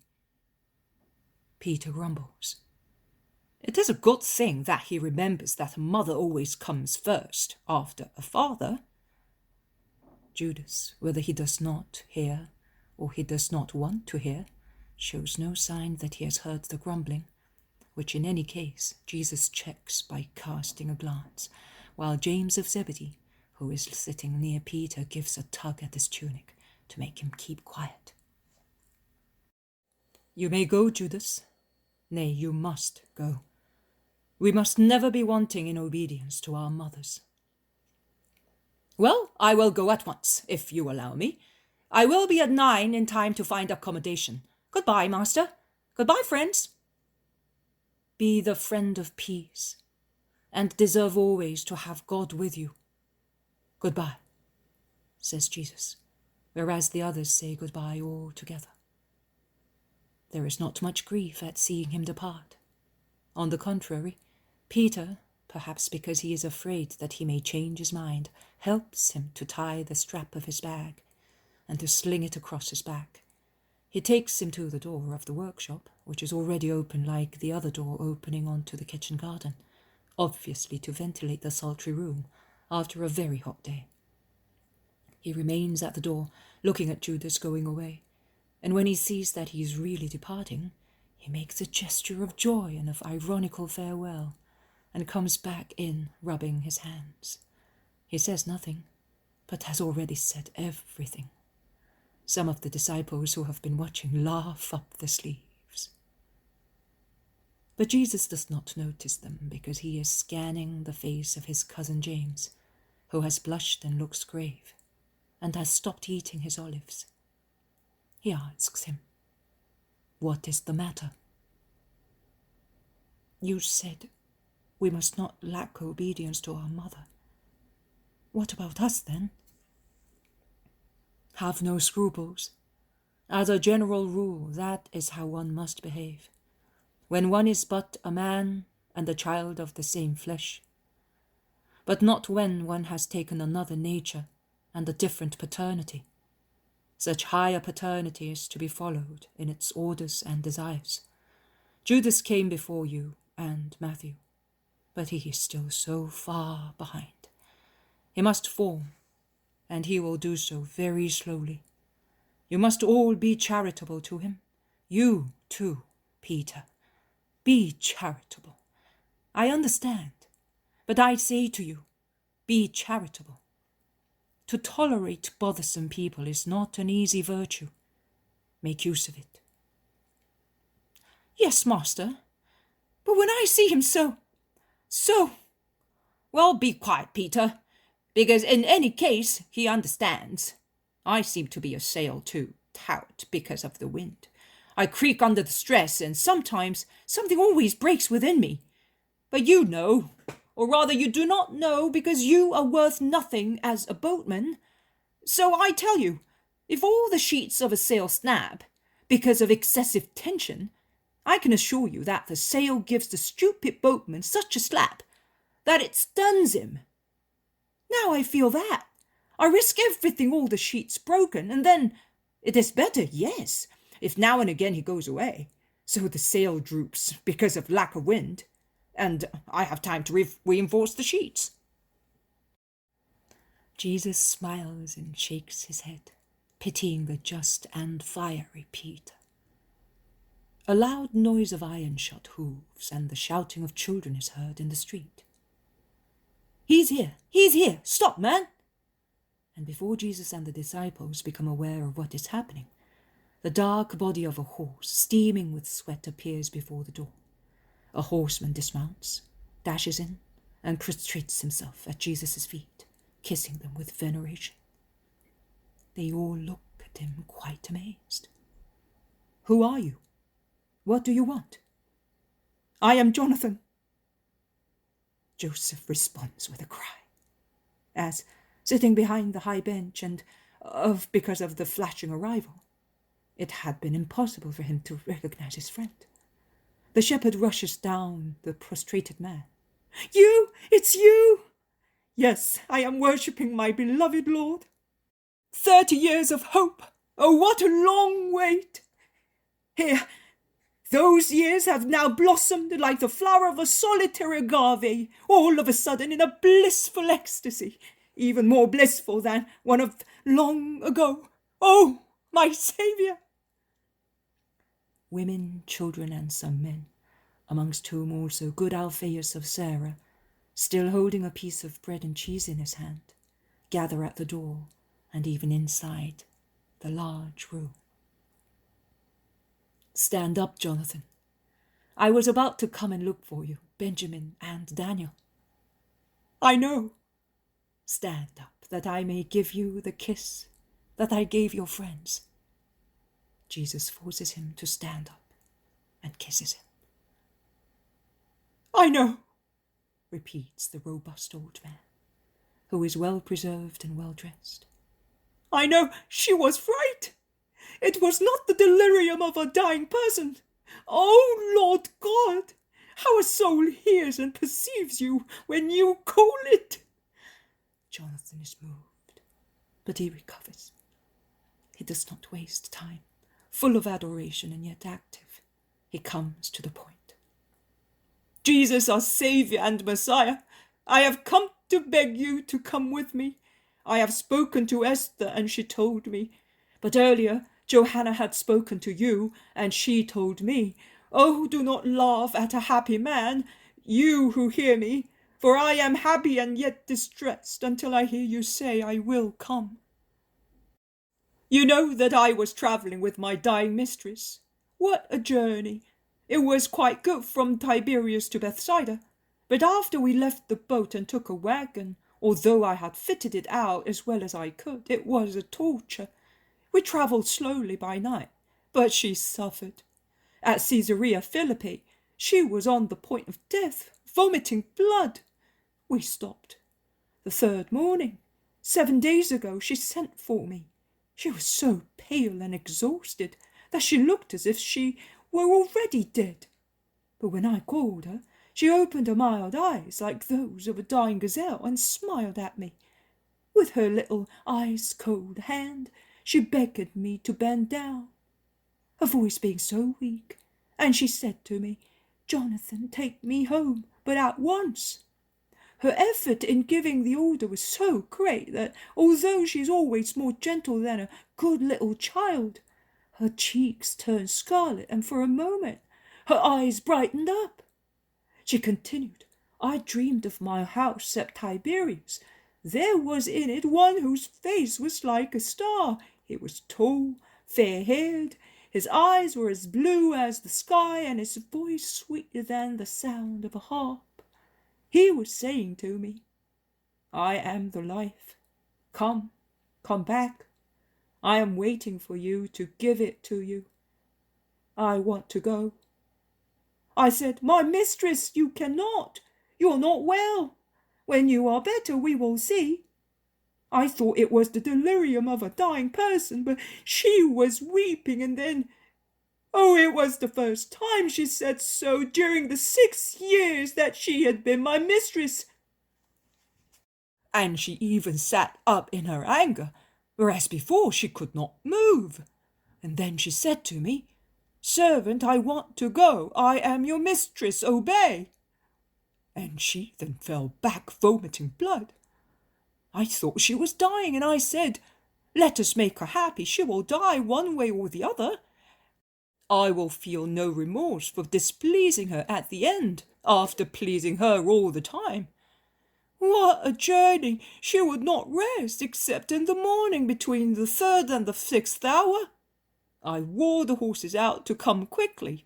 We arrived at Tiberias today at the 9th hour, and Esther told me. I then understood that it was you who had called her, because that was the hour and the day you promised Esther a miracle, and you appeared to the soul of my mistress. She wanted to start again immediately after the 9th hour, and she sent me on first. Oh, come, my Saviour." "I will come at once. Faith deserves a reward. Who wants me will have me. Let us go."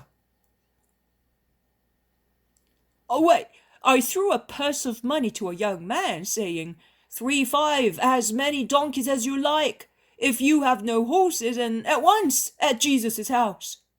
They are about to come. We will be quicker. I hope to meet her near Cana, if at least—" "What, Jonathan?" "If at least she is alive." "She is alive, but even if she were dead, I am the life. Here is my mother." The Virgin, who has obviously been informed by someone, is hastening towards them, followed by Mary of Alphaeus. "Son, are you going away?" "Yes, mother, I am going with Jonathan. He has come. I knew I would be able to let you see him. That is why I waited an extra day." Jonathan at first has bowed down deeply with his arms crossed over his chest. He now kneels down and lightly lifts the hem of Mary's dress and kisses it, saying, "I salute the mother of my Lord." Alphaeus of Sarah says to the curious onlookers, "Oh, what do you say? Should we not be ashamed of being the only faithless ones?" The noise of many hoofs is heard in the street. It is from the little donkeys. I think that all the donkeys in Nazareth are there, and they are so many that they would be sufficient for a squadron. While Jonathan picks the best and negotiates, paying without haggling over the price, and takes 2 Nazarenes with some more donkeys, lest some might lose a shoe, and that the 2 men might bring back all the braying herds of donkeys, Mary and the other Mary helps to close the haversacks and sacks. Mary of Alphaeus says to her sons, "I will leave your beds here, and I will caress them, and I will feel as if I were caressing you. Be good, worthy of Jesus, sons, and I will be happy." And in the meantime she is shedding large tears. Mary instead helps Jesus and caresses him lovingly, giving him much advice and many messages for the other 2 Lebanese shepherds, because Jesus states that he will not be back until he finds them. They depart. It is evening, and the first quarter of the moon is rising now. Jesus is in front with Jonathan. All the others are behind. While they are in town, they go at a walking pace, because of the people gathering near them. But as soon as they are out, they break into a gallop, while the caravan resounds with hooves and harness bells. "She's in the wagon with Esther," explains Jonathan. "Oh, my mistress, what a joy to make you happy, to bring Jesus to you. Oh, my Lord, to have you here beside me, to have you. Your face is really like the star that she saw, and your hair is fair, and your eyes like the sky, and your voice is really the sound of a harp. Oh, but your mother, will you bring her to my mistress one day?" "Your mistress will come to her. They will be friends. Oh, will they? Yes, she can. Johanna is married and had the child, but her soul is as pure as a virgin's. She can be near the Blessed Mary. Jesus turns round because of a hearty laugh from John, which all the others imitate. It's me, master, that makes them laugh. On the boat I am more steady than a cat, but here I'm like a barrel left loose on the deck of a boat caught in a southwest wind, says Peter. Jesus smiles and encourages him, promising that the trot will soon be over. Oh, it's all right. It's all right if the boys laugh. Let us go and make this good woman happy. Jesus turns round again at another outburst of laughter. Peter exclaims, No, I will not tell you that one, master. But why not? Yes, I will tell you. I was saying, a prime minister will bite his pink fingers when he finds out that he was absent when there was the possibility of strutting about with a lady of rank. And they laugh, but it is so. I am sure that if he had imagined that, he would not have had paternal vineyards to look after. Jesus does not reply. The road is quickly covered by the well-fed little donkeys. Cana is soon left behind them in the clear moonlight. If you allow me, I will go ahead. I will stop the wagon. Its jolting makes her suffer so much. Yes, go. Jonathan puts his horse to the gallop. They go a long way in the moonlight. Then they meet the dark shape of a large covered wagon, stopped at the roadside. Jesus spurs his donkey, which breaks into a canter. He is now near the wagon and dismounts. The Messiah, announces Jonathan. The old nurse rushes out of the wagon onto the road and then throws herself down onto the dust. Oh, save her, she is dying. Here I am. And Jesus climbs into the wagon, where there is a pile of cushions and a slender body on them. There is a little lamp in a corner, and cups and amphores. A young maidservant is weeping, while wiping the cold perspiration from the dying woman. Jonathan hastens in with one of the wagon lamps. Jesus bends over the unconscious woman, who is really dying.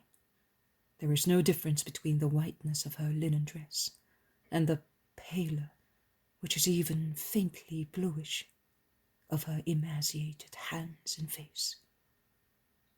Only her thick eyebrows and her very dark long eyelashes give some colour to the snow-white face. Her cheeks do not even have the ominous bright scarlet of consumptiveness. Her lips are only a shade of violet pink, half open while breathing is difficult. Jesus kneels down beside her and watches her. The nurse takes her hand and calls her. But her soul, already on the threshold of death, does not give any response. The disciples have arrived with the 2 young men from Nazareth, and they gather round the wagon. Jesus lays his hand on the forehead of the dying woman, who for one instant opens her dimmed, hazy eyes and then closes them again. She no longer hears, moans the nurse, and she cries louder. Jesus makes a gesture. Mother, she will hear. Have faith. He then calls her. Johanna, Johanna, it is I. I am calling you. I am the life. Look at me, Johanna.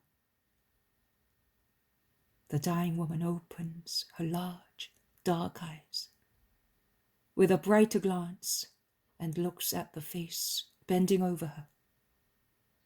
She shows joy and smiles. She slowly moves her lips, forming a word which, however, has no sound. Yes, it is I. You have come, and I have come to save you, Can you have faith in me?" The dying woman nods her head. All her vitality and all the words, which she is unable to express otherwise, are concentrated in her glance. "Well," Jesus, while still kneeling down and holding his left hand on her forehead, straightens himself up, exerting his heavenly power. "Well, I want it. Be cured. Rise." He removes his hand and stands up. A fraction of a second. Then Johanna of Chuza, without any help whatsoever, sits up, gives a cry, and throws herself at Jesus' feet, calling in a loud, happy voice, "Oh, to love you, my life, forever yours, forever yours! Nurse Jonathan, I am cured! Oh, quick, run and tell Chuza that he may come to adore the Lord. Oh, bless me again and again and again, oh, my Saviour!" She weeps and smiles, kissing Jesus' tunic and hands. "Yes, I bless you. What else shall I do for you?" "Nothing, Lord, beside loving me and allowing me to love you." "And you would not like to have a child?" "Oh, a child! Do as you please, Lord. I leave everything to you, my past, my present, and my future. I owe you everything, and I give you everything. Give to your servant what you know is better." "Eternal life, then. Be happy. God loves you. I am going. I bless you, and I bless you all." "No, my Lord, stop in my house, which now is really a flowery rose garden. Allow me to go back in there with you. Oh, how happy I am!" "I will come, but I have my disciples." "My brothers, Lord. Johanna will have for them, as for you, food and drinks and every refreshment. Make me happy." "Let us go. Send the donkeys back and follow us on foot. The road is a short one now. We shall go slowly, that you may follow us. Goodbye, Ishmael and Asher. Give my greetings to my mother on my behalf, and to my friends." The two Nazarenes, dumbfounded, depart with their braying donkeys, whereas the wagon starts its return journey, this time with its load of joy. The disciples follow in group, making their comments, and it all ends. The poem of the man God, the first year of the public life. Chapter 103, Jesus on Lebanon with the shepherds Benjamin and Daniel. 10th of February, 1945. Jesus is walking beside Jonathan along a green, shady embankment. The apostles are behind, talking among themselves. But Peter parts from them and comes forward, and as frank as usual, he asks Jonathan, "But was not the road to Caesarea Philippi quicker? We have taken this one. But when will we arrive? You went that way with your mistress, didn't you?" "With an invalid I dared everything, but you must realize that I am a courtier of Antipas, and Philip, after that filthy incest, does not approve of Herod's courtiers.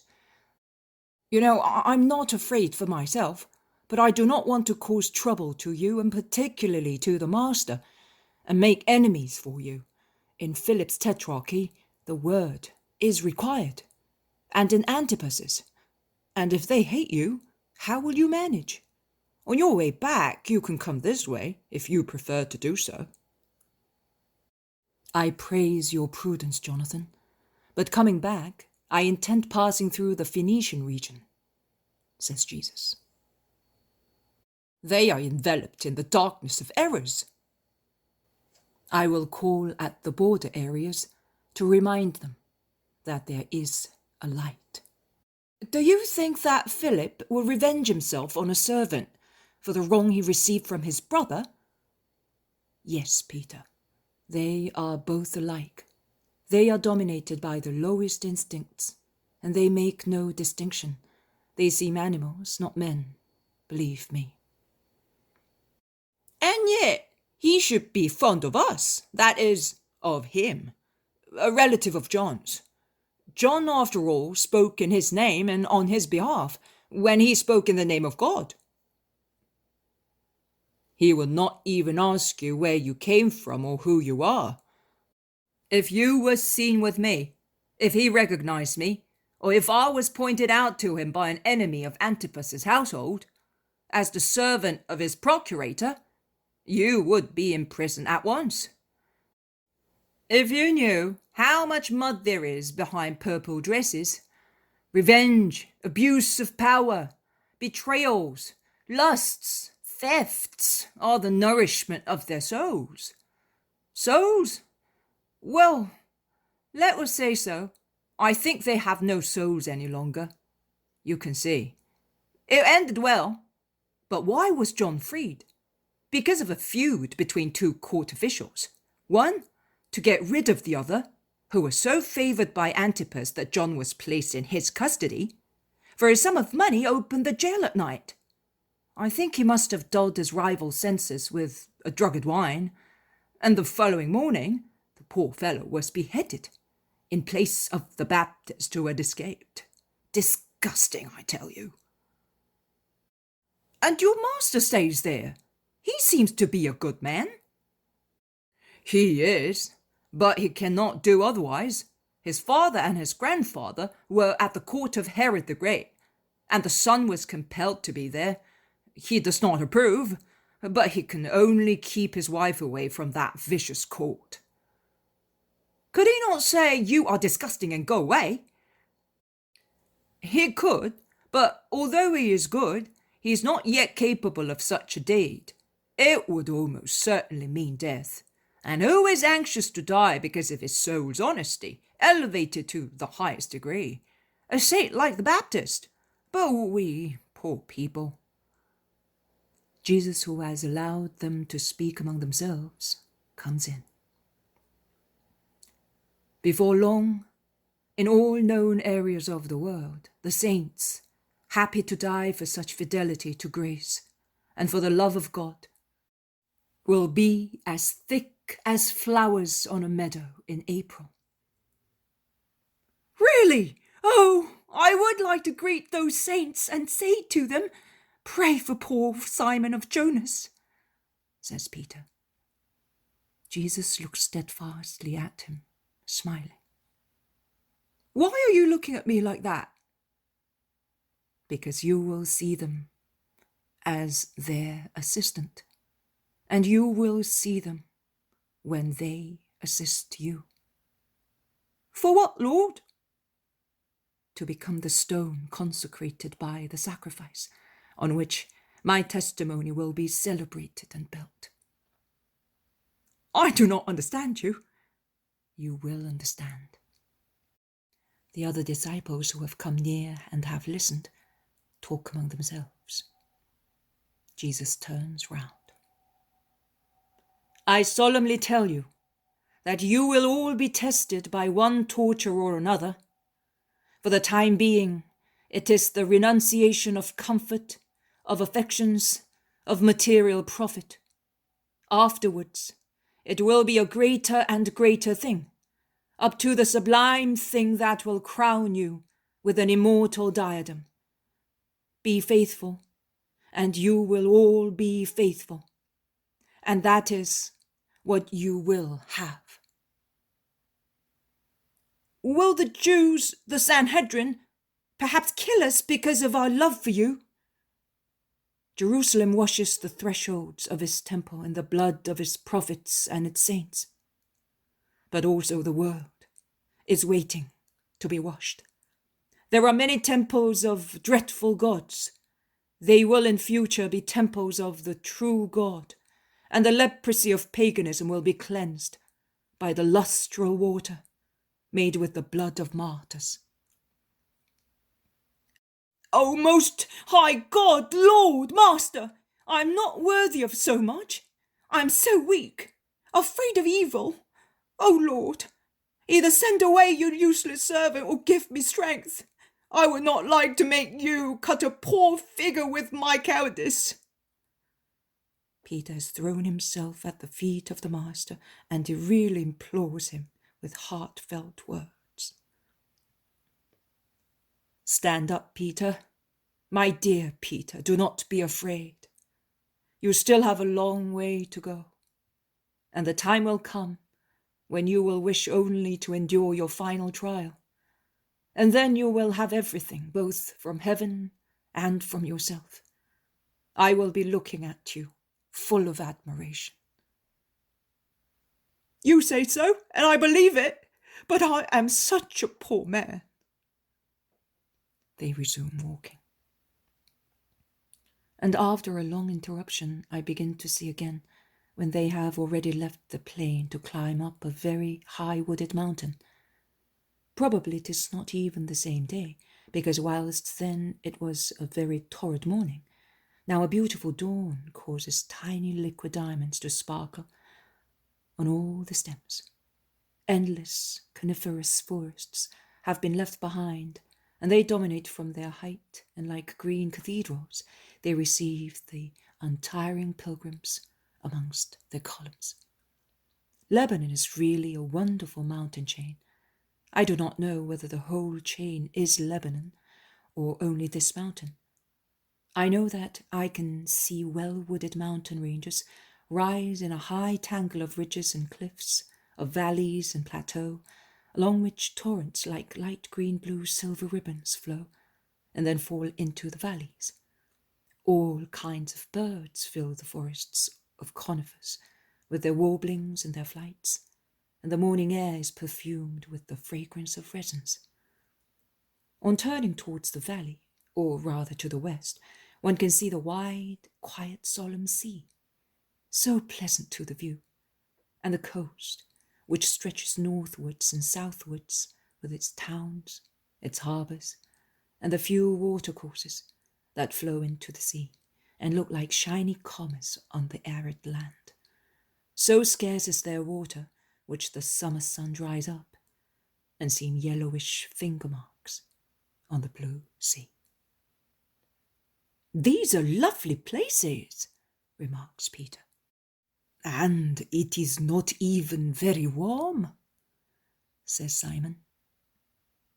"The sun is no trouble because of the trees," adds Matthew. "Did they get the temple cedars here?" asks John. "Yes, they did. These forests yield the most beautiful wood. Daniel and Benjamin's master owns many of them, as well as large herds. They saw the trunks on the spot, and they carry them down the valley along those gullies or by strength of arms.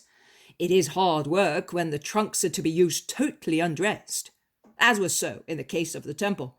But he pays well, and many work for him. And then he's quite good. He's not like cruel Doris." "Poor Jonah," replies Jonathan. "Why are his servants almost slaves? When I said to Jonah, 'Leave him in the lurch and come with us,' Simon of Jonas will always have some bread for you. He replied, 'I cannot unless I redeem myself.' What is the situation?" "Doris, and he is not the only one in Israel, is used to doing this. When he sees a good servant, he makes him a slave by subtle cunning. He debits him with false amounts of money, which the poor man cannot pay, and when the sum is sufficient, he says, 'You are my slave by debt.'" "Oh, what a shame! And he is a Pharisee." "Yes, as long as Jonah had some savings, he was able to pay. Then one year, it was a hailstorm. The next year, the drought. Corn and vineyards yielded nothing, little, and Doris multiplied the damage by 10, and by 10 again. Then Jonah was taken ill through excessive fatigue, and Doris lent him the money for his cure. But he exacted repayment 12 to 1, and as Jonah could not pay, he added it to the rest. In short, After a few years, there was a debt that made him a slave, and he will not let him go. He will always find other excuses and other debts. Jonathan is sad, thinking of his friend. And could your master not... What? Have him treated as a human being? And who would go against the Pharisee? Doris is one of the most powerful ones. I think that he is also a relative of the high priest. At least they say. Once, when he was thrashed almost to death, and I was told, I wept so much that Chuza said to me, I will redeem him to make you happy. But Doris laughed in his face and would not accept anything. That rascal, he owns the best fields in Israel. But I can assure you, they are fertilized by the blood and tears of his servants. Jesus looks at the zealot, and the zealot looks at him. They are both grieved. And is Daniel's master good? At least he is human. He exacts, but he does not oppress. And as the shepherds are honest, he treats them with affection. They are responsible for the pastures. He knows and respects me because I am a servant of Chuza, and I may be useful to him. But why, my lord? Is man so selfish? Because love was strangled in the earthly paradise. But I have come to loosen the noose and give life back to love. Here we are, in Elisha's estate. The pastures are still far away, but at this time the sheep are almost always in the folds because of the heat. I'll go and see if they are there. And Jonathan runs away. He comes back after some time with 2 robust grey-haired herdsmen who really dashed down the slope to meet Jesus. Peace to you. Oh, a baby of Bethlehem, says one and the other. May the peace of God which has come to us be blessed.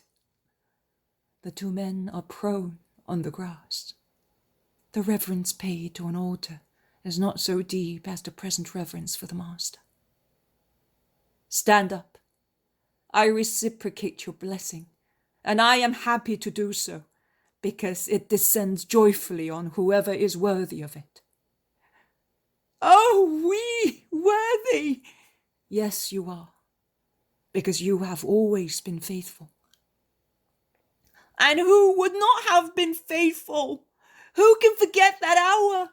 Who can say it is not true what we saw? Who can forget that you spied at us for months when we used to call you in the evening, when we came back with our sheep and you clapped your hands to the sound of our pipes? Do you remember, Daniel? Almost always dressed in white, in your mother's arms. You appeared to us in the sun rays in Anne's meadow or at the window, and you looked like a flower in your mother's snow-white dress.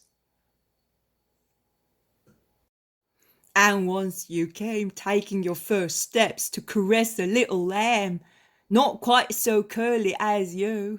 How happy you were! And we did not know what to do with our rustic persons. We would have liked to be angels, to be less coarse. Oh, my friends, I saw your hearts, and I still see them now. And you smile at us as you did then. And you came here to see us poor shepherds. To my friends, I am happy now. I have found you all, and I will not lose you any more. Can you give hospitality to the Son of Man and his friends? Oh, Lord, do you have to ask us? We are not short of bread and milk. But if we had only one morsel, we would give it to you, to have you here with us. Is that right, Benjamin? We would give you our hearts as food, our longed-for Lord. Let us go then. We shall speak of God. And of your relatives, Lord. Joseph, so good. Mary, oh, she, the mother. See, look at this dewy narcissus. It is beautiful and pure, and its top is like a diamond star. But she, oh, This flower is insignificant when compared to the mother. A smile of hers was purification. To meet her was a feast. To listen to her was to be sanctified. Do you remember her words too, Benjamin? Yes, and I can repeat them for you, because what she told us during the months we could listen to her is written here. And he strikes his chest. It is the page of all wisdom, and we also understand it, because it is a word of love, and love, oh, love is understood by everybody. Come, Lord, come in and bless our happy abode. They enter a room near the large fold, and it all ends. The poem of the man God, the first year of the public life. Chapter 104. Jesus in the sea town receives letters concerning Jonah. 11th of February, 1945. Jesus is in the beautiful sea town, which on the map has a natural, wide and well-protected gulf, with a capacity for taking many ships, made even safer by a massive harbour wall. It must be used also a great deal for military purposes, because I see Roman triremes with soldiers on board. They are disembarking, though I do not know whether because they are relieving troops or because they are reinforcing the garrison. The harbour, that is the port, vaguely reminds me of Naples, dominated by the Vesuvian mountains. Jesus is sitting in a humble house near the harbour. It is certainly the house of fishermen, probably friends of Peter and John, because I see that they feel at their ease in the house and with its residents. I do not see the shepherd Joseph, and of course I do not see the Iscariot, still absent. Jesus is speaking informally to the members of the family and to other people who have come to listen to him, but it is not a real sermon. His words are full of advice and comfort, such as only he can give.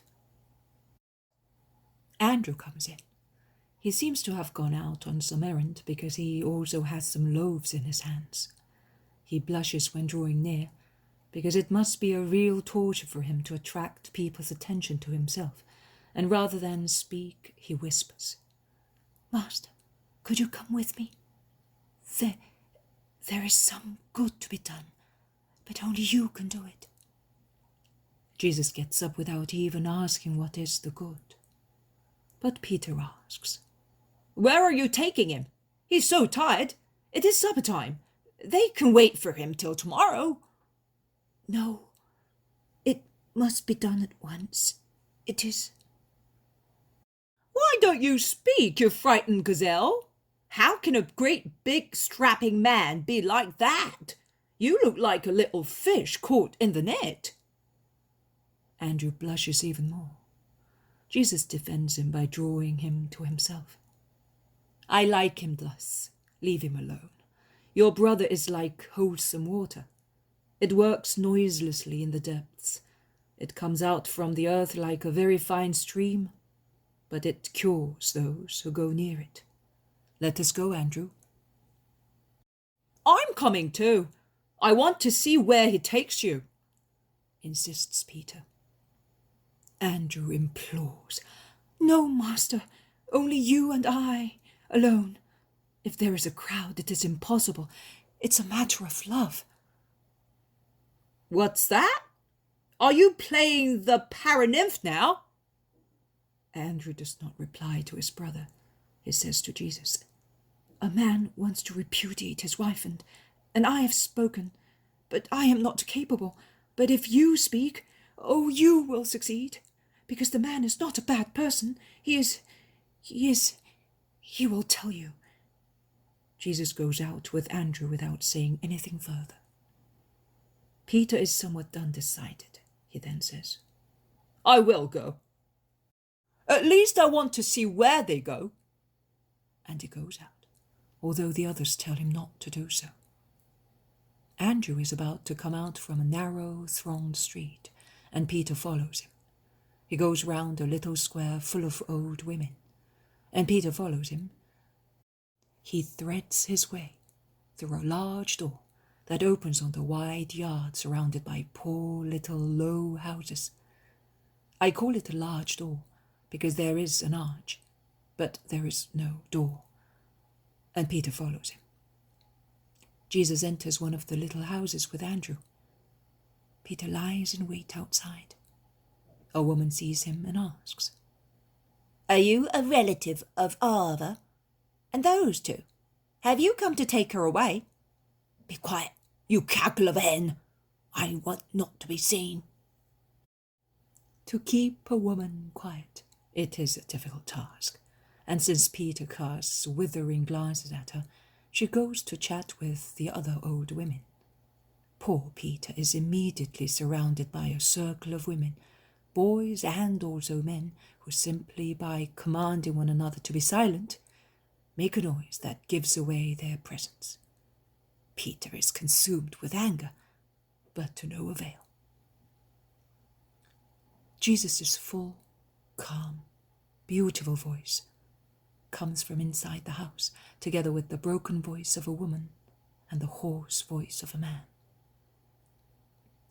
If she has always been a good wife, why repudiate her? Have you ever wronged him? "No, master, I swear it. I have loved him like the pupil of my eye," moans the woman. And the man, sharp and hard. "No, she never wronged me, except in being sterile. And I want children. I don't want God's malediction on my name." It is not your wife's fault if she is such. "He lays the blame on me and my relatives, as if we betrayed." "Woman, be sincere. Did you know that you were sterile?" "No, I was and I am like all women. Also the doctor said so, but I am not successful in having children." You can see that she has not betrayed you. She suffers for that too. Will you answer sincerely too? If she were a mother, would you repudiate her? "No, I swear it. There is no reason. But the rabbi said so, and also the scribe. A barren woman is the curse of God on a house, and it is your right and duty to give her a divorce and libel, and not to vex your virility by depriving yourself of children. I am doing what the law states." No, listen. The law says, do not commit adultery, and you are about to commit it. That is the original commandment and nothing else. And if on account of the hardness of your hearts, Moses granted divorce, it was to prevent intrigues and concubinages hateful to God. Then your vice expanded more and more, Moses' claws, creating the wicked chains and murderous stones, which are the present lot of women, always victims of your arrogance, of your whims, of your deafness, and your blindness to affections. I tell you, it is not legal to do what you want to do. Your action is an offense to God. Did Abraham perhaps repudiate Sarah? And Jacob? Rachel? And Elkanah? Hannah? And Manoah, his wife? Do you know the baptizer? You do? Well, was his mother not sterile up to her old age, and then gave birth to the holy man of God, as Manoah's wife gave birth to Samson, and Anna of Elkanah to Samuel, and Rachel to Joseph, and Sarah to Isaac?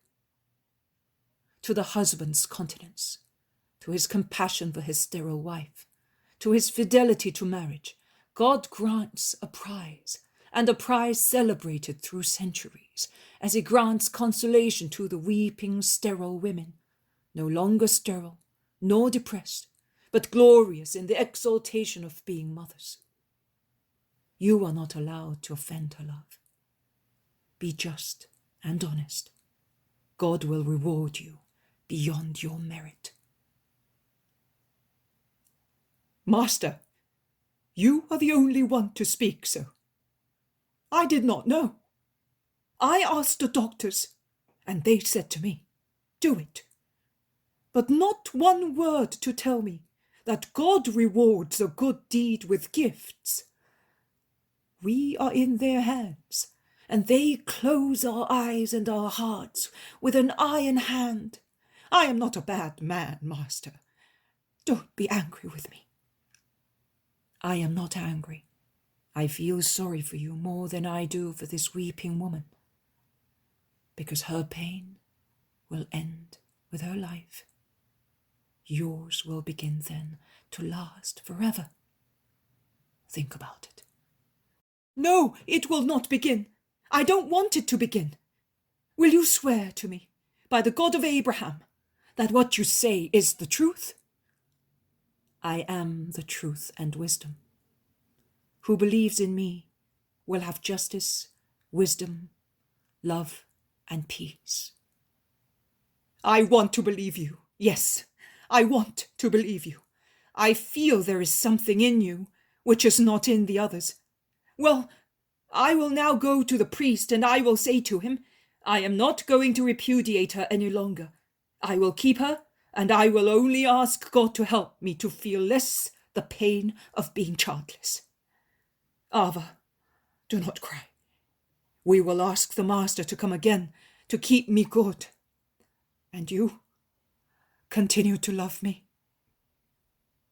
The woman cries louder because of the contrast between her previous sorrow and her present joy. Jesus instead smiles. Do not cry. Look at me. Look up, woman. She looks up. She looks at his bright face through her tears.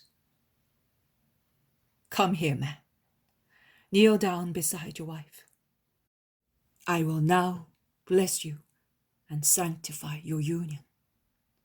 Listen, Lord God of our fathers, who made Adam with the dust of the soil and gave him Eve as a helpmate, that they might populate the earth with men, bringing them up in your holy fear, descend with your blessing and your mercy. Open and fecundate the womb that the enemy had closed to lead them to a double sin of adultery and despair. Have mercy on these two children, Holy Father, Supreme Creator. Make them happy and holy. May she be as prolific as a vineyard, and he, her protector, as the elm tree supports the vine. Descend, O life, to give life. Descend, O fire, to inflame. Descend, O power, to activate. Descend, grant them, that for the praise feast for the fruitful crops next year, they may offer you their living sheaf, their firstborn, a son, sacred to you, eternal Father, who bless those who hope in you. Jesus has prayed in a thundering voice, his hands stretched out over their bowed heads. The people no longer refrain themselves, and they gather together, Peter in front of them all. Stand up, have faith, and be holy. Oh, stay, Master, begged the reconciled couple. I cannot. I will come back. I will be here very often. Stay, stay, speak also to us, shout the crowd. Jesus blesses but does not stop. He promises only to come back soon, and he goes to his hospitable house, followed by a small crowd. Inquisitive man, what should I do to you? He asks Peter on the way. Whatever you wish. However, I was there. They enter the house, they dismiss the crowds that make comments on the words they heard, and they sit down to supper. Peter is still inquisitive. Master, will there really be a son? Have you ever seen me promise things which do not come true? Do you think that I would take the liberty of using the confidence in the Father to lie and deceive? No, but could you do that to all married couples? I could, but I do it only where I see that a son can be an incentive to holiness. I do not do it where it would be a hindrance. Peter ruffles his grizzled hair and becomes quiet. The shepherd Joseph comes in. He is covered in dust like one who has walked a long way. You? Why are you here? Asks Jesus after a greeting kiss. I have some letters for you. Your mother gave them to me, and one is from her. Here they are. And Joseph hands him 3 small rolls of a kind of thin parchment tied with a little ribbon. The largest one is also sealed. The second one has only a knot. The third one shows a broken seal. This one is from your mother, says Joseph, pointing at the one with the knot. Jesus unfolds it and reads it. First in a low voice and then loud. To my beloved son, peace and blessings. A messenger from Bethany arrived here at the first hour on the calendar of the month of Elul. It was the shepherd Isaac, to whom I gave the kiss of peace and refreshments in your name, and out of gratitude on my part.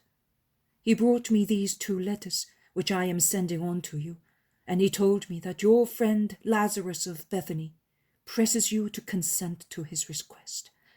My beloved Jesus, blessed Son and Lord, I also have 2 things to ask you. One is to remind you that you promised me to call your poor mother to instruct her in the word. The other is that you should not come to Nazareth without speaking to me first. Jesus stops all of a sudden. He stands up and goes toward James and Judas. He embraces them tightly and ends, repeating by heart the words, Alphaeus has returned to the bosom of Abraham at the last full moon, and great was the mourning of the town.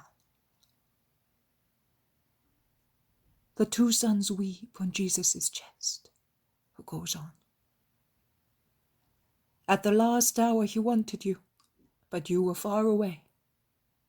But it is a consolation for Mary, who considers it a sign of God's forgiveness, and it must give peace also to my nephews. Have you heard? She says so, and she knows what she is saying. Give me the letter, implores James.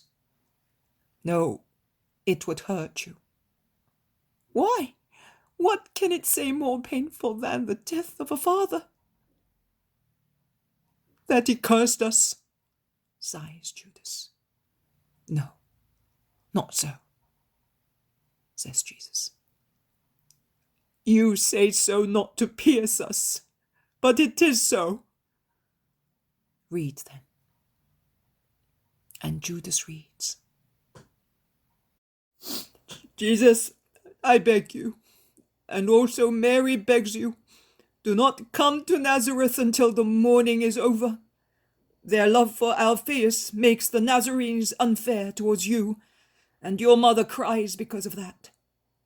Our good friend Alphaeus comforts me and calms the town. The report by Asa and Ishmael on Chuza's wife caused a great stir, but Nazareth is now a sea agitated by different winds. I bless you, my son, and I ask your peace and blessing for my soul. Peace to my nephews. Mother. The apostles make their comments and comfort the weeping brothers. But Peter says, Are you not reading those? Jesus nods assent and opens Lazarus' letter. He calls Simon Zealot. They read together in a corner. They then open the other roll and read it as well. They discuss between themselves, and I see that the zealot endeavors to persuade Jesus about something, but he is not successful. Jesus, with the rolls in his hand, comes to the center of the room and says, Listen, friends, we are one family and there are no secrets among us. And if it is compassion to conceal evil, it is justice to make good known. Listen to what Lazarus of Bethany writes. To Lord Jesus, peace and blessing, and peace and health to my friend Simon. I received your letter, and servant as I am, I placed my heart, my speech, and all my means at your service to make you happy, and to have the honor of not being a useless servant. I went to Doris, to his castle in Judea, to ask him to sell me his servant Jonah, as you wish. I confess that if I had not been requested by Simon, a faithful friend, on your behalf, I would not have faced that mocking, cruel, impious jackal. But for you, my master and friend, I feel I can face also Mammon, because I think that who works for you is near you and consequently is protected. And I have certainly been helped, because contrary to expectations, I won.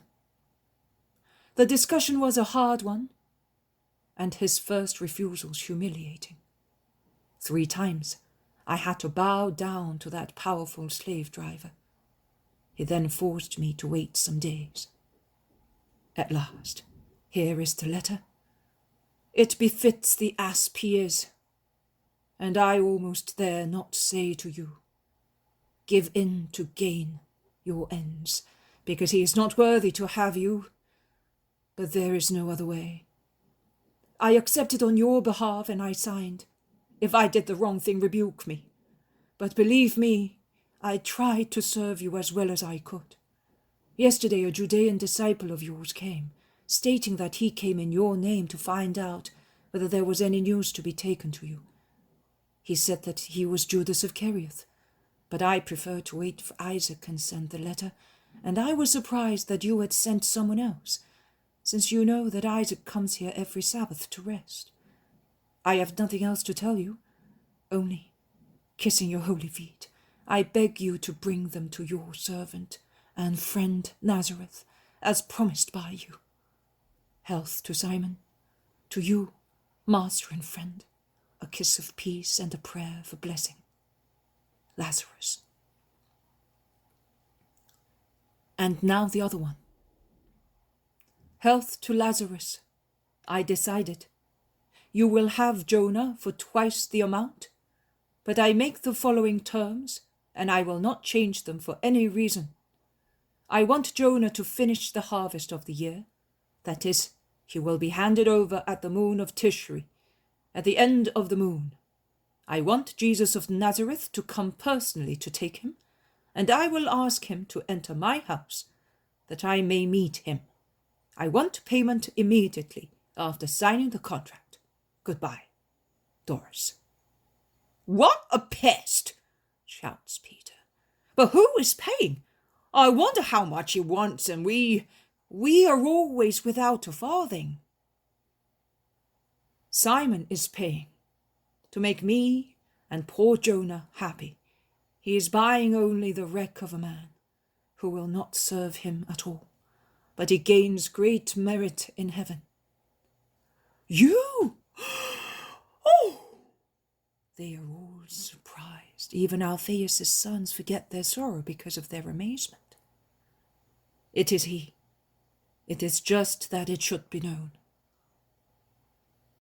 It would also be just if it were known why Judas Iscariot went to Lazarus. Who sent him? Did you? But Jesus does not reply to Peter. He is very grave and pensive. He comes out of his meditation only to say, give some refreshment to Joseph, and then let us go and rest. I will prepare a reply for Lazarus. Is Isaac still at Nazareth? He's waiting for me. We shall all go. No, your mother says. They are all in utter confusion. Be quiet. That is what I want. My mother speaks with her loving heart. I judge with my reason. I prefer to do it while Judas is away, and I want to hold out a friendly hand to my cousins Simon and Joseph, and mourn with them before the mourning is over. We will then go back to Capernaum, to Gennesaret, that is to the lake, awaiting the end of the month of Tishri, and we will take the Marys with us. Your mother needs affection, we will give it to her, and mine needs peace. I am her peace. Do you think that at Nazareth, asks Peter. I do not think anything. Oh, well, because if they should hurt her or cause her any sorrow, they will have to deal with me, says Peter, completely upset. Jesus caresses him, but he is lost in thought. He's sad, I would say. He then goes between Judas and James and sits down, embracing them to comfort them. The others speak in low voices, not to disturb their sorrow. The poem of the man God. The first year of the public life. Chapter 105. Jesus makes peace with his cousin Simon in the house of Mary of Alphaeus. 12th of February, 1945. The sun is sinking in a bright red sunset that, like a fire about to go out, is becoming deeper and deeper until it becomes ruby violet. A beautiful rare hue that, fading slowly, colours all the western sky until it shades into the dark cobalt blue sky, where the east is steadily advancing with its stars and its crescent moon, now beginning her second phase. Farmers are hastening back to their homes, where spirals of smoke from the low little houses in Nazareth reveal that fires have already been lit. Jesus is about to go back to town, and contrary to the opinion of the others, he does not want anyone to go and inform his mother. Nothing will happen. Why upset her beforehand? He says. He is now in the streets. Some people salute him, some whisper behind his back, some rudely turn their backs and slam their doors when the group of the apostles passes by. Peter's miming is really wonderful, but also the others are somewhat worried. Alphaeus' sons look like two convicts. They are walking beside Jesus, their heads lowered, but they watch everything, and now and again they look at each other, dismayed and concerned for Jesus. The master, as if nothing were the matter, reciprocates the greetings with his usual kindness, bends down to caress the children, who in their simplicity do not side with anybody, and are always the friends of their Jesus, who is always so affectionate towards them. One of them, a fine, chubby child, 4 years old at most, leaves his mother's skirt, runs towards him, and stretches out his little arms, saying, "Take me!" And as Jesus satisfies him and picks him up, the child kisses him with his lips soiled by the fig he is eating, and then he carries his love to the point of offering a little morsel of the fig to Jesus, saying, "Take it, it's good." Jesus accepts the offering and smiles at being fed by the budding little man. Isaac, laden with pitchers, is coming from the fountain. He sees Jesus, lays down the pitchers and shouts, "Oh, my Lord!" running towards him. "Your mother has just gone back home. She was at her sister-in-law's. But have you received the letter?" he asks. "That is why I am here. Do not say anything to mother for the time being. I am going to Alphaeus' house first." Isaac, wise as he is, replies only, "I will obey you."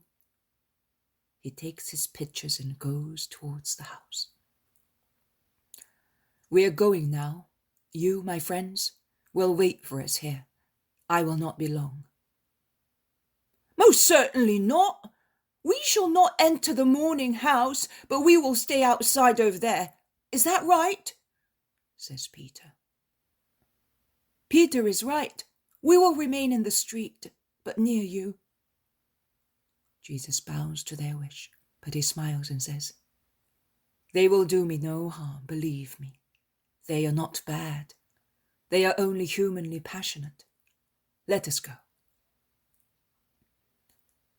I see them in the street of the house and then at the entrance to the kitchen garden.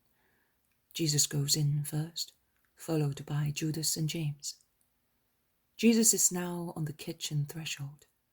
Instead, near the fireplace, there is Mary of Alphaeus, who is cooking and weeping. In a corner, there are Simon and Joseph, with other men, sitting in a small group. Amongst the men, there is Alphaeus of Sarah.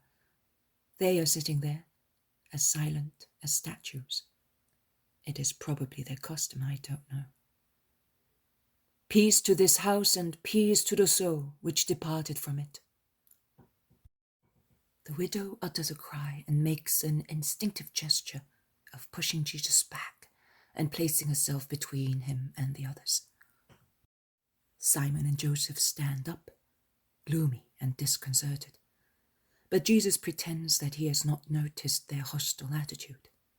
He goes close to the two men. Simon looks as if he's already 50 years old or more, and stretches out his hands in a gesture of friendly invitation. The two brothers are more disconcerted than ever, but they dare not make any rude gesture. Alphaeus of Sarah is in a state of extreme agitation and is clearly suffering. The other men are expressionless, awaiting the outcome. Simon, since you are now the head of the family, why do you not receive me? I have come to mourn with you. How much I would have liked to be with you in the hour of sorrow, but I was far away, through no fault of mine.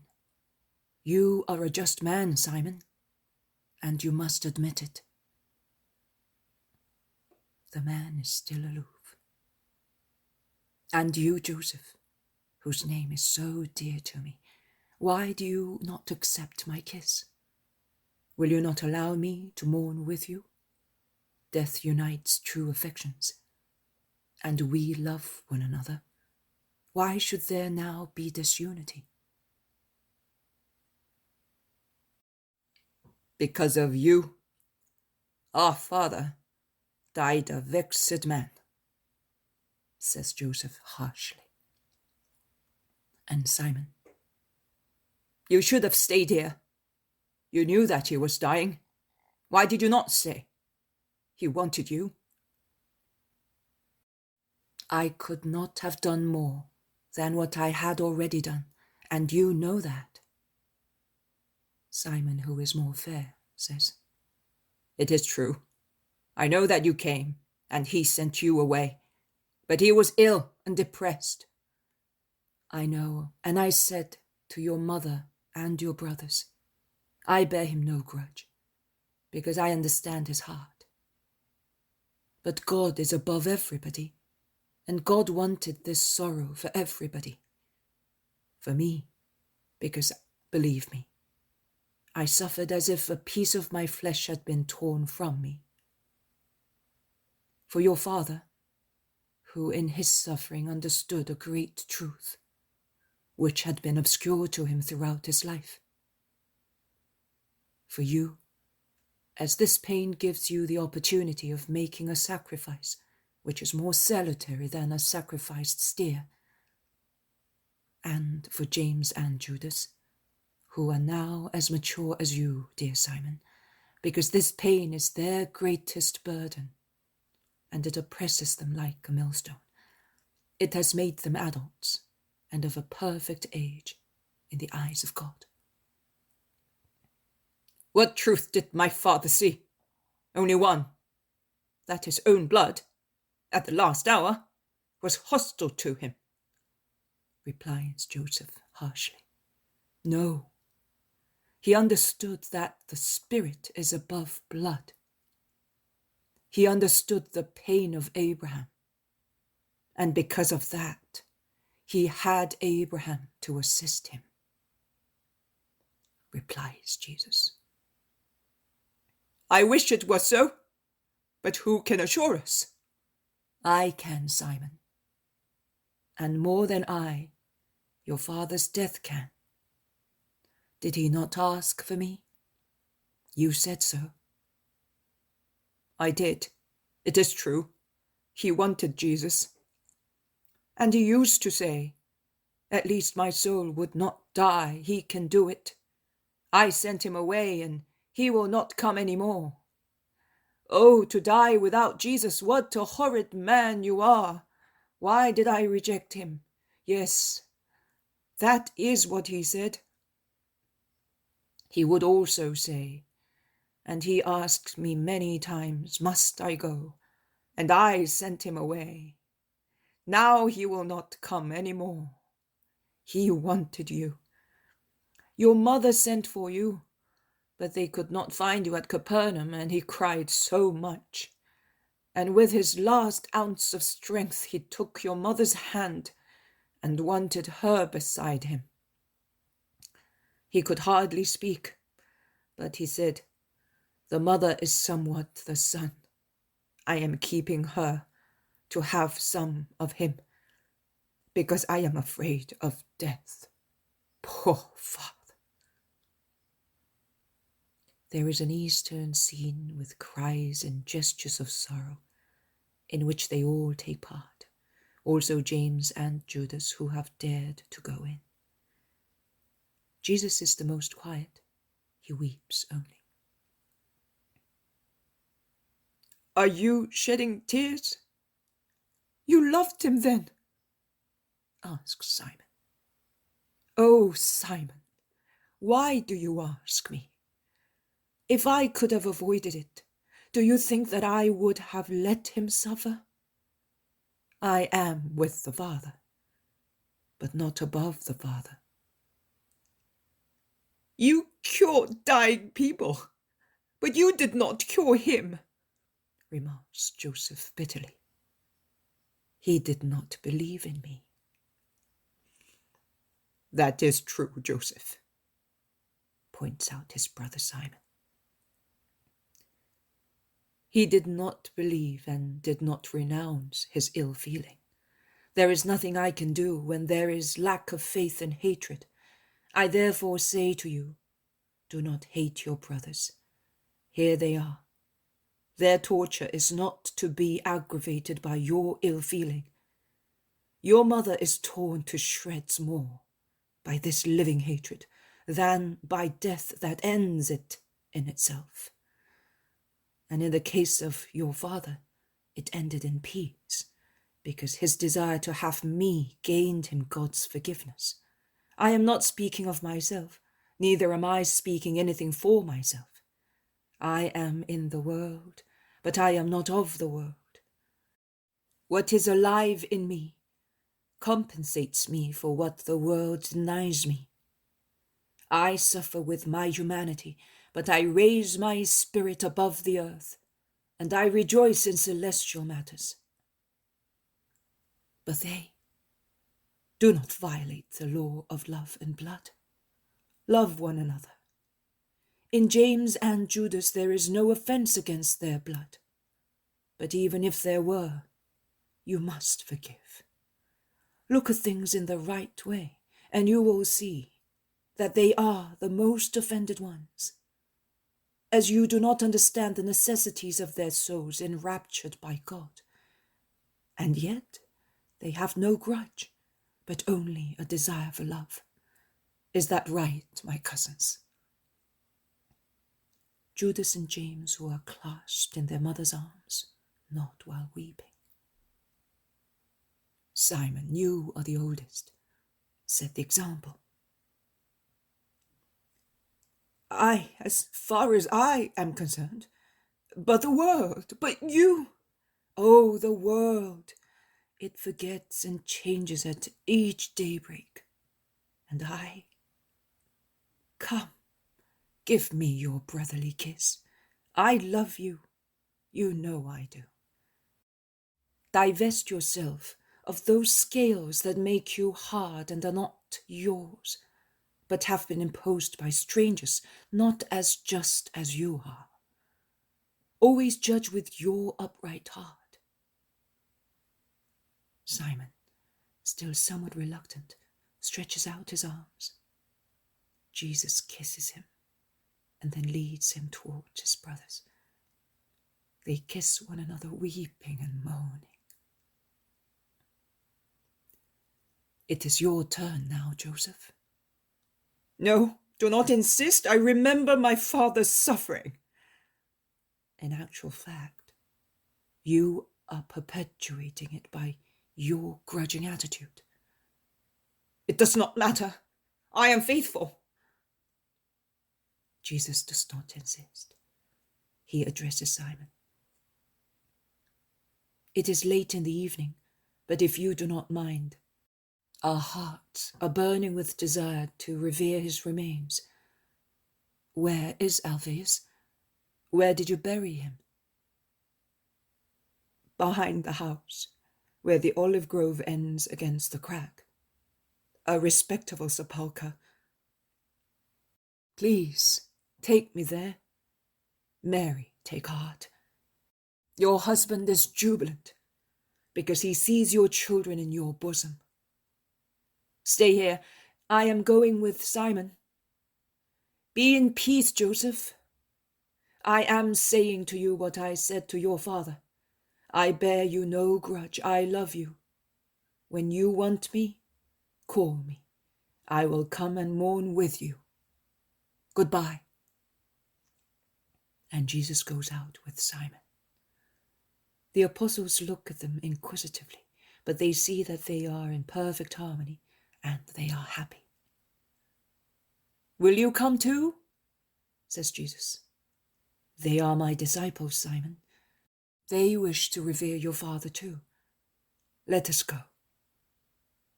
They walk through the olive grove, and it all ends.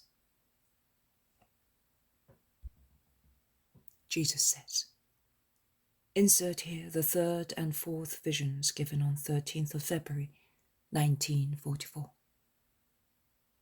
As you see, Simon, less obstinate, yielded to justice, if not completely, at least partially, with holy promptness. And after the meeting for Alphaeus' death, he did not become my disciple, never mind an apostle. As in your ignorance you called him about a year ago, but at least he was a non-hostile spectator. He was also the guardian of his mother and of mine, when they were to be escorted and defended from people's lampooning. But he was not so strong as to impose himself on those who called me insane, and was still so much a man as to be a little ashamed of me, and to worry about dangers to the whole family, because of my apostolate against sects. But he is already on the right way. On which way? After the sacrifice, he proceeded more and more steady until he professed his faith in me with his blood. Grace, at times, operates instantaneously, at times slowly, but it always operates where there is a will to be just. Go in peace, be in peace in your sorrows. The time preparatory to Easter is beginning, and you are to carry the cross for me. I bless you, Mary of Jesus' cross.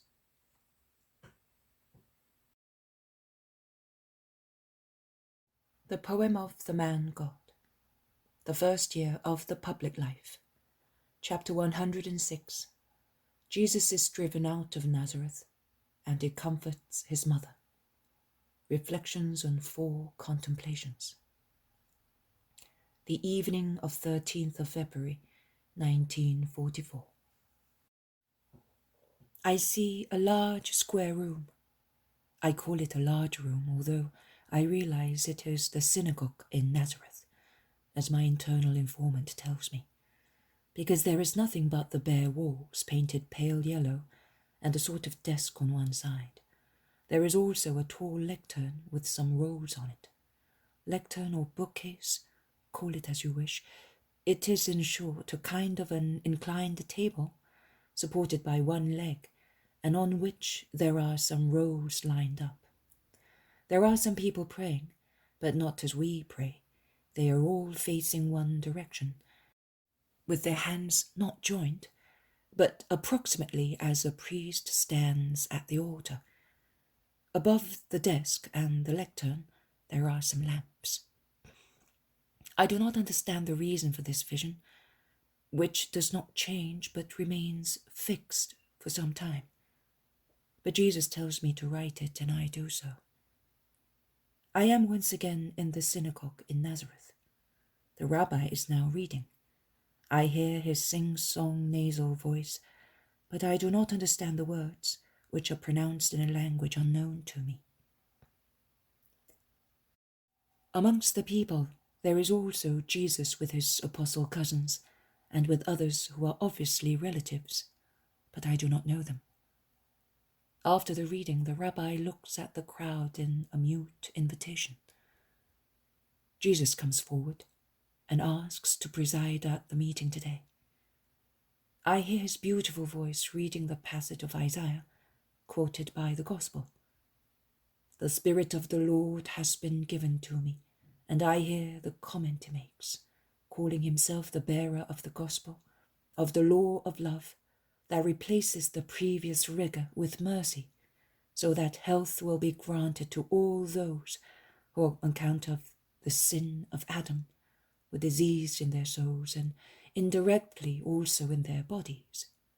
Because sin always gives rise to vice, and vice to bodily illness. Therefore, all those who are prisoners of the evil spirit will be freed. I have come to break their chains, to reopen the way to heaven, to give light to blind souls and hearing to deaf ones. The time of the grace of the Lord has come. The grace is amongst you and is speaking to you. The patriarchs desired to see this day, the existence of which was proclaimed by the Most High, and its time was foretold by the prophets, and informed by a supernatural inspiration. They already know that the dawn of this day has risen, and their entry to paradise is now close at hand, and they exult in their souls, saints who require only my blessing to be citizens of heaven. You see it? Come to the light which has risen. Divest yourselves of your passions to be agile in following Christ. Have a good will to believe, to improve yourselves, to desire health, and you will be given health. It is in my hands, but I only give it to those who have a good will to receive it, because it would be an offense to grace to give it to those who want to continue to serve Mammon. A murmur runs through the synagogue. Jesus looks round. He reads on faces and into hearts and goes on. Understand your thoughts. Because I am from Nazareth, you would like a privileged favor. But you want it not out of power of faith, but out of selfishness. So I solemnly tell you that no prophet is made welcome in his own country. Other countries have accepted me, and will accept me with greater faith. Also those whose names are a scandal for you.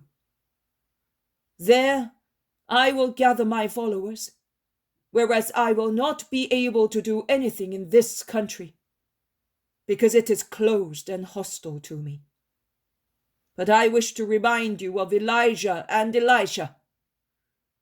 The former found faith in a Phoenician woman, the latter in a Syrian, and they were able to work a miracle for her and for him. The people dying of starvation in Israel and the lepers in Israel did not receive bread and cleanliness, because their hearts had not the goodwill, the fine pearl that the prophets could see. The same will happen also to you, who are hostile to and incredulous of the word of God. The crowds become enraged. They curse and endeavor to lay hands on Jesus. But the apostle cousins, Judas, James, and Simon, defend him, and the enraged Nazarenes then hustle Jesus out of the town.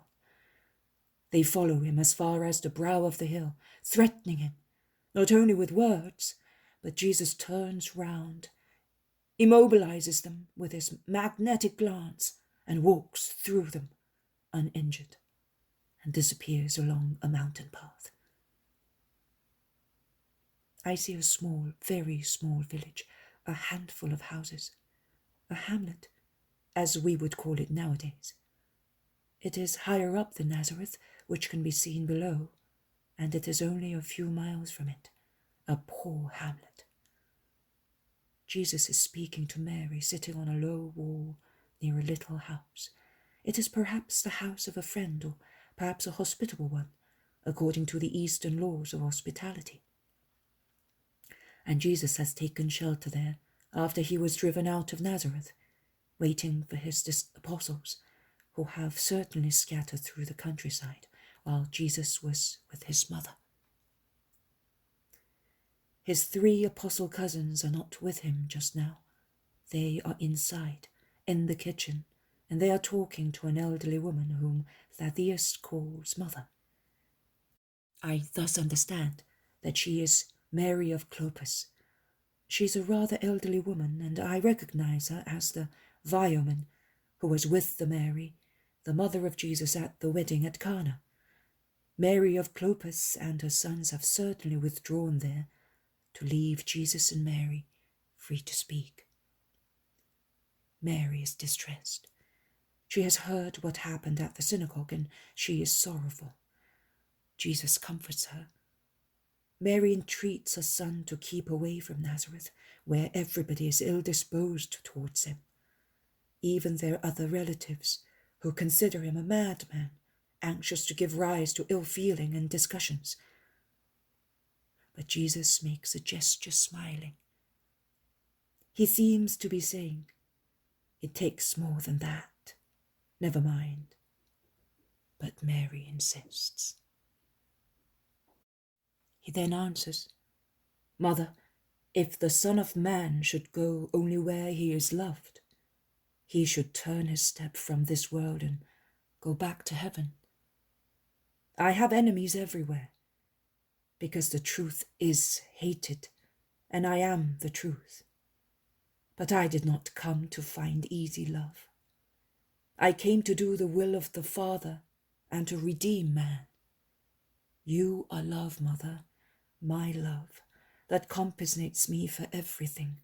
You and this little herd, which grows in numbers every day, with some little sheep that I snatch from the wolves of passions, and I lead to the fold of God.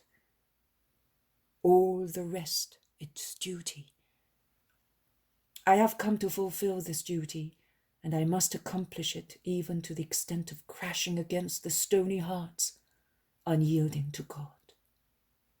Nay, only after I have fallen, wetting their hearts with blood, I will soften them, stamping on them my sign that will cancel the enemy's sign. Mother, I descended from heaven for that. I can only wish to accomplish that." "Oh, son, my son!" Mary's voice is heart-rending. Jesus caresses her. I notice that Mary is wearing on her head, besides a veil, also her mantle. She is more than ever veiled, like a priestess. "I shall be away for some time to make you happy. When I am nearby, I will send someone to inform you." "Send John. I seem to be seeing you, somehow, when I see John. Also, his mother is full of care for me and for you. It is true that she hopes to have privileged positions for her sons. She is a woman and a mother, Jesus. We must bear with her. She will speak also to you about it. But she is sincerely affectionate, and when she is freed from the humanity which ferments in her as in her sons, as in the others, as in everybody, my son, she will be great in her faith. It is painful that everybody should hope to receive worldly welfare from you, a welfare that, even if it is not human, is selfish. But sin is in them with its lust. The blessed hour, so much dreaded, although the love of God and of man makes me desire it, when you will cancel sin, has not yet come. Oh, that hour! How your mother's heart trembles because of that hour. What will they do to you, son? Son Redeemer, of whom the prophets predict such a martyrdom? Do not think about it, mother. God will help you at that hour. God will help me and you. And after there will be peace. I tell you once again, now go, because it is growing dark and you have a long way to go. I bless you.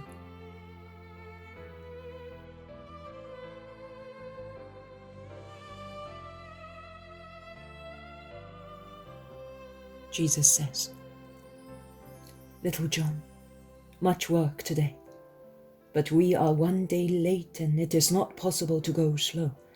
That is why I have given you strength today. I granted you the 4 contemplations to be able to speak to you of Mary's sorrows and mine in preparation for my passion. I should have spoken to you about them yesterday, Saturday, the day dedicated to my mother. But I had pity on you. Today we must make up the lost time after the sorrows which I have made known to you. Mary had also these, and I with her. My eyes had seen into the heart of Judas Iscariot. No one must think that the wisdom of God has not been able to understand that heart. But, as I told my mother, he was necessary. Woe to him for being the traitor, but a traitor was necessary. Deceitful, shrewd, greedy, lustful, dishonest, more intelligent and cultured than the masses. He had been able to impose himself on everybody. Daring as he was, he smootheth the way for me, also when the way was a difficult one. He was above all fond of standing out and showing his position of trust near me. He was not obliging out of instinctive charity, but only because he was one of those whom you would call a hustler. That enabled him also to look after the purse and approach women, 2 things which he loved without restraint, together with a third one, position amongst men. The pure, humble virgin, detached from earthly wealth, could but feel disgust for that serpent. I felt disgust too, and only I and the Father and the Spirit know what I had to overcome to be able to endure him at my side. But I will tell you later. Likewise, I was aware of the hostility of priests, Pharisees, scribes, and Sadducees. They were shrewd foxes who endeavored to drive me into their dens, to tear me to pieces. They were thirsty for my blood, and they tried to set traps for me everywhere to catch me, to bring accusations against me and get rid of me. Their intrigue lasted 3 long years, and it was appeased only when they learned that I was dead. They slept happily that night. The voice of the accuser had been silenced forever. That is what they thought. No, it was not yet dead. It will never be, and it thunders and curses those who nowadays are like him. How much pain my mother suffered through their fault, and I cannot forget that pain. That the crowd was inconstant was nothing new. It is the beast that licks the hand of the tamer if it is armed with a whip or offers a piece of meat to satisfy its hunger. But if the tamer falls and can no longer make use of the lash, or if he has no more food for its hunger, then it rushes at him and tears him to pieces. It is sufficient to tell the truth and to be good, to be hated by the crowd after the first moment of enthusiasm. The truth is a reproach and a warning. Goodness deprives one of the lash and causes those who are not good to be no longer afraid. Thus, crucify him after shouting, Hosanna! My life as a master is overwhelmed by these two voices. And the last one was crucify him. The Hosanna is like the deep breath taken by a singer before high notes. Mary, on Good Friday evening, heard once again within herself all the false hosannas which had turned into shouts for the death of her creature, and she was pierced by them. I will not forget that either. The humanity of the apostles, how much of it I was carrying in my arms to lift them up into heaven, stones which weighed down towards the earth. Even those who did not contemplate the possibility of becoming ministers of an earthly king, as Judas Iscariot did, those who did not think of coming to the throne in my place, if need be, as he did, were still eager for glory. The day came when also my John and his brother craved for that glory that dazzles you like a mirage, also in celestial matters. It is not the holy longing for paradise that I want you to have, but it is a human desire that your holiness may be known. Not only, but it is like the greediness of a money changer, of a usurer, whereby, in exchange for a little love given to him, to whom I told you that you must give yourselves entirely, you claim a place at his right-hand side in heaven. No, my children, no. Before you must be able to drink all the chalice that I drank, all of it, with its charity given in return for hatred, its chastity against the allurements of sensuality, with its heroism in trials, with its holocaust for the love of God and one's brothers. Then, when you have fulfilled your duty completely, you must still say, we are useless servants, and wait for my Father and yours to grant you, out of his goodness, a place in his kingdom. You must strip yourselves as you saw me stripped in the praetorium of everything that is human, keeping only the indispensable, which is respect towards the gift of God, that is life, and towards your brothers, to whom we may be more useful from heaven than on the earth, and leaving to God to clothe you with the immortal stone, made immaculate in the blood of the Lamb. I have shown you the sorrows preparatory to my passion. I shall show you more. Although they are sorrows, your soul rested contemplating them, That is enough now. Be in peace.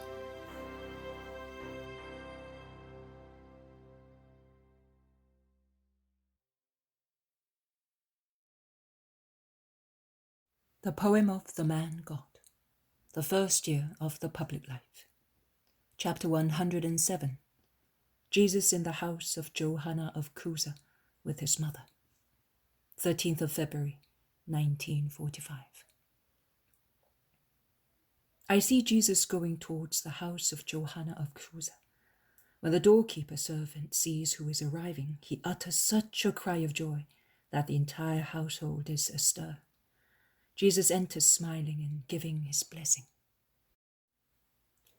Johanna rushes from the garden full of flowers to throw herself at Jesus' feet and kiss them.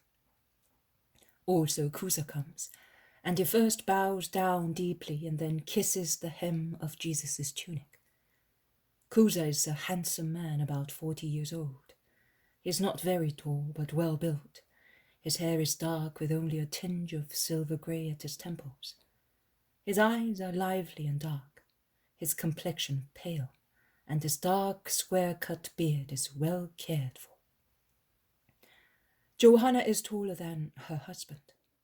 The only trace of her recent illness is her remarkable slenderness, which, however, is less gaunt than before. She looks like a thin, supple palm tree, crowned with her beautiful head, with deep black, most sweet eyes. She has a thick shock of raven black hair, charmingly arranged. Her smooth, large forehead looks even whiter under such genuine blackness, and a well-shaped little mouth stands out with its healthy red lips between soft pale cheeks, which are like petals of scarlet camellias. She is a beautiful woman, the one who gives the purse to Longinus on Calvary. Then she was weeping, distressed and completely covered by her veil. Now she is smiling and bareheaded, but it is she. To what do I owe the joy of having you as my guest? Asks Chuza. To my need of stopping to await my mother. I am coming from Nazareth, and I have to make my mother come with me for some time. I will go to Capernaum with her. Why not here with me? I am not worthy, but, says Johanna. You are well worthy, but my mother is with her sister-in-law, whose husband died a few days ago. The house is large enough to receive more than one guest, and you have given me such joy that no part of it is precluded from you. Give your orders, Lord, since you turned away death from this abode, and you have given it back its gracefully blooming rose, says Chuza, supporting his wife, of whom he must be very fond. I understand that from the way he looks at her. I do not give orders. I accept. My mother is tired and has suffered very recently. She's worried about me, and I wish to show her that there are people who love me. Well, bring her here then. I will love her as a daughter and a maid, exclaims Johanna. Jesus consents. Chuza goes out to give the necessary orders at once, and while the vision splits in two, leaving Jesus in the wonderful garden, intent on speaking to Chuza and his wife, I follow and see the arrival of the comfortable, speedy wagon in which Jonathan has gone to Nazareth to bring Mary. The town, of course, is in some confusion over the matter, and when Mary and her sister-in-law, revered as two queens by Jonathan, climb into the wagon, after giving the key of the house to Alphaeus of Sarah, the fuss increases. The wagon leaves, while Alphaeus takes his revenge over the rough handling of Jesus in the synagogue by saying, "Samaritans are better than we are. You have seen how a man of Herod's reveres his mother, whilst I am ashamed of being a Nazarene." There is an uproar between the two parties.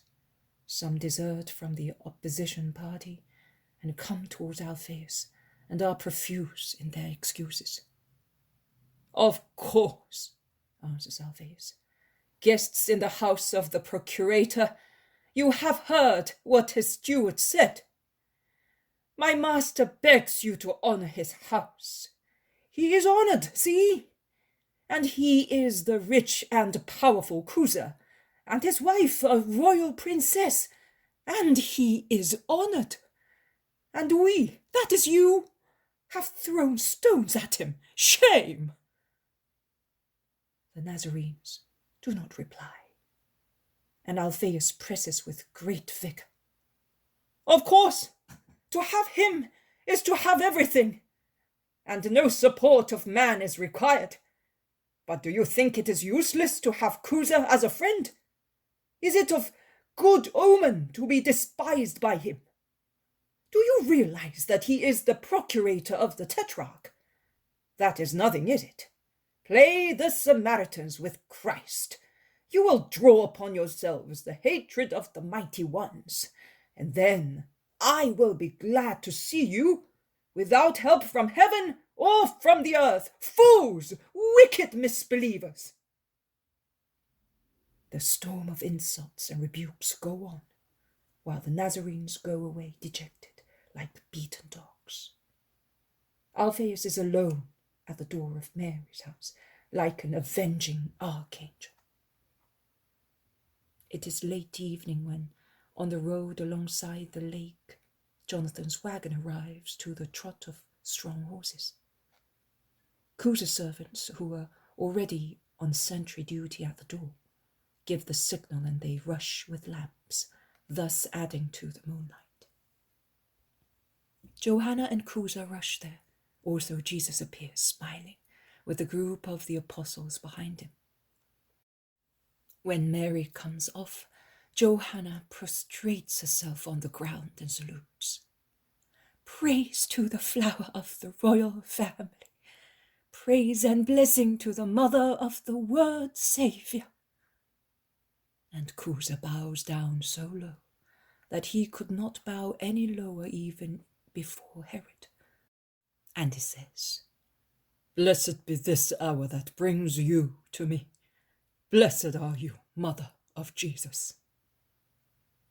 Mary kindly replies, and humbly, "Blessed be our Saviour, and blessed be the good people who love my Son." They all enter the house, received with deep effusion of respect. Johanna is holding Mary's hand and smiles at her, saying, "You will allow me to serve you, will you not?" "Not me, but him.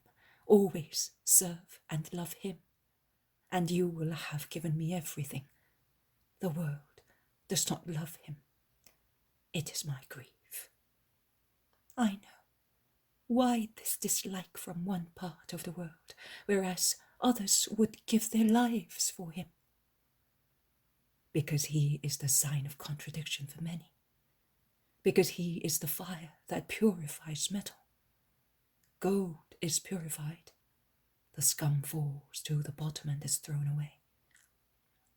I was told since he was a little child, and day by day the prophecy is fulfilled." "Do not cry, Mary. We will love and defend him," comforts Johanna. But Mary continues her silent weeping, which only Johanna can see in the semi-dark corner where they are sitting. It all ends.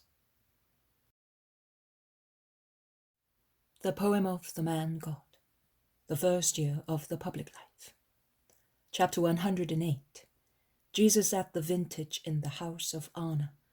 Miracle of a paralytic child. 14th of February, 1945. The whole country of Galilee is busy in the joyful vintage work. Men, climbing up high ladders, pick the grapes from pergolas and vines. Women, their heads laden with baskets, take the golden and ruby grapes to where the crushers are waiting. Songs, bursts of laughter, jokes are exchanged from hillock to hillock and from garden to garden. The smell of must is everywhere. Bees are humming and seem intoxicated. So fast do they fly about and dance from the remaining vine shoots, still laden with grapes, to the baskets and vats, where the grapes sought by them get lost in the thick juice of the must. Children, their faces painted with juice-like forms, scream like swallows, running on the grass, in the yards and in the streets. Jesus is going to a town not far from the lake. It is a town on the plain. It looks like a wide riverbed between two remote mountain ranges stretching northwards. The plain is well irrigated because a river, I think it is the Jordan, flows across it. Jesus is going along the main road and is cheered by many, shouting, "Rabbi, Rabbi!" Jesus passes by and blesses. Before the town there is a rich estate, at the entrance to which there is an elderly couple waiting for the master. "Come in. When they finish working, they will all gather here to hear you." "How much joy you bring us! It spreads from you as the lymph spreads through the shoots and becomes a joyful wine for our hearts." "Is that your mother?" asks the landlord. "Yes, she is. I brought her here to you because she also is now in the group of my disciples, the last to be received, the first in faithfulness. She is the apostle. She preached me even before I was born. Mother, come." One day, it was in the first times when I was evangelizing, this mother did not make me miss you. So kind she was to your tired son.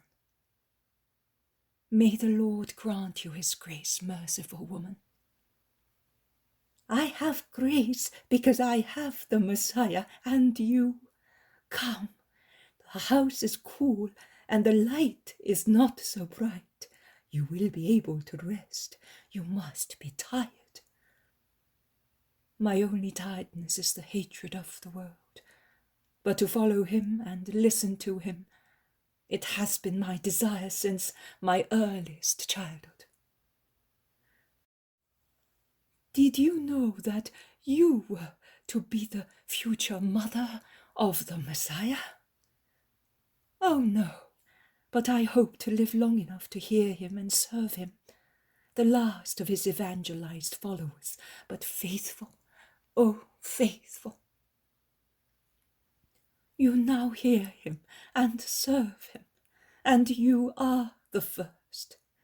I am a mother too, and I have wise children. When I hear them speak, my heart leaps with pride. And what do you feel hearing him? A gentle ecstasy. I sink into my nothingness, and goodness, which is he himself, lifts me up with him. I then see in a simple glance the eternal truth, and it becomes the blood and flesh of my spirit. Blessed be your heart. It is pure, and that is why it can understand the world. We are hard because we are full of faults. I would like to give my heart to everybody for that love might enlighten you to understand. Because, believe me, it is love, and I am the mother, and therefore love is natural in me. It is love that makes all undertakings easy. The two women go on speaking, the old one near the ever so young mother of my Lord, while Jesus talks to the landlord near the vats, into which the teams of vintagers pour the grapes.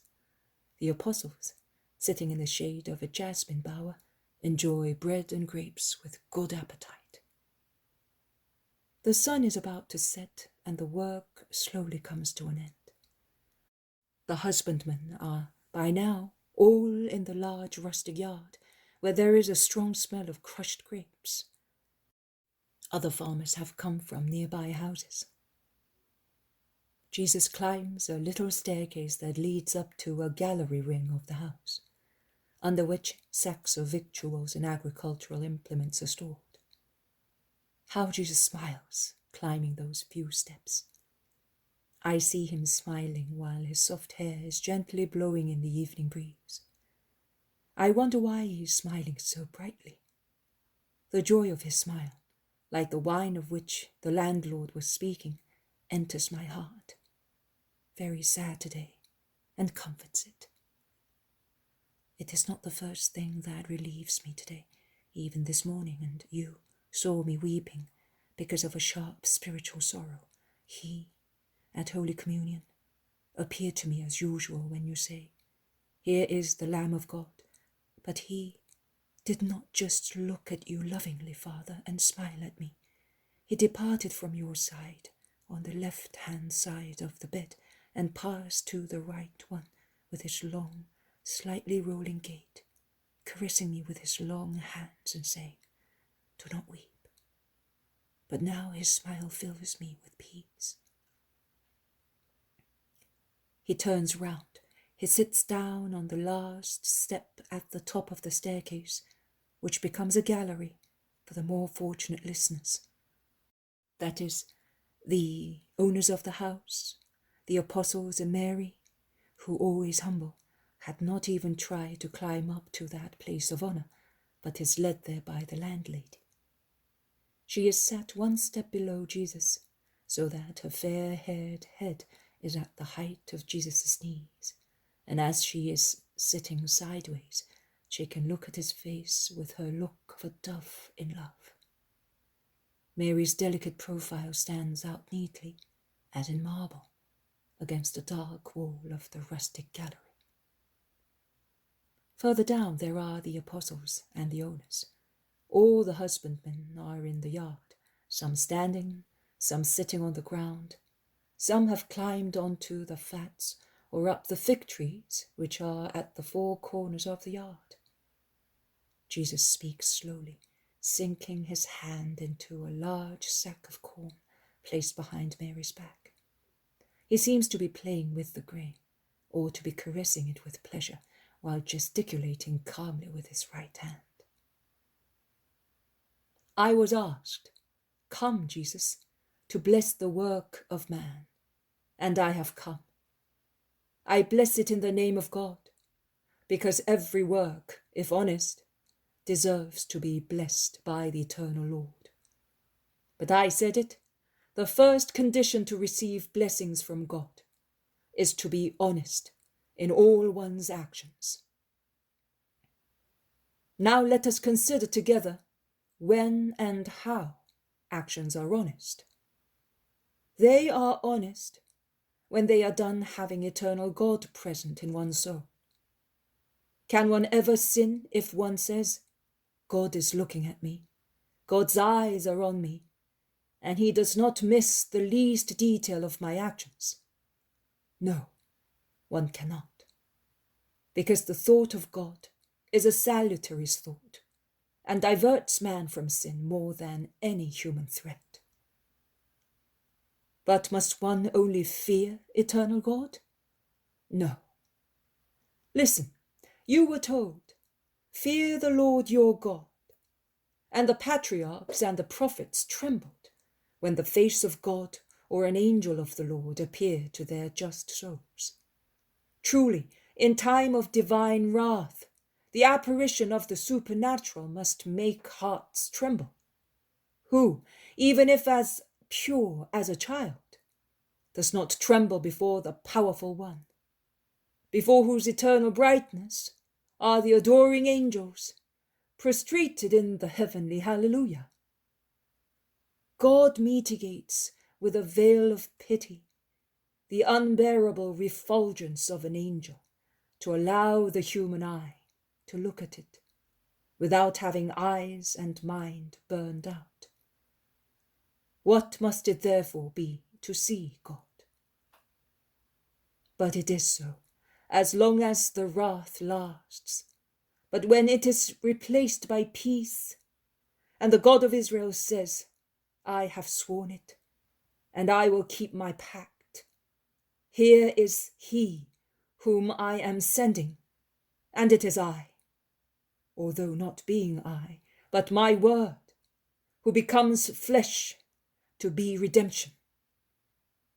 Then love must take the place of fear, and nothing but love is to be given to eternal God joyfully, because the time of peace has come for the earth and between God and man. When the first spring winds spread the pollen of the vine flowers, the farmer must still be watchful, because many injuries may be caused to the fruit by inclement weather and insects. But when the happy day of vintage comes, then all fears cease, and hearts rejoice in the certainty of the harvest. The shoot of the stock of Jesse has sprung, pre-announced by the prophets.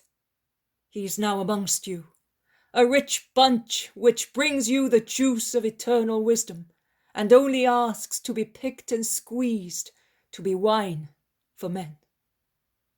A wine of endless delight for those who will feed on him. But woe to those who, having had this wine within reach, will reject it. And 3 times woe to those who, after feeding on it, will reject it or mix it within themselves with the food of mammon. And now I am going back to the first idea, the first condition to have God's blessing, both in spiritual and human deeds, is honesty of intentions. He is honest who says, I abide by the law, not to be praised by men, but out of loyalty to God. He is honest who says, I follow Christ not because of the miracles he works, but for the advice of eternal life he gives me.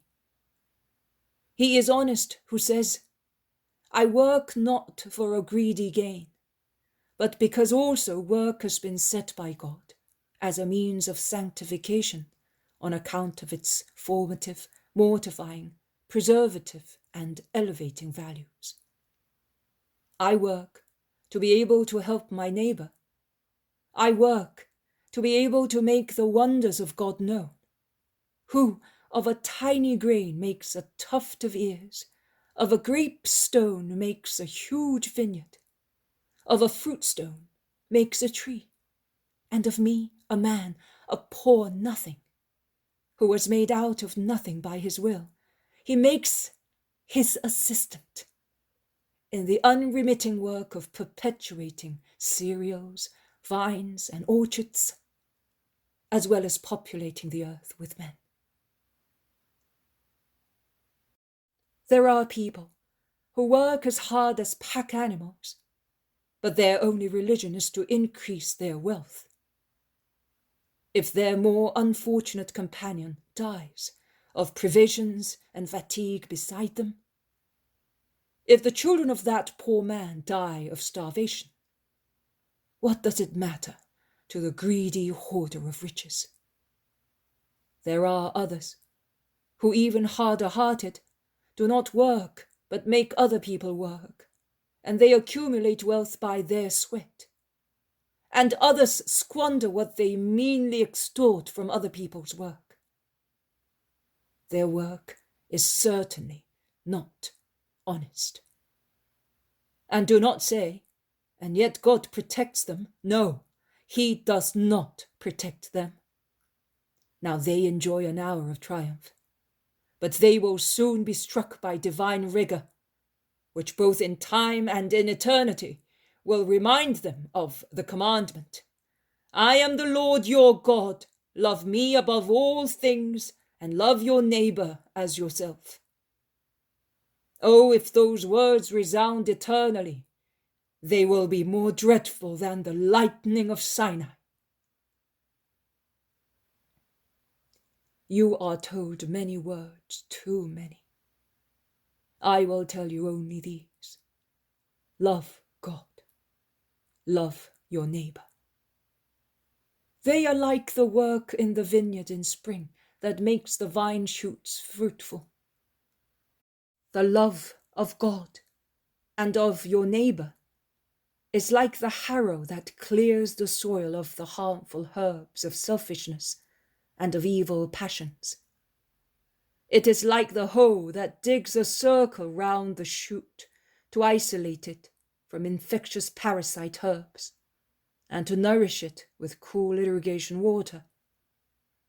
It is like the shears that remove what is superfluous and confine the strength, directing it to where it will bear fruit. It is a tie that fastens and supports with a robust pole. Finally, it is the sun that ripens the fruit of good will and makes them fruits of eternal life.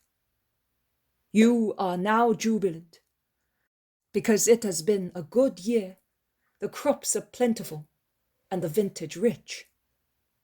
But I solemnly tell you that this joy of yours is less than a tiny grain of sand as compared to the immeasurable jubilation that will be yours when the eternal Father will say to you, "Come, my fruitful shoots grafted into the true vine.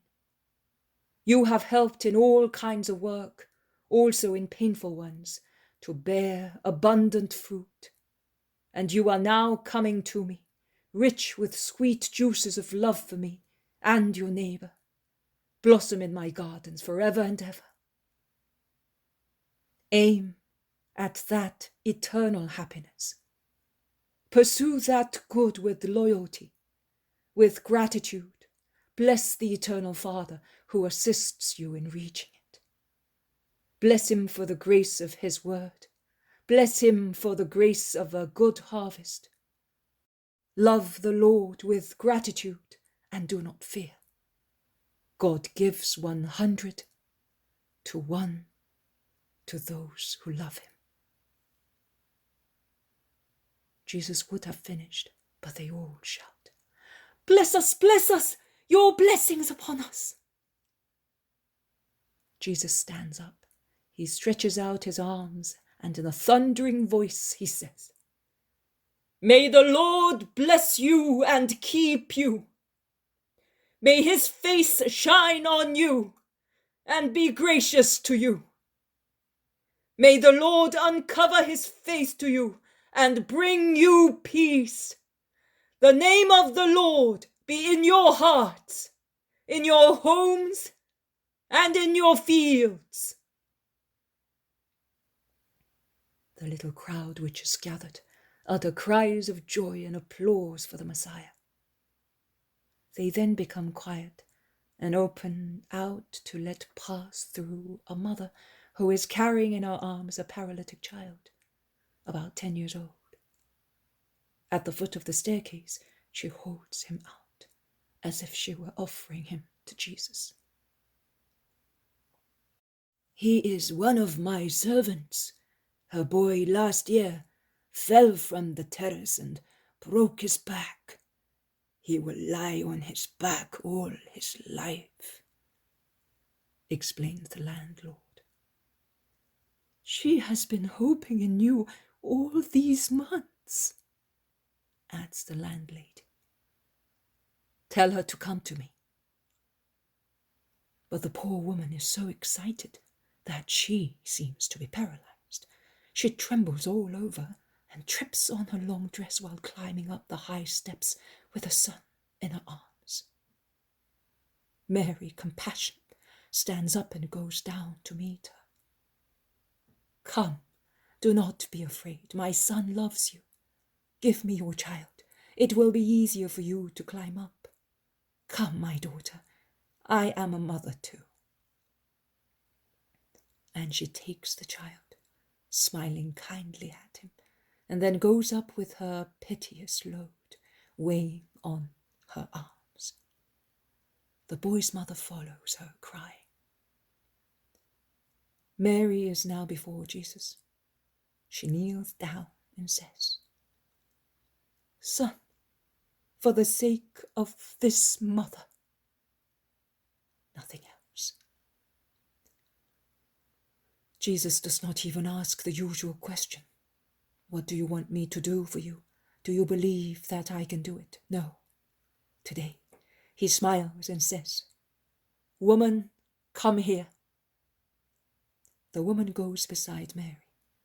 She lays his hand on her head and says only, "Be happy." And he has not yet finished saying the words when the boy, who so far had been lying heavily on Mary's arms, with his legs hanging loose, sits up all of a sudden, and with a cry of joy, "Mummy!" he runs to take refuge in his mother's laps. The shouts of Hosanna seem to be penetrating the sky, now all red at sunset. The woman, clasping her son to heart, does not know what to say, and she asks, "What must I do to tell you that I am happy?" And Jesus caressing her once again. "You must be good and love God and your neighbor, and bring your son up in this love." But the woman is not yet content. She would like to, and at last she asks, "A kiss of yours and of your mother's to my child." Jesus bends down and kisses him, and Mary does likewise. And while the woman is going away, happy, surrounded by cheering friends, Jesus explains to the landlord, "Nothing else was needed. He was in my mother's arms. Even without any word, I would have cured him, because she is happy when she can relieve distress, and I want to make her happy." And Jesus and Mary exchange one of those glances that only one who has seen them can understand. So deeply meaningful are they. Footnote number 1. It is to be remembered that Maria Valtorta often addresses her spiritual father in the poem. The poem of the man God, the first year of the public life. Chapter 109. Jesus at Doris's house, death of Jonah. 15th of February, 1945. I see once again the plain of Esrelden by day. A cloudy late November day. It must have rained during the night, one of the first rains of the dreary winter months, because the earth is damp but not muddy. And it is windy, a damp wind that blows away the yellow leaves and pierces one's bones with its breath saturated with moisture. In the fields, there are a few yokes of oxen ploughing. They laboriously turn the rich, heavy soil of this fertile plain, preparing it for seed time. And what upsets me is to see that in some places it is the men themselves that work as oxen, pushing the ploughshare with all the strength of their arms, and even with their chests, pressing their feet in the soil already turned, toiling like slaves in this work, which is very hard also for robust bulls. Also, Jesus looks and notices, and his face turns so sad as to weep. The disciples, only 11 because Judas is still absent, and the shepherds are no longer here, speak among themselves, and Peter says, "Also a boat is small, poor, and laborious, but it is 100 times better than this pack animal job." He then asks, "Are they perhaps Doris's servants?" Simon Zealot replies, "I don't think so. His fields are beyond that orchard, I think, and we can't see them yet." But Peter, always curious, leaves the road and walks along a hedge between two fields. 4 thin peasants, wet with perspiration, have sat down for a moment, on its borders. They are panting with fatigue. Peter asks them, "Are you Doris's men?" No, but we belong to his relative, to Johanan. And who are you? "I am Simon of Jonas, a fisherman of Galilee, until the moon of Siv. Now I am Peter of Jesus of Nazareth, the Messiah of the gospel." Peter says so with the respect and glory with which one would say, "I belong to the high divine Caesar of Rome," and much more too. His honest face is shining with joy in professing himself of Jesus. "Oh, the Messiah! Where is he?" asks the 4 unhappy men. "That one over there, the tall, fair-headed one, clad in dark red. The one who is now looking here and is smiling, waiting for me." "Oh, if we went there, would he send us away?" "Send you away? Why? He is the friend of the unhappy, the poor, the oppressed, and I think that yes, you are just them." "Oh, we are indeed. But not like Doris's men. At least we have as much bread as we want, and we are not lashed unless we stop working, but—" "So that if the fine Master Johanan should find you are here talking, he would lash us more than we would lash his dogs." Peter whistles significantly. He then says, "Well, it is better if we do this." And cupping his hands to his mouth, he calls out loud, "Master, come here! There are some hearts that are suffering, and they want you." "But what are you saying? Him to come here? But we are ignoble servants." The 4 men are terrified at such boldness. "But lashes are not pleasant, and if that fine Pharisee should turn up, I would not like to have a share myself," Peter says, laughing, and with his big hand he shakes the most terrified of the 4 men. Jesus with his long stride is about to arrive. The 4 men do not know what to do. They would like to run and meet him, but they are paralyzed with respect. Poor beings, completely frightened by human wickedness.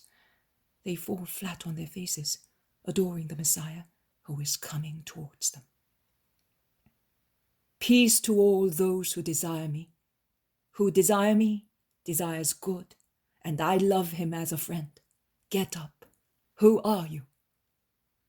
But the 4 just lift their faces off the ground and remain kneeling and quiet. Peter explains. "They are 4 servants of the Pharisee Johanan, a relative of Doris. They would like to speak to you, but if he comes, there will be a volley of blows. That is why I said to you, come, get up, boys. He will not eat you. Have faith. Just think that he's a friend of yours." We know about you. Jonah told us." "I have come for him. I know that he announced me. What do you know of me?" "That you are the Messiah, that he saw you a baby, that the angels sang peace to good people with your coming, that you were persecuted, that you were saved, and that now you have been looking for your shepherds, and you love them. These last things he told us now. And we thought, if he is so good as to look for some shepherds and love them, he would certainly be also a little fond of us. We need so much someone who may love us. I love you. Do you suffer much?" "Oh, but Doris's men even more. If Johanan found us talking here, but today he's at Gergesa. He has not yet come back from the Feast of the Tabernacles, but his steward this evening will give us food after measuring the work that we have done. But it does not matter. We will not rest for our meal at the 6th hour, and we will make up for this time." Tell me, man, would I be able to work that implement? Is it a difficult task? Asks Peter. No, it's not difficult, but it is hard work. It takes a lot of strength. I have that. Show me. If I succeed, you can talk, and I will play the ox. You, John, Andrew, and James, come to the lesson. We will abandon fish for the worms of the soil. Come on. Peter lays his hands on the crossbar of the beam. There are 2 men at each plough, 1 on each side of the long beam. He looks and imitates all the gestures of the peasant. Strong as he is and rested, he works well, and the man praises him. I am a master in ploughing happily, exclaims good Peter. Come on, John, come here. An ox and a bull calf at each plough. James and that mute calf of my brother at the other end. Right, heave away. And the 2 ploughs proceed side by side, turning the soil and cutting furrows in the long field, at the end of which they turn round and cut a fresh furrow. They seem to have worked as farmers all their lives. How good your friends are, says the boldest of Johannan's servants. Did you make them such? I have guided their goodness, as you do with the pruner's shears. Goodness was already in them. It now blossoms well because there is who takes care of it. They are all so humble. They are your friends, and yet they are serving us poor servants like that. Only those who love humility, meekness, continence, honesty, and love above all, can stay with me. Because who loves God and his neighbor possesses all consequence, all virtues, and gains heaven. Shall we be able to gain it too, we, who have no time to pray, to go to the temple, not even to raise our heads off the furrows? Tell me, do you hate him who deals with you so hard? Is there in you rebellion and reproach to God for putting you amongst the lowest of the earth? Oh, Master, no. It is our fate. But when tired we throw ourselves on our pallet, we say, well, the God of Abraham knows that we are so exhausted that we are not able to say more than, blessed be the Lord. And we also say, also today we have lived without sinning. You know, we could also cheat a bit and eat the fruit with our bread, or pour some oil onto the boiled vegetables. But the Master said, bread and vegetables are sufficient for the servants, and at harvest time a little vinegar in the water to quench their thirst and give them strength. And we do that. After all, we could be worse off. And I solemnly tell you that the God of Abraham smiles at your hearts, whilst he turns a severe face towards those who insult him in the temple with false prayers, while they do not love their fellows. Oh, but they love people like themselves.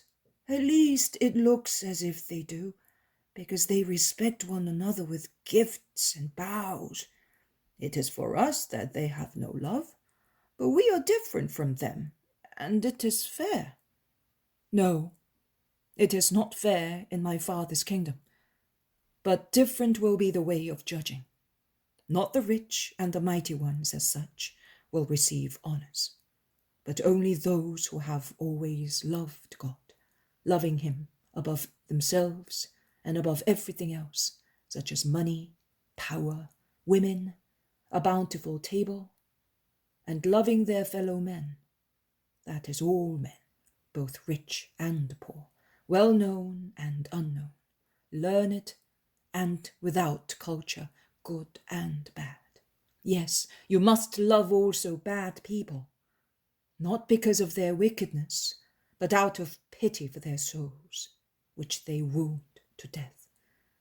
It is necessary to love them, imploring the Celestial Father to cure them and redeem them.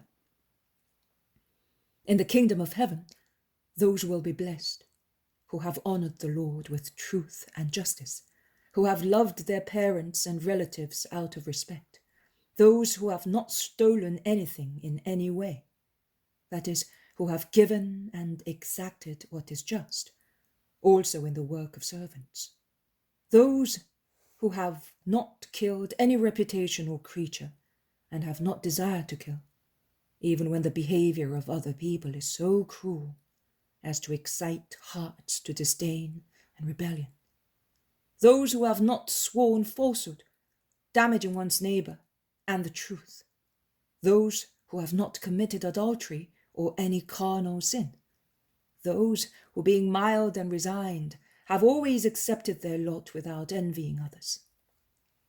Of those is the kingdom of heaven, and also a beggar can be happy king up there, whereas a tetrarch, with all his power, will be less than nothing, nay, more than nothing. He will be a prey to mammon, if he has sinned against the eternal laws of the Decalogue. The men listened to him, gaping. Near Jesus there are Bartholomew, Matthew, Simon, Philip, Thomas, James and Judas of Alphaeus. The other four continue working, red in their faces and hot, but cheerful. Peter is quite enough to keep them all merry. Oh, how right Jonah was in calling you holy. Everything is holy in you. Your words, your look, your smile. We have never felt our souls thus. Have you not seen Jonah for a long time? Since he has been ill. Ill? Yes, master. He cannot stand it any more. He was already dragging himself long before, but after the summer work and the vintage, he is unable to stand up, and yet that makes him work. Oh, you say that we must love everybody, but it is difficult to love hyenas, and Doris is worse than a hyena. Jonah loves him. Yes, master, and I say that he is a saint like those who have been martyred because of their loyalty to our Lord God. You have spoken the truth. What is your name? Micah, and this is Saul, and this is Joel, and this is Isaiah. I'll mention your names to the Father.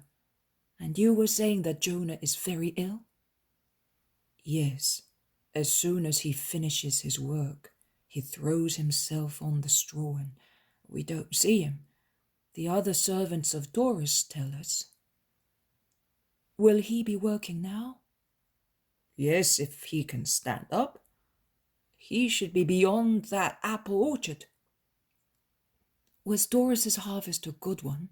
Yes, it was famous all over the area. The plants had to be propped up owing to the miraculous size of the fruit, and Doris had to have new vats made because they were so many grapes that the usual ones could not contain them. Doris must have rewarded his servants. Rewarded? Oh, Lord, how little you know of him. But Jonah told me that years ago, Doris thrashed him to death for the loss of a few bunches, and that he became a slave through debt, because his master blamed him for the loss of a few crops. Since this year he had a miraculous abundance, he should have given him a prize. No, he lashed him savagely, accusing him of not having the same abundance in past years, because he had not taken due care of the land. But that man is a beast, exclaims Matthew. No, he is soulless, says Jesus. I leave you, my sons, with a blessing. Have you bread and food for today? We have this bread. And they show him a dark loaf which they take out of a sack lying on the ground. Take my food. I have but this, but I am staying at Doris's today, and... You at Doris's house? Yes, to ransom Jonah. Did you not know? No one knows anything here, but distrust him, master. You are like a lamb in the wolf's den. He will not be able to do me any harm. Take my food. James, give them what we have, also your wine. You must rejoice a little too, my poor friends, both your souls and your bodies. Peter, let us go. I'm coming, master. There is only this furrow to cut. And he runs to Jesus, his face drawn with fatigue. He dries himself with the mantle he has taken off. He puts it on again, and he laughs happily. The 4 men cannot thank them enough. Will you pass by here again, master? Yes, wait for me.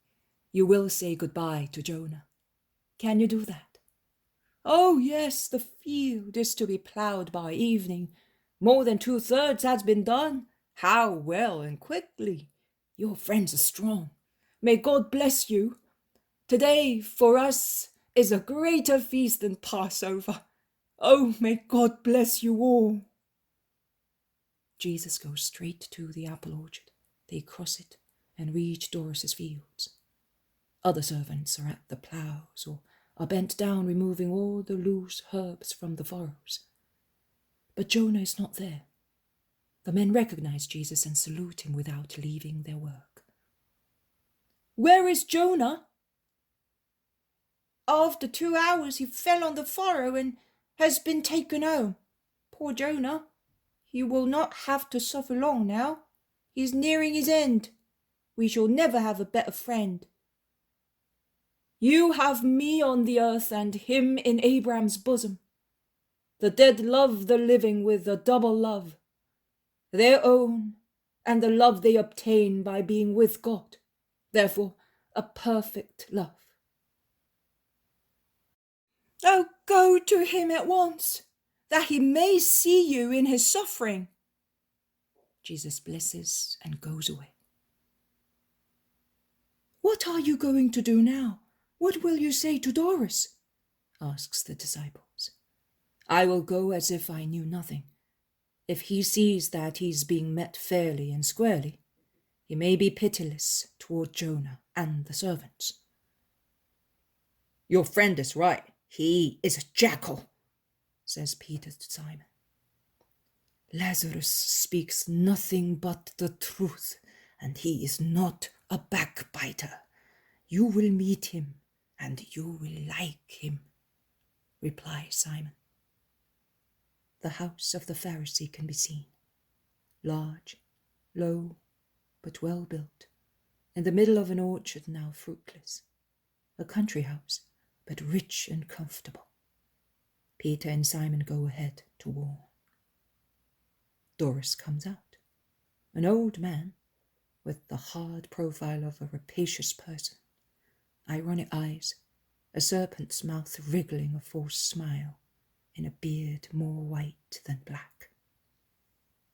Hail, Jesus, he greets informally and with obvious condescension. Jesus does not say, peace, he replies. May your salutation return to you. Come in. My house receives you. You have been as punctual as a king. As an honest person, replies Jesus. Doris laughs as if it was a joke. Jesus turns round and says to his disciples, who had not been invited, come in. They are my friends. Let them come in. But isn't that one the exciseman, the son of Alphaeus?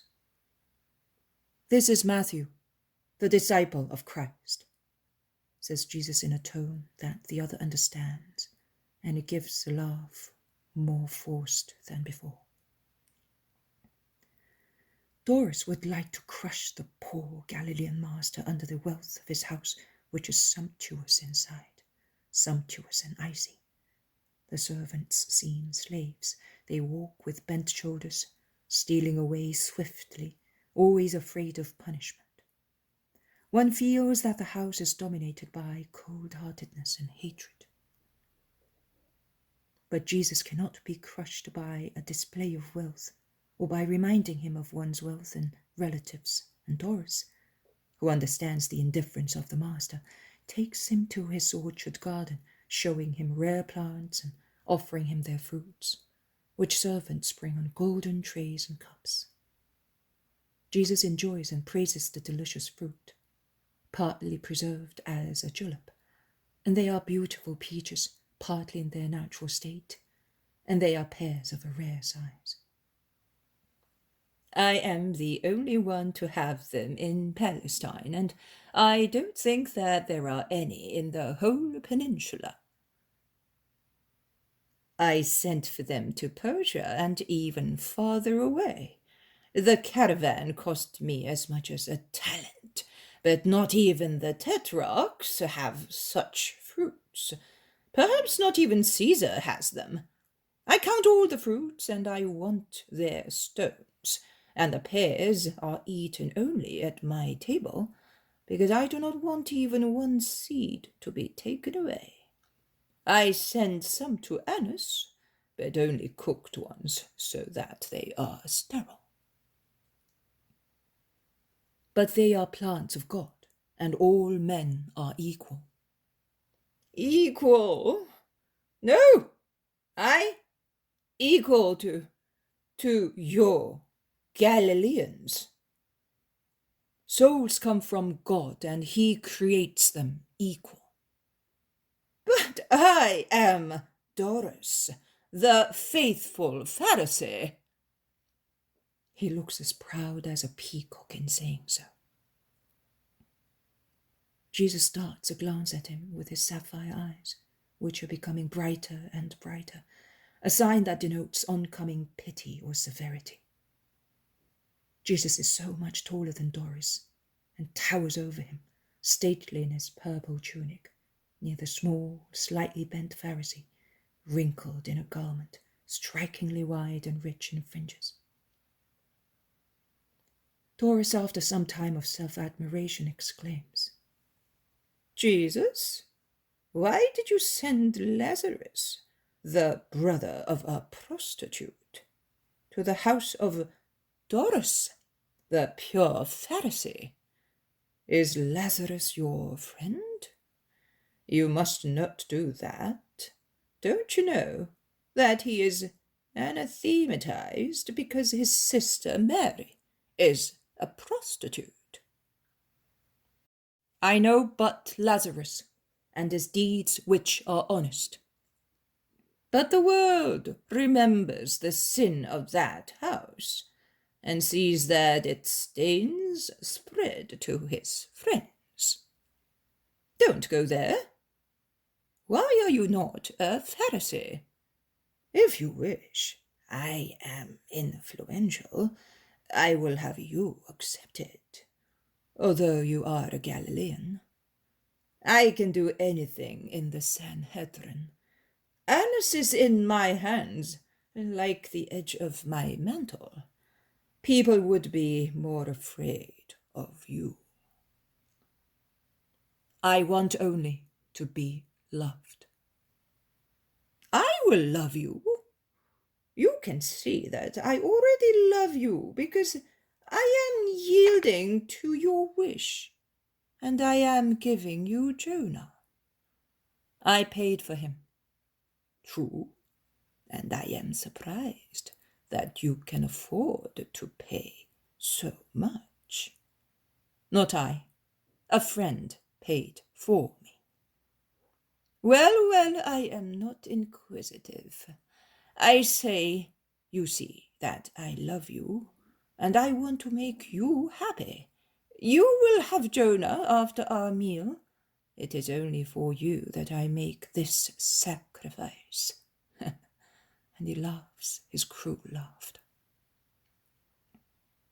Jesus darts a more and more severe glance at him, his arms folded on his chest.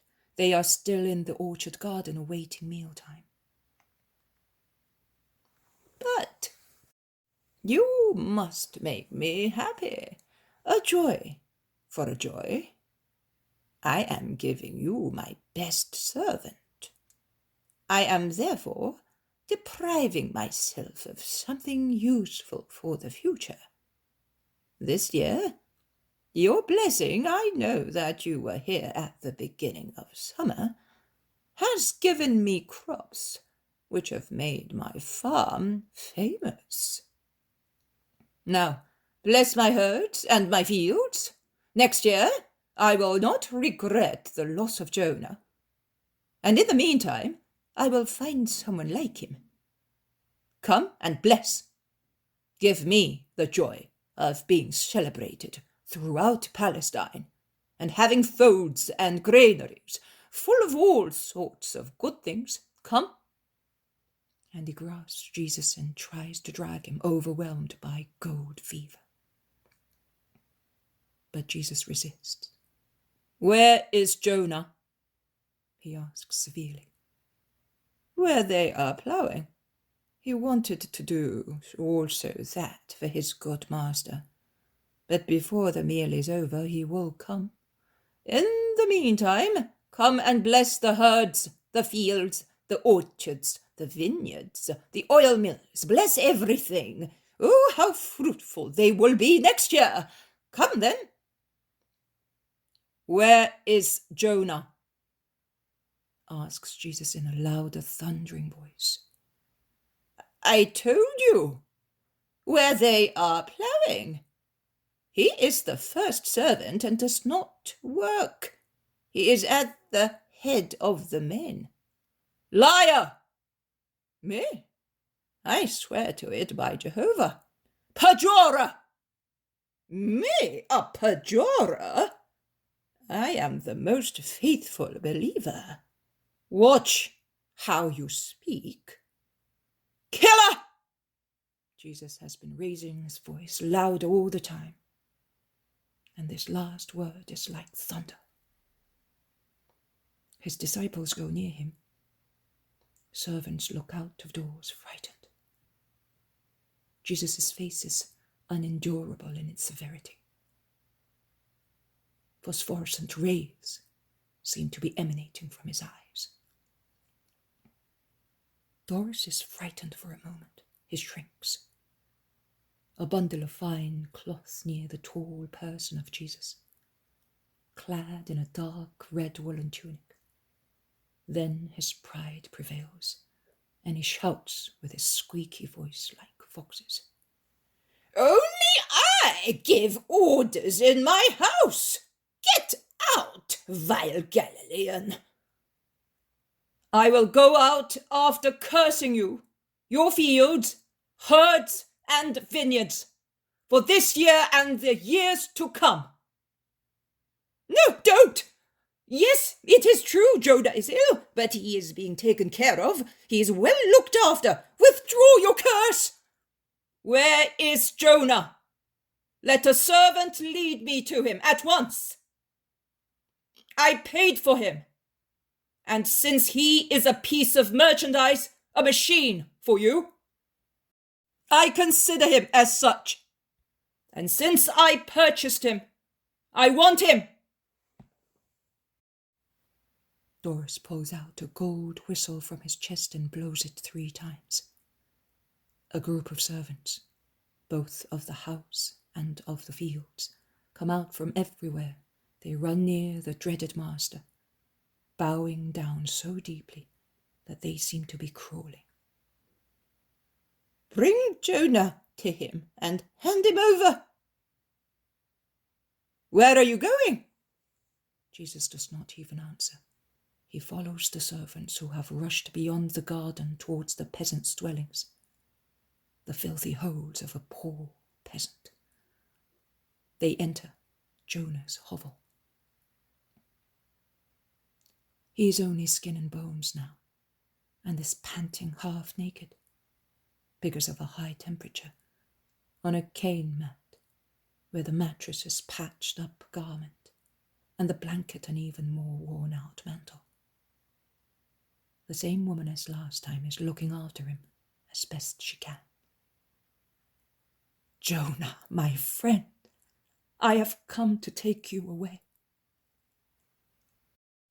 You, my Lord, I am dying, but I am happy to have you here. My faithful friend, you are now free, and you will not die here. I am taking you to my house. Free? What? To your house? Oh, yes. You did promise me that I would see your mother. Jesus is most loving, bending over the miserable bed of the unhappy man. And Jonah seems to be recovering on account of his joy. Peter, you are strong. Lift up Jonah, and you, give your mantles. This bed is too hard for one in his state. The disciples take off their mantles at once. They fold them several times and lay them on the mat, using some as pillows. Peter lays down his load of bones, and Jesus covers him with his own mantle. Peter, have you got any money? Yes, Master, I have 40 coins. Good, let us go. Cheer up, Jonah. A little more trouble, and then there will be so much peace in my house, near Mary. Mary? Yes. Oh, your house. In his extreme weakness, poor Jonah weeps. He can but weep. Goodbye, woman. The Lord will bless you for your mercy. Goodbye, Lord. Goodbye, Jonah. Pray for me. The young woman is weeping. When they are at the door, Doris appears. Jonah makes a gesture of fear and covers his face. But Jesus lays a hand on his head and goes out beside him, more stern than a judge. The unhappy procession goes out into the rustic yard and takes the orchard path. That bed is mine. I sold you the servant, not the bed. Jesus throws the purse at his feet without saying a word. Doris picks up the purse and empties it. 40 coins and 5 drachmas. It is too little. Jesus looks at the greedy, revolting torturer up and down, but does not reply. It is impossible to say what his gesture means. At least tell me that you are withdrawing the anathema. Jesus crushes him once again with a glare and a few words. I entrust you to the God of Sinai. And goes past upright beside the rustic litter which Peter and Andrew are carrying most cautiously. When Doris sees that it is all to no good, that the punishment is certain, he shouts, We will meet again, Jesus! I will have you in my clutches again. I will fight you to death. You can take that worn-out man. I no longer need him. I will save his burial money. Go away, cursed Satan. I will set the whole Sanhedrin on you. Satan! Satan! Jesus feigns that he does not hear. The disciples are dismayed. Jesus attends only to Jonah. He looks for the smoothest and most sheltered paths until they reach a crossroad near Johannan's fields. The 4 peasants run to say goodbye to their friend, who is leaving, and to Jesus, who is blessing. But the road to Israel and to Nazareth is a long one, and they cannot proceed speedily because of their pitiful load. There is no wagon or cart. Along the main road there is nothing. They proceed in silence. Jonah seems to be sleeping, but he holds on to Jesus' hand. Toward evening, a military Roman wagon catches up with them. "In the name of God, stop," says Jesus, lifting his arm. The 2 soldiers stop. From under the cover, pulled over the wagon, as it has started raining, peeps out a pompous non-commissioned officer. "What do you want?" he asks Jesus. "I have a dying friend. I ask you to take him into the wagon." "We're not allowed, but get on. We're not dogs either." The litter is lifted into the wagon. "Your friend? Who are you?" "Rabbi Jesus of Nazareth." "Oh, you!" The non-commissioned officer looks at him curiously. "If it is you, then get on as many as you can. But don't let anyone see you. It is an order. But above orders, there is also humanity, isn't there? You are good, I know. We soldiers know everything. How do I know? Even stones speak well or evil, and we have ears to listen to them in order to serve Caesar. You are not the false Christ like the others before you, who are agitators and rebels. You are good, Rome knows. This man is very ill. That is why I am taking him to my mother. She won't cure him for long. Give him some wine. It's in that canteen. Aquila, whip the horses. Quintus, give me the ration of honey and butter. It's mine. It will do him good. He has a cough and honey will help. You are good. No, not quite so bad as many. And I am happy to have you here with me. Remember, Publius Quintilianus of the Italica Legion.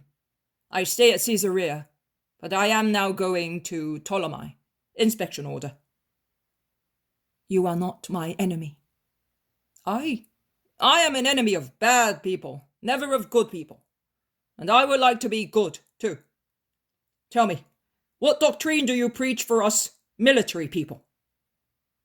The doctrine is one only for everybody. Justice, honesty, continence, compassion. One must do one's duty without any abuses. Also, in the hard necessities of the army, one must be human. And one must endeavor to know the truth that is God, one and eternal, without which knowledge every action is deprived of grace and consequently of eternal reward. But when I am dead, what will I do with the good I have done? Who comes to the true God will find that good in the next life. Am I going to be born again? Will I become a tribune or even an emperor? No, you will become like God, being united to his eternal beatitude in heaven. What, me? In Olympus? Amongst the gods? There are no gods. There is the true God, the one I preach, the one who hears you and notes your goodness and your desire to know the good. I like that. I did not know that God could be concerned with a poor heathen soldier. He created you, Publius. He therefore loves you and would like to have you with himself. Oh, why not? But no one ever speaks to us of God. I will come to Caesarea, and you will hear me. Oh, yes, I will come to hear you. There is Nazareth. I would like to serve you further, but if they see me, I will get off, and I bless you for your kindness. Hail, master! May the Lord show himself to you, soldier. Goodbye. They get off and resume walking. In a short while, you will be able to rest, Jonah, says Jesus encouragingly. Jonah smiles. He becomes calmer and calmer as night falls, and now that he is sure that he is far from Doris. John and his brother run ahead to inform Mary, and when the little procession arrives in Nazareth, almost deserted in the late evening, Mary is already at the door awaiting a son. Mother, here is Jonah. He is taking shelter under your kindness to begin enjoying his paradise. Are you happy, Jonah?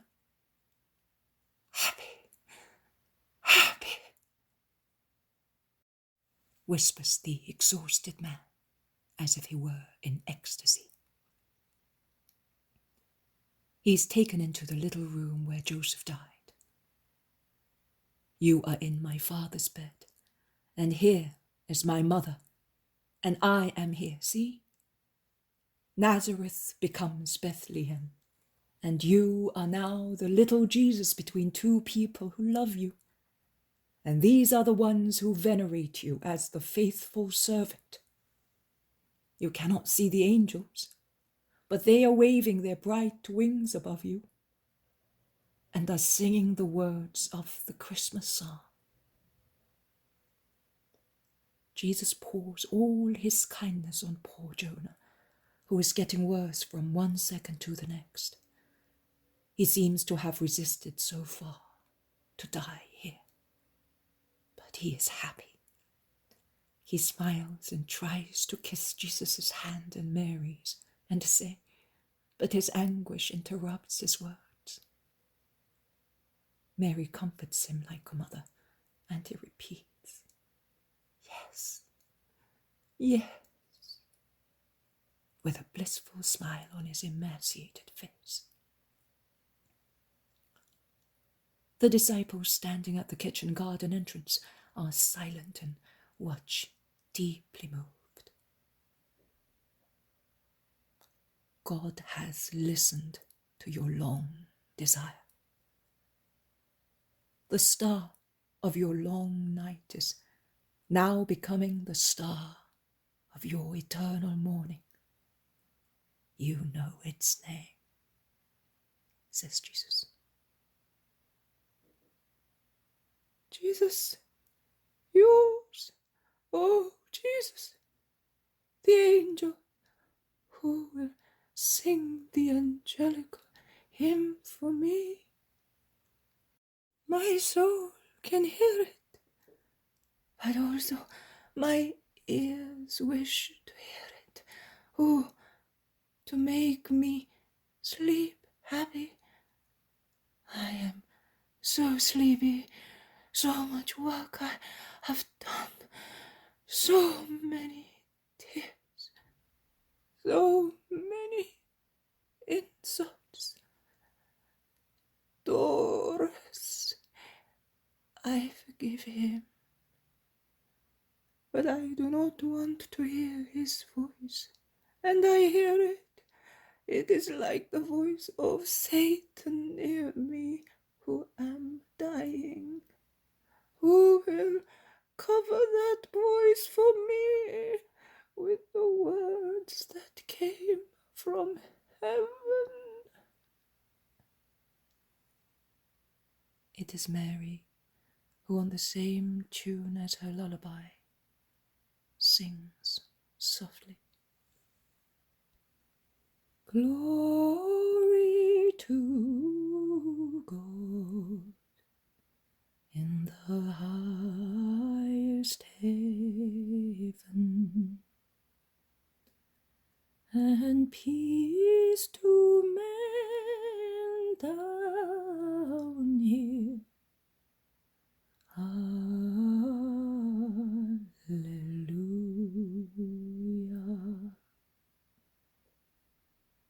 And she repeats it 2 or 3 times, because she sees that Jonah calms down on hearing it.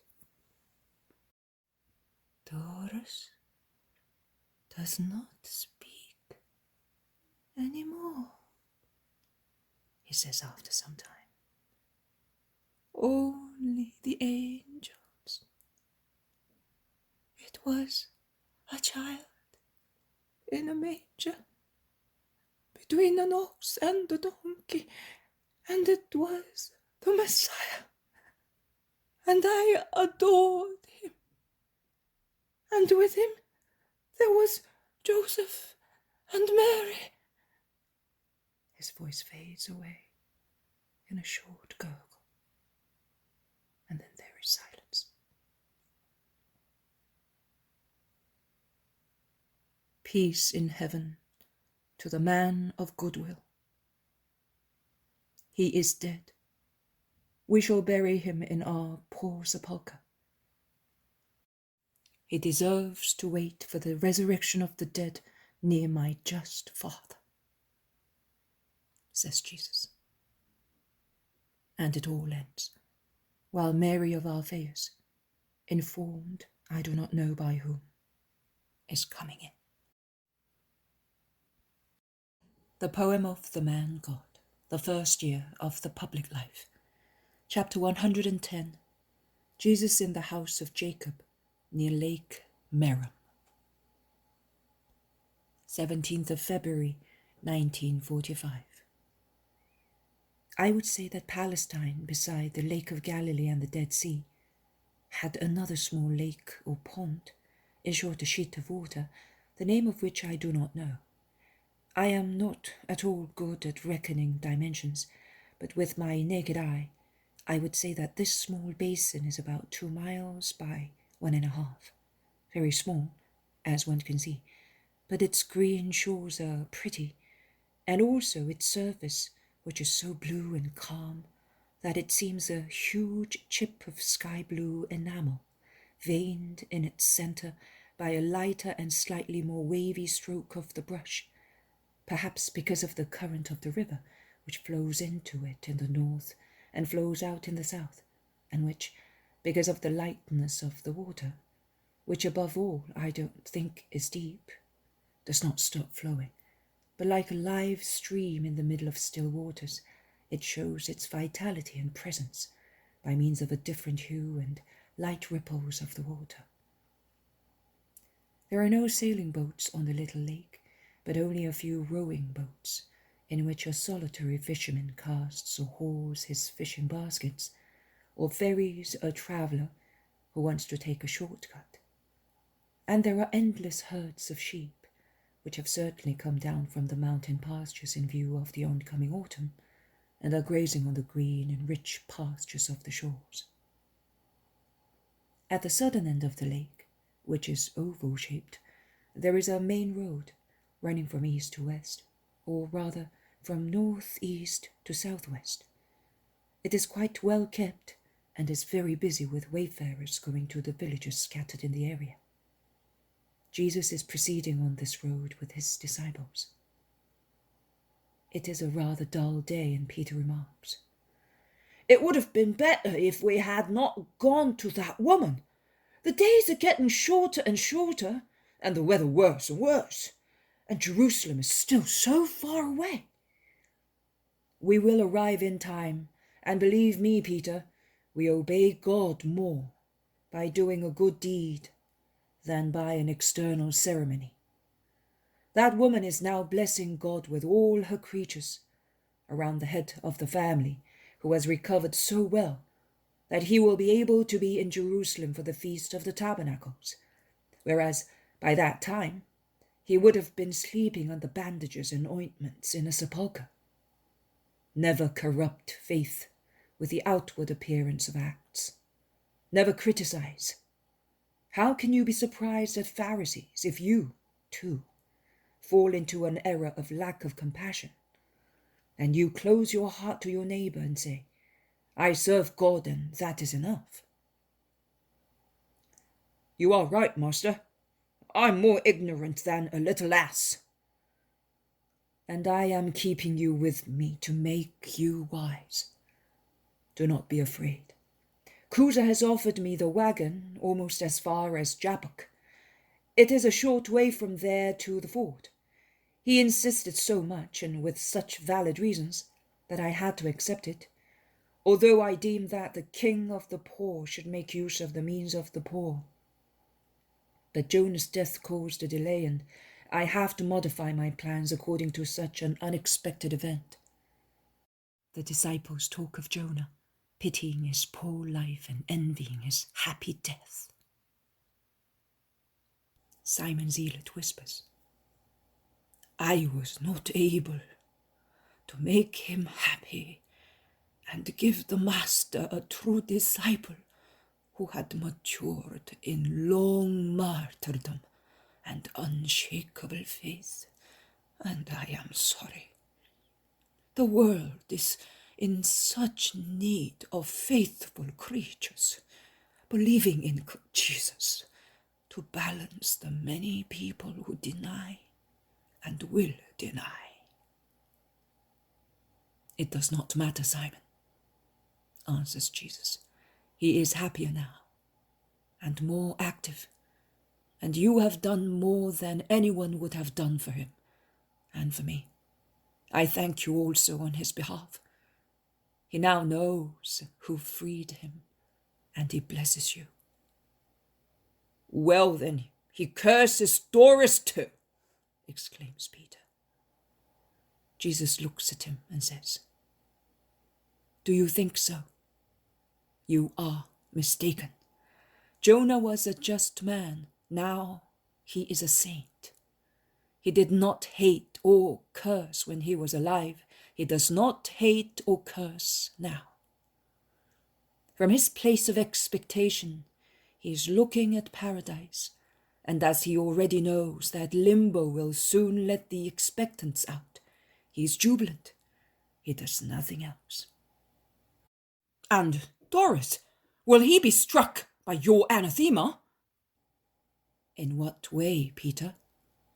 Well, by making him think and change, or by punishing him. I have entrusted him to the justice of God. I, the love, have abandoned him. Good gracious! I would not like to be him. Neither would I. Nor I. No one would. Because what will the justice of that perfect being ever be like? Says the disciples. It will be ecstasy for the good. It will be a thunderbolt for the Satans, my friends. I solemnly tell you, to be for a whole life a slave, a leper, a beggar, is regal happiness as compared to 1 hour, one single hour of divine punishment. It's raining, Master. What shall we do? Where shall we go? In fact, the first large drops of rain are falling and bouncing on the lake, which has become dark, reflecting the sky, now overcast, and it looks as if it is going to rain more heavily. To some house, we will ask for shelter in the name of God. And let us hope that we will find someone as good as the Roman. I do not think that they were like that. I had always avoided them as being impure. And I see that, if I take everything into account, they are better than many of us, says Peter. Do you like the Romans? Asks Jesus. I find that they are not worse than we are, but they are Samaritans. Jesus smiles, but does not say anything. They meet a woman who is driving 8 sheep in front of her. Woman, can you tell us where we can find shelter? Asks Peter. I am the servant of a poor, lonely man, but if you want to come, I think my master will receive you kindly. Let us go, They proceed under the heavy shower, walking fast in the middle of the sheep, trotting with their fat bodies to escape the downpour. They leave the main road to take a little one leading to a low house. I recognize the house of the peasant Jacob, the peasant of Matthias and Mary, the two little orphans of the August vision, I think. It's over there. Run ahead while I take the sheep to the fold. Beyond the wall, there is a yard through which you can go to the house. He will be in the kitchen. Never mind if he is not very talkative. He has a great deal of trouble. The woman goes towards a small hut on the right-hand side. Jesus turns to the left with his disciples. There is the threshing floor with the well and the stone oven at the farther end, and the apple tree on one side. And there is the wide open door of the kitchen where a wood fire is lit and a man is repairing a broken rural implement. Peace to this house. I ask you to give shelter for tonight to me and my companions, says Jesus on the threshold of the door. The man looks up. Come in, he says, and may God give back to you the peace you are offering. But peace here. For some time, peace has been Jacob's enemy. Come in, come in, come in all. A fire is the only thing I can give you in plenty, because... Oh, but you, now that you have taken off your hood. Jesus had covered his head with the edge of his mantle, holding it tight under his chin with his hand. And I can see you properly. You are the Galilean rabbi, the one who is called Messiah and works miracles. Is it you? In the name of God, tell me. I am Jesus of Nazareth, the Messiah. Do you know me? I heard you speak last month in the house of Judas and Anna. I was with the vintagers, because I am poor. A chain of misfortunes, hail, grubs, diseased plants and herds. What I had was sufficient for me, as I am alone, with only one maidservant. But now I have run into debt, because I am persecuted by bad luck. To avoid selling all my sheep, I worked in the houses of other people. After all, my fields. They looked as if a battle had been fought on them. They were so burnt, and the vines and the olive trees so fruitless, since my wife died, and that was 6 years ago.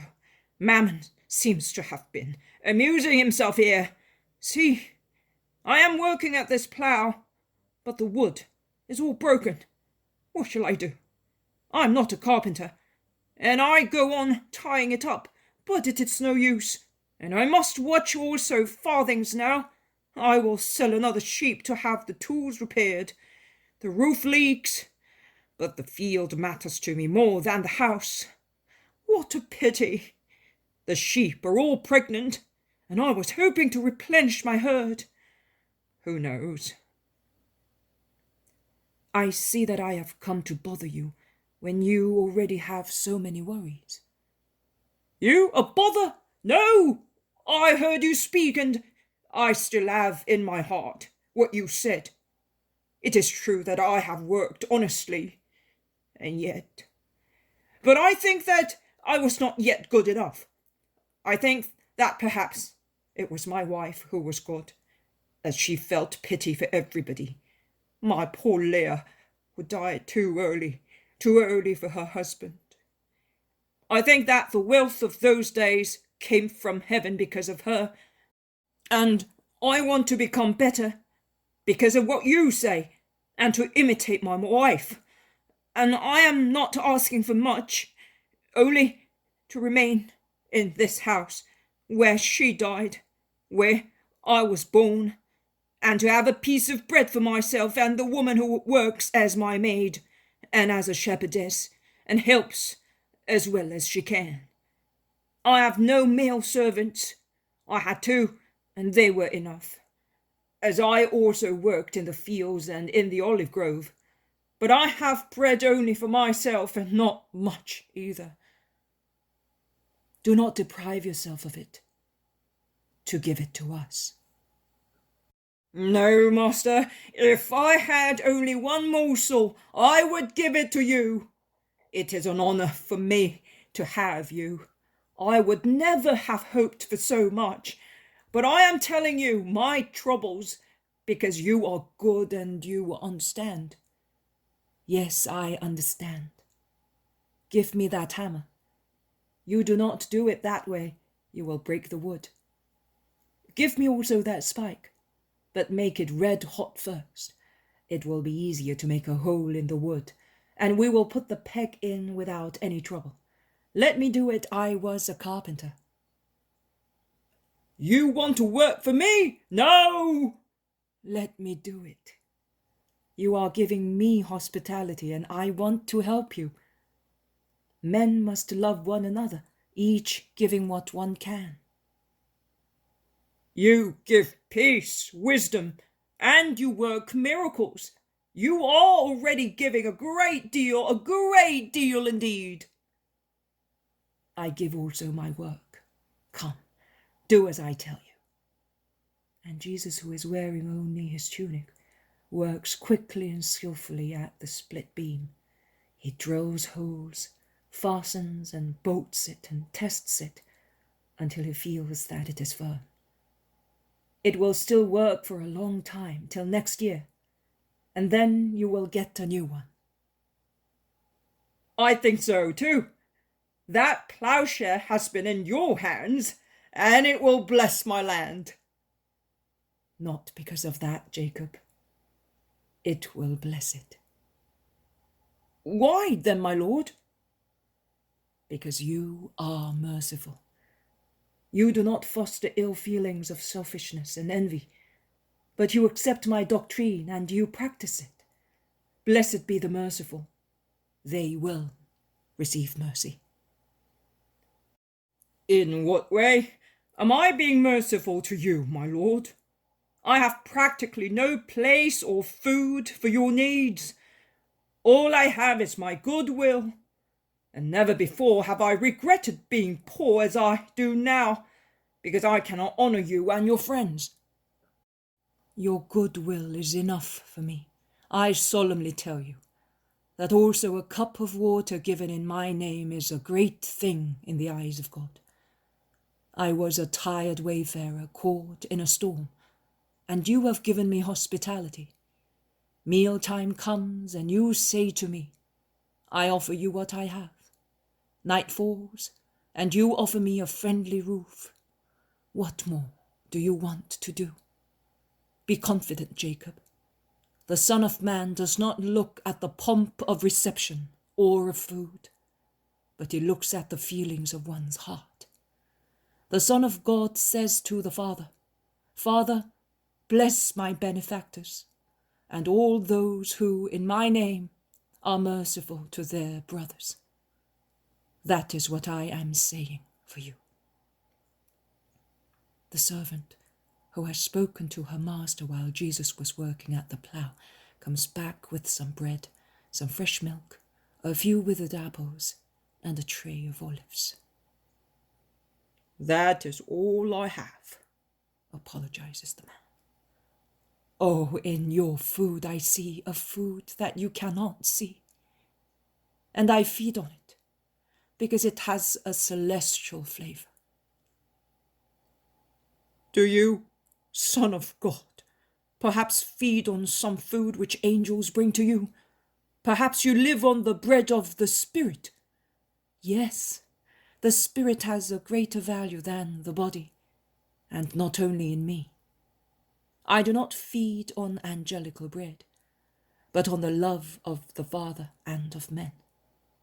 That is what I find also at your table, and I bless the Father who led me to you with love. And I bless you because you receive me with love and give me love. That is my food, as well as doing the will of the Father. Then bless and offer the food to God in my stead. Today you are the head of my family, and you will always be my master and friend. Jesus takes the bread and offers it, holding it up on the palms of his hands, saying a psalm, I think. He then sits down, breaks it, and hands it out. It all ends thus. The poem of the man God, the first year of the public life. Chapter 111. Return to the Jordan ford near Jericho. 18th of February, 1945. I am surprised that the Baptist is not here, says John to the master. They are all on the eastern bank of the Jordan, near the famous ford where the Baptist once used to baptize. And he is not even on the other bank, points out James. They may have caught him again, hoping to get another purse, remarks Peter. Those crooks of Herod certainly deserve the cross. We shall all cross to the other side and ask, says Jesus. They do cross over and they ask for a ferryman on the other bank. Does the Baptist no longer baptize here? No, he doesn't. He's at the border with Samaria. That is the state we are in. A holy man has to take shelter near the Samaritans to protect himself from the citizens of Israel. Why are we surprised if God abandons us? I am surprised at one thing only, that he does not make a Sodom and Gomorrah of the whole of Palestine. He does not, because of the just people who are there, because of those who, although not yet completely just, are thirsty for justice and follow the doctrine of those who preach holiness, replies Jesus. Who then? The Baptist and the Messiah. I know the former, because I served him also here at the Jordan, ferrying some believers to him without asking for any payment, because he says that one is to be content with what is just. I thought that it was just and that I should be satisfied with what I earned doing other jobs, and that it was unfair to ask to be paid for taking souls to be purified. My friends said that I was mad. But after all, since I was happy with the little I had, who would complain? On the other hand, I see that so far I have not died of starvation, and I hope that Abraham will smile at me when I die. You are in the right, man. Who are you? Oh, my name is a great one, and it makes me laugh because my only wisdom is concerned with oars. My name is Solomon. You possess the wisdom for judging that who cooperates to purification must not corrupt it with money. I tell you that not only Abraham, but the God of Abraham will smile at you, as at a faithful son when you die. Oh, God, is that true? Who are you? I am a just man. Listen, I told you that there are two in Israel. One is the Baptist, the other the Messiah. Are you the Messiah? Yes, I am. Oh, eternal mercy! But one day I heard some Pharisees say, never mind, I do not want to foul my mouth. You are not what they said. Their tongues are more forked than vipers. Yes, I am, and I say to you, you are not very far from the light. Goodbye, Solomon. Peace be with you. Where are you going, Lord? The man is dumbfounded at the revelation and is speaking in a completely different tone. Before it was a good natural person who spoke. Now it is an adoring believer. I am going to Jerusalem via Jericho. I am going to the tabernacles. To Jerusalem? You too? I am a son of the law too. I do not repeal the law. I give it light and strength so that it may be fulfilled in a perfect way. But Jerusalem already hates you. I mean, the great ones, the Pharisees in Jerusalem. I told you that I heard. Leave them alone. They do their duty. What they think is their duty. I do mine. I solemnly tell you that until the hour comes, they will not be able to do anything. Which hour, Lord? Asked the disciples and the ferryman. The hour of the triumph of darkness. Will you live until the end of the world? No, there will be a more dreadful darkness than the darkness of the extinguished stars and of our planet, dead with all its inhabitants. And it will take place when men extinguish the light which is I. The crime has already been committed by many. Goodbye, Solomon. I will follow you, master. No. Come to the Bel Nidrask in 3 days' time. Peace be with you. Jesus sets out amongst his pensive disciples. What are you thinking of?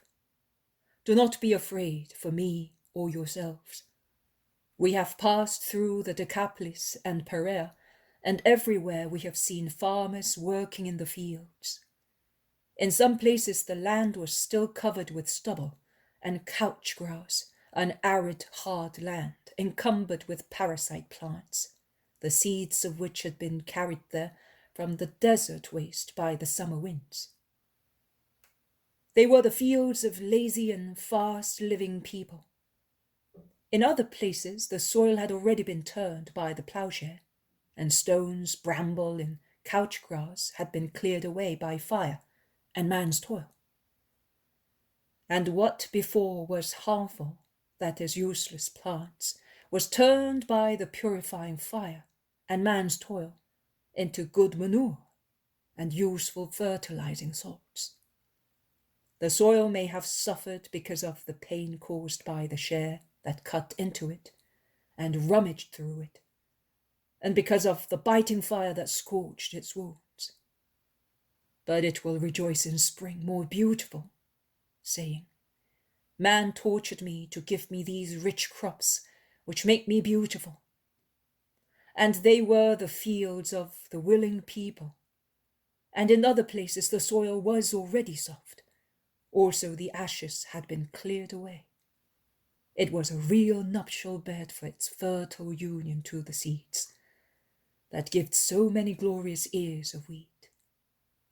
And they were the fields of people who were so generous as to reach perfection in activity.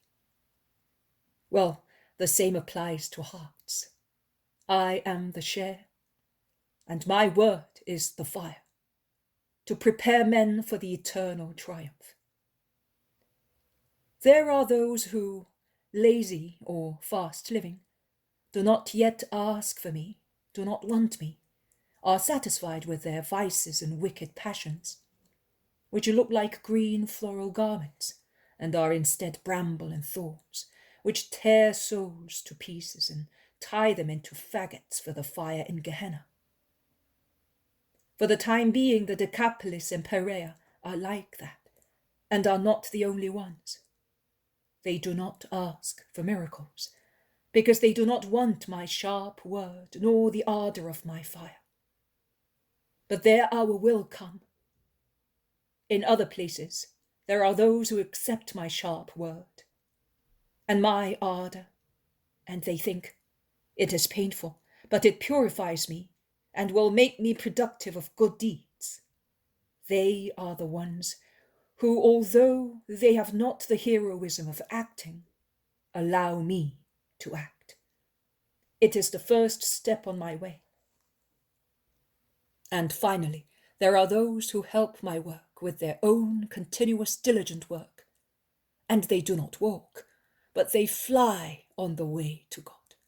They are the faithful disciples, you and the others scattered throughout Israel. But we are few against so many. We are humble against the mighty ones. How can we defend you should they wish to hurt you? My friends, remember the dream of Jacob. He saw an incalculable multitude of angels, ascending and descending a ladder that from heaven reached down to the patriarch, a multitude, and yet it was but a part of the angelical cohorts. Well, if even all the cohorts that sing hallelujah to God in heaven should come down to defend me, when the hour comes, they will be of no avail. Justice is to be fulfilled. You mean injustice, because you are holy, and if they hurt you and hate you, they are unjust. That is why I say that the crime has already been committed by some. Who broods over thoughts of murder is already a murderer. Who broods over thoughts of theft is already a thief. Who over thoughts of adultery is already an adulterer. Who of betrayal is already a betrayer. The Father knows and I know. But he allows me to go, and I go, because that is what I came for. But the crops will ripen and will be sown once and once again before the bread and the wine are given as food to men. There will be a banquet of joy and peace then. Of peace, yes, of joy also. But, oh Peter, oh my friends, how many tears will be shed between the first and the second chalice, and only after the last drop of the third chalice has been drunk. Great will be the joy amongst the just, and certain the peace to men of good will. Footnote number 1.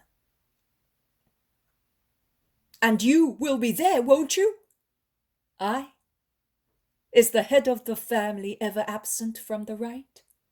Am I not the head of the large family of Christ? Simon Zealot, who has never spoken, says, as if he was speaking to himself, who is coming in garments stained in crimson? He is richly clothed, marching so full of strength. It is I who speak of integrity and am powerful to save. Why are your garments red, your clothes as if you had trodden the winepress? I have trodden the winepress alone. My year of redemption has come. You have understood, Simon, remarks Jesus. I have understood, my Lord. The two look at each other. The others look at them astonished, and they ask one another, is he talking of the red clothes that Jesus is wearing even now, or of the royal purple which he will put on when the hour comes? Jesus does not pay attention and does not seem to hear anything else.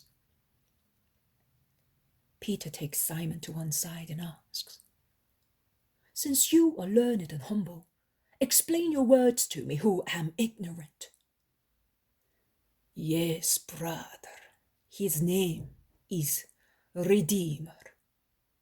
The chalices of the banquet of peace and joy between man and God, and the earth and heaven, he will fill them himself with his wine, pressing himself in sufferings because of his love for all of us. He will therefore be present, notwithstanding the powers of darkness will have then apparently extinguished the light, which is he. Oh, we must love our Christ very much, because many will refuse to love him.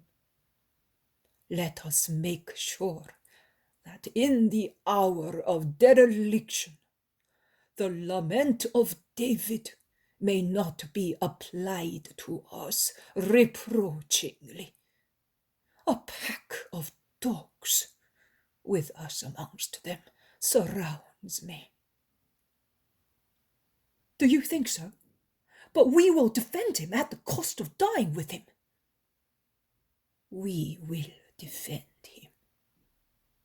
But we are men, Peter, and our hearts will melt even before his bones are disjointed. Yes, we will be like the ice-cold water in the sky that lightning melts into rain, and then the wind freezes once again on the ground. We are like that. Our present courage of being his disciples, because his love and his presence condense us into a virile boldness, will melt under the striking lightning of Satan and of the Satans.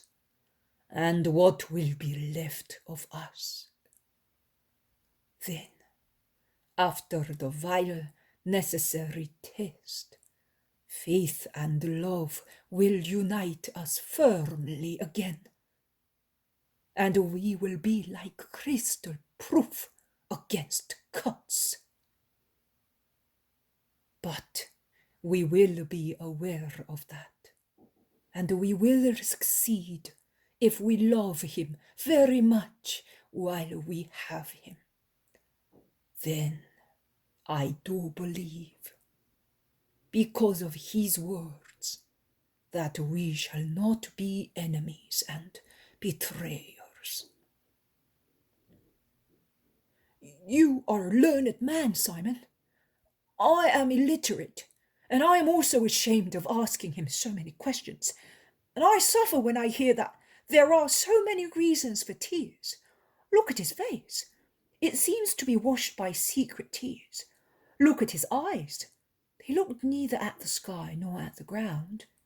They are open on a world unknown to us. And how tired and bent his carriage is. He seems to have grown old because of his worries. Oh, I don't like him like that. Master, smile. I don't like to see you so sad. You are as dear to me as a son, and I would give you my chest as a pillow to make you sleep and dream of other worlds. Oh, forgive me if I said to you, son. It's because I love you, Jesus. I am the Son. That name is my name. But I am no longer sad, see? I am smiling because you are friendly to me. Over there is Jericho, completely red in the sunset. 2 of you should go and look for lodgings. The others and I will go and wait for you beside the synagogue. Go. And it all ends while John and Judas Thaddeus set out, looking for a hospitable house. Footnote number 1. Reference is made here to the Jewish ritual for the celebration of the Passover supper, described by Mishnah, a fundamental text in the Talmud, codified in the century after Christ. At least 4 chalices were to be consumed at the Passover supper. According to the poem of the man God, there was great sadness between the first and the second chalice, probably because of the prediction by Christ of Judas's betrayal. But after the third chalice, that is, the one consecrated into the blood of Christ, there was great joy and peace, probably an allusion to the wonderful speech of Jesus to the apostles after the departure of Judas.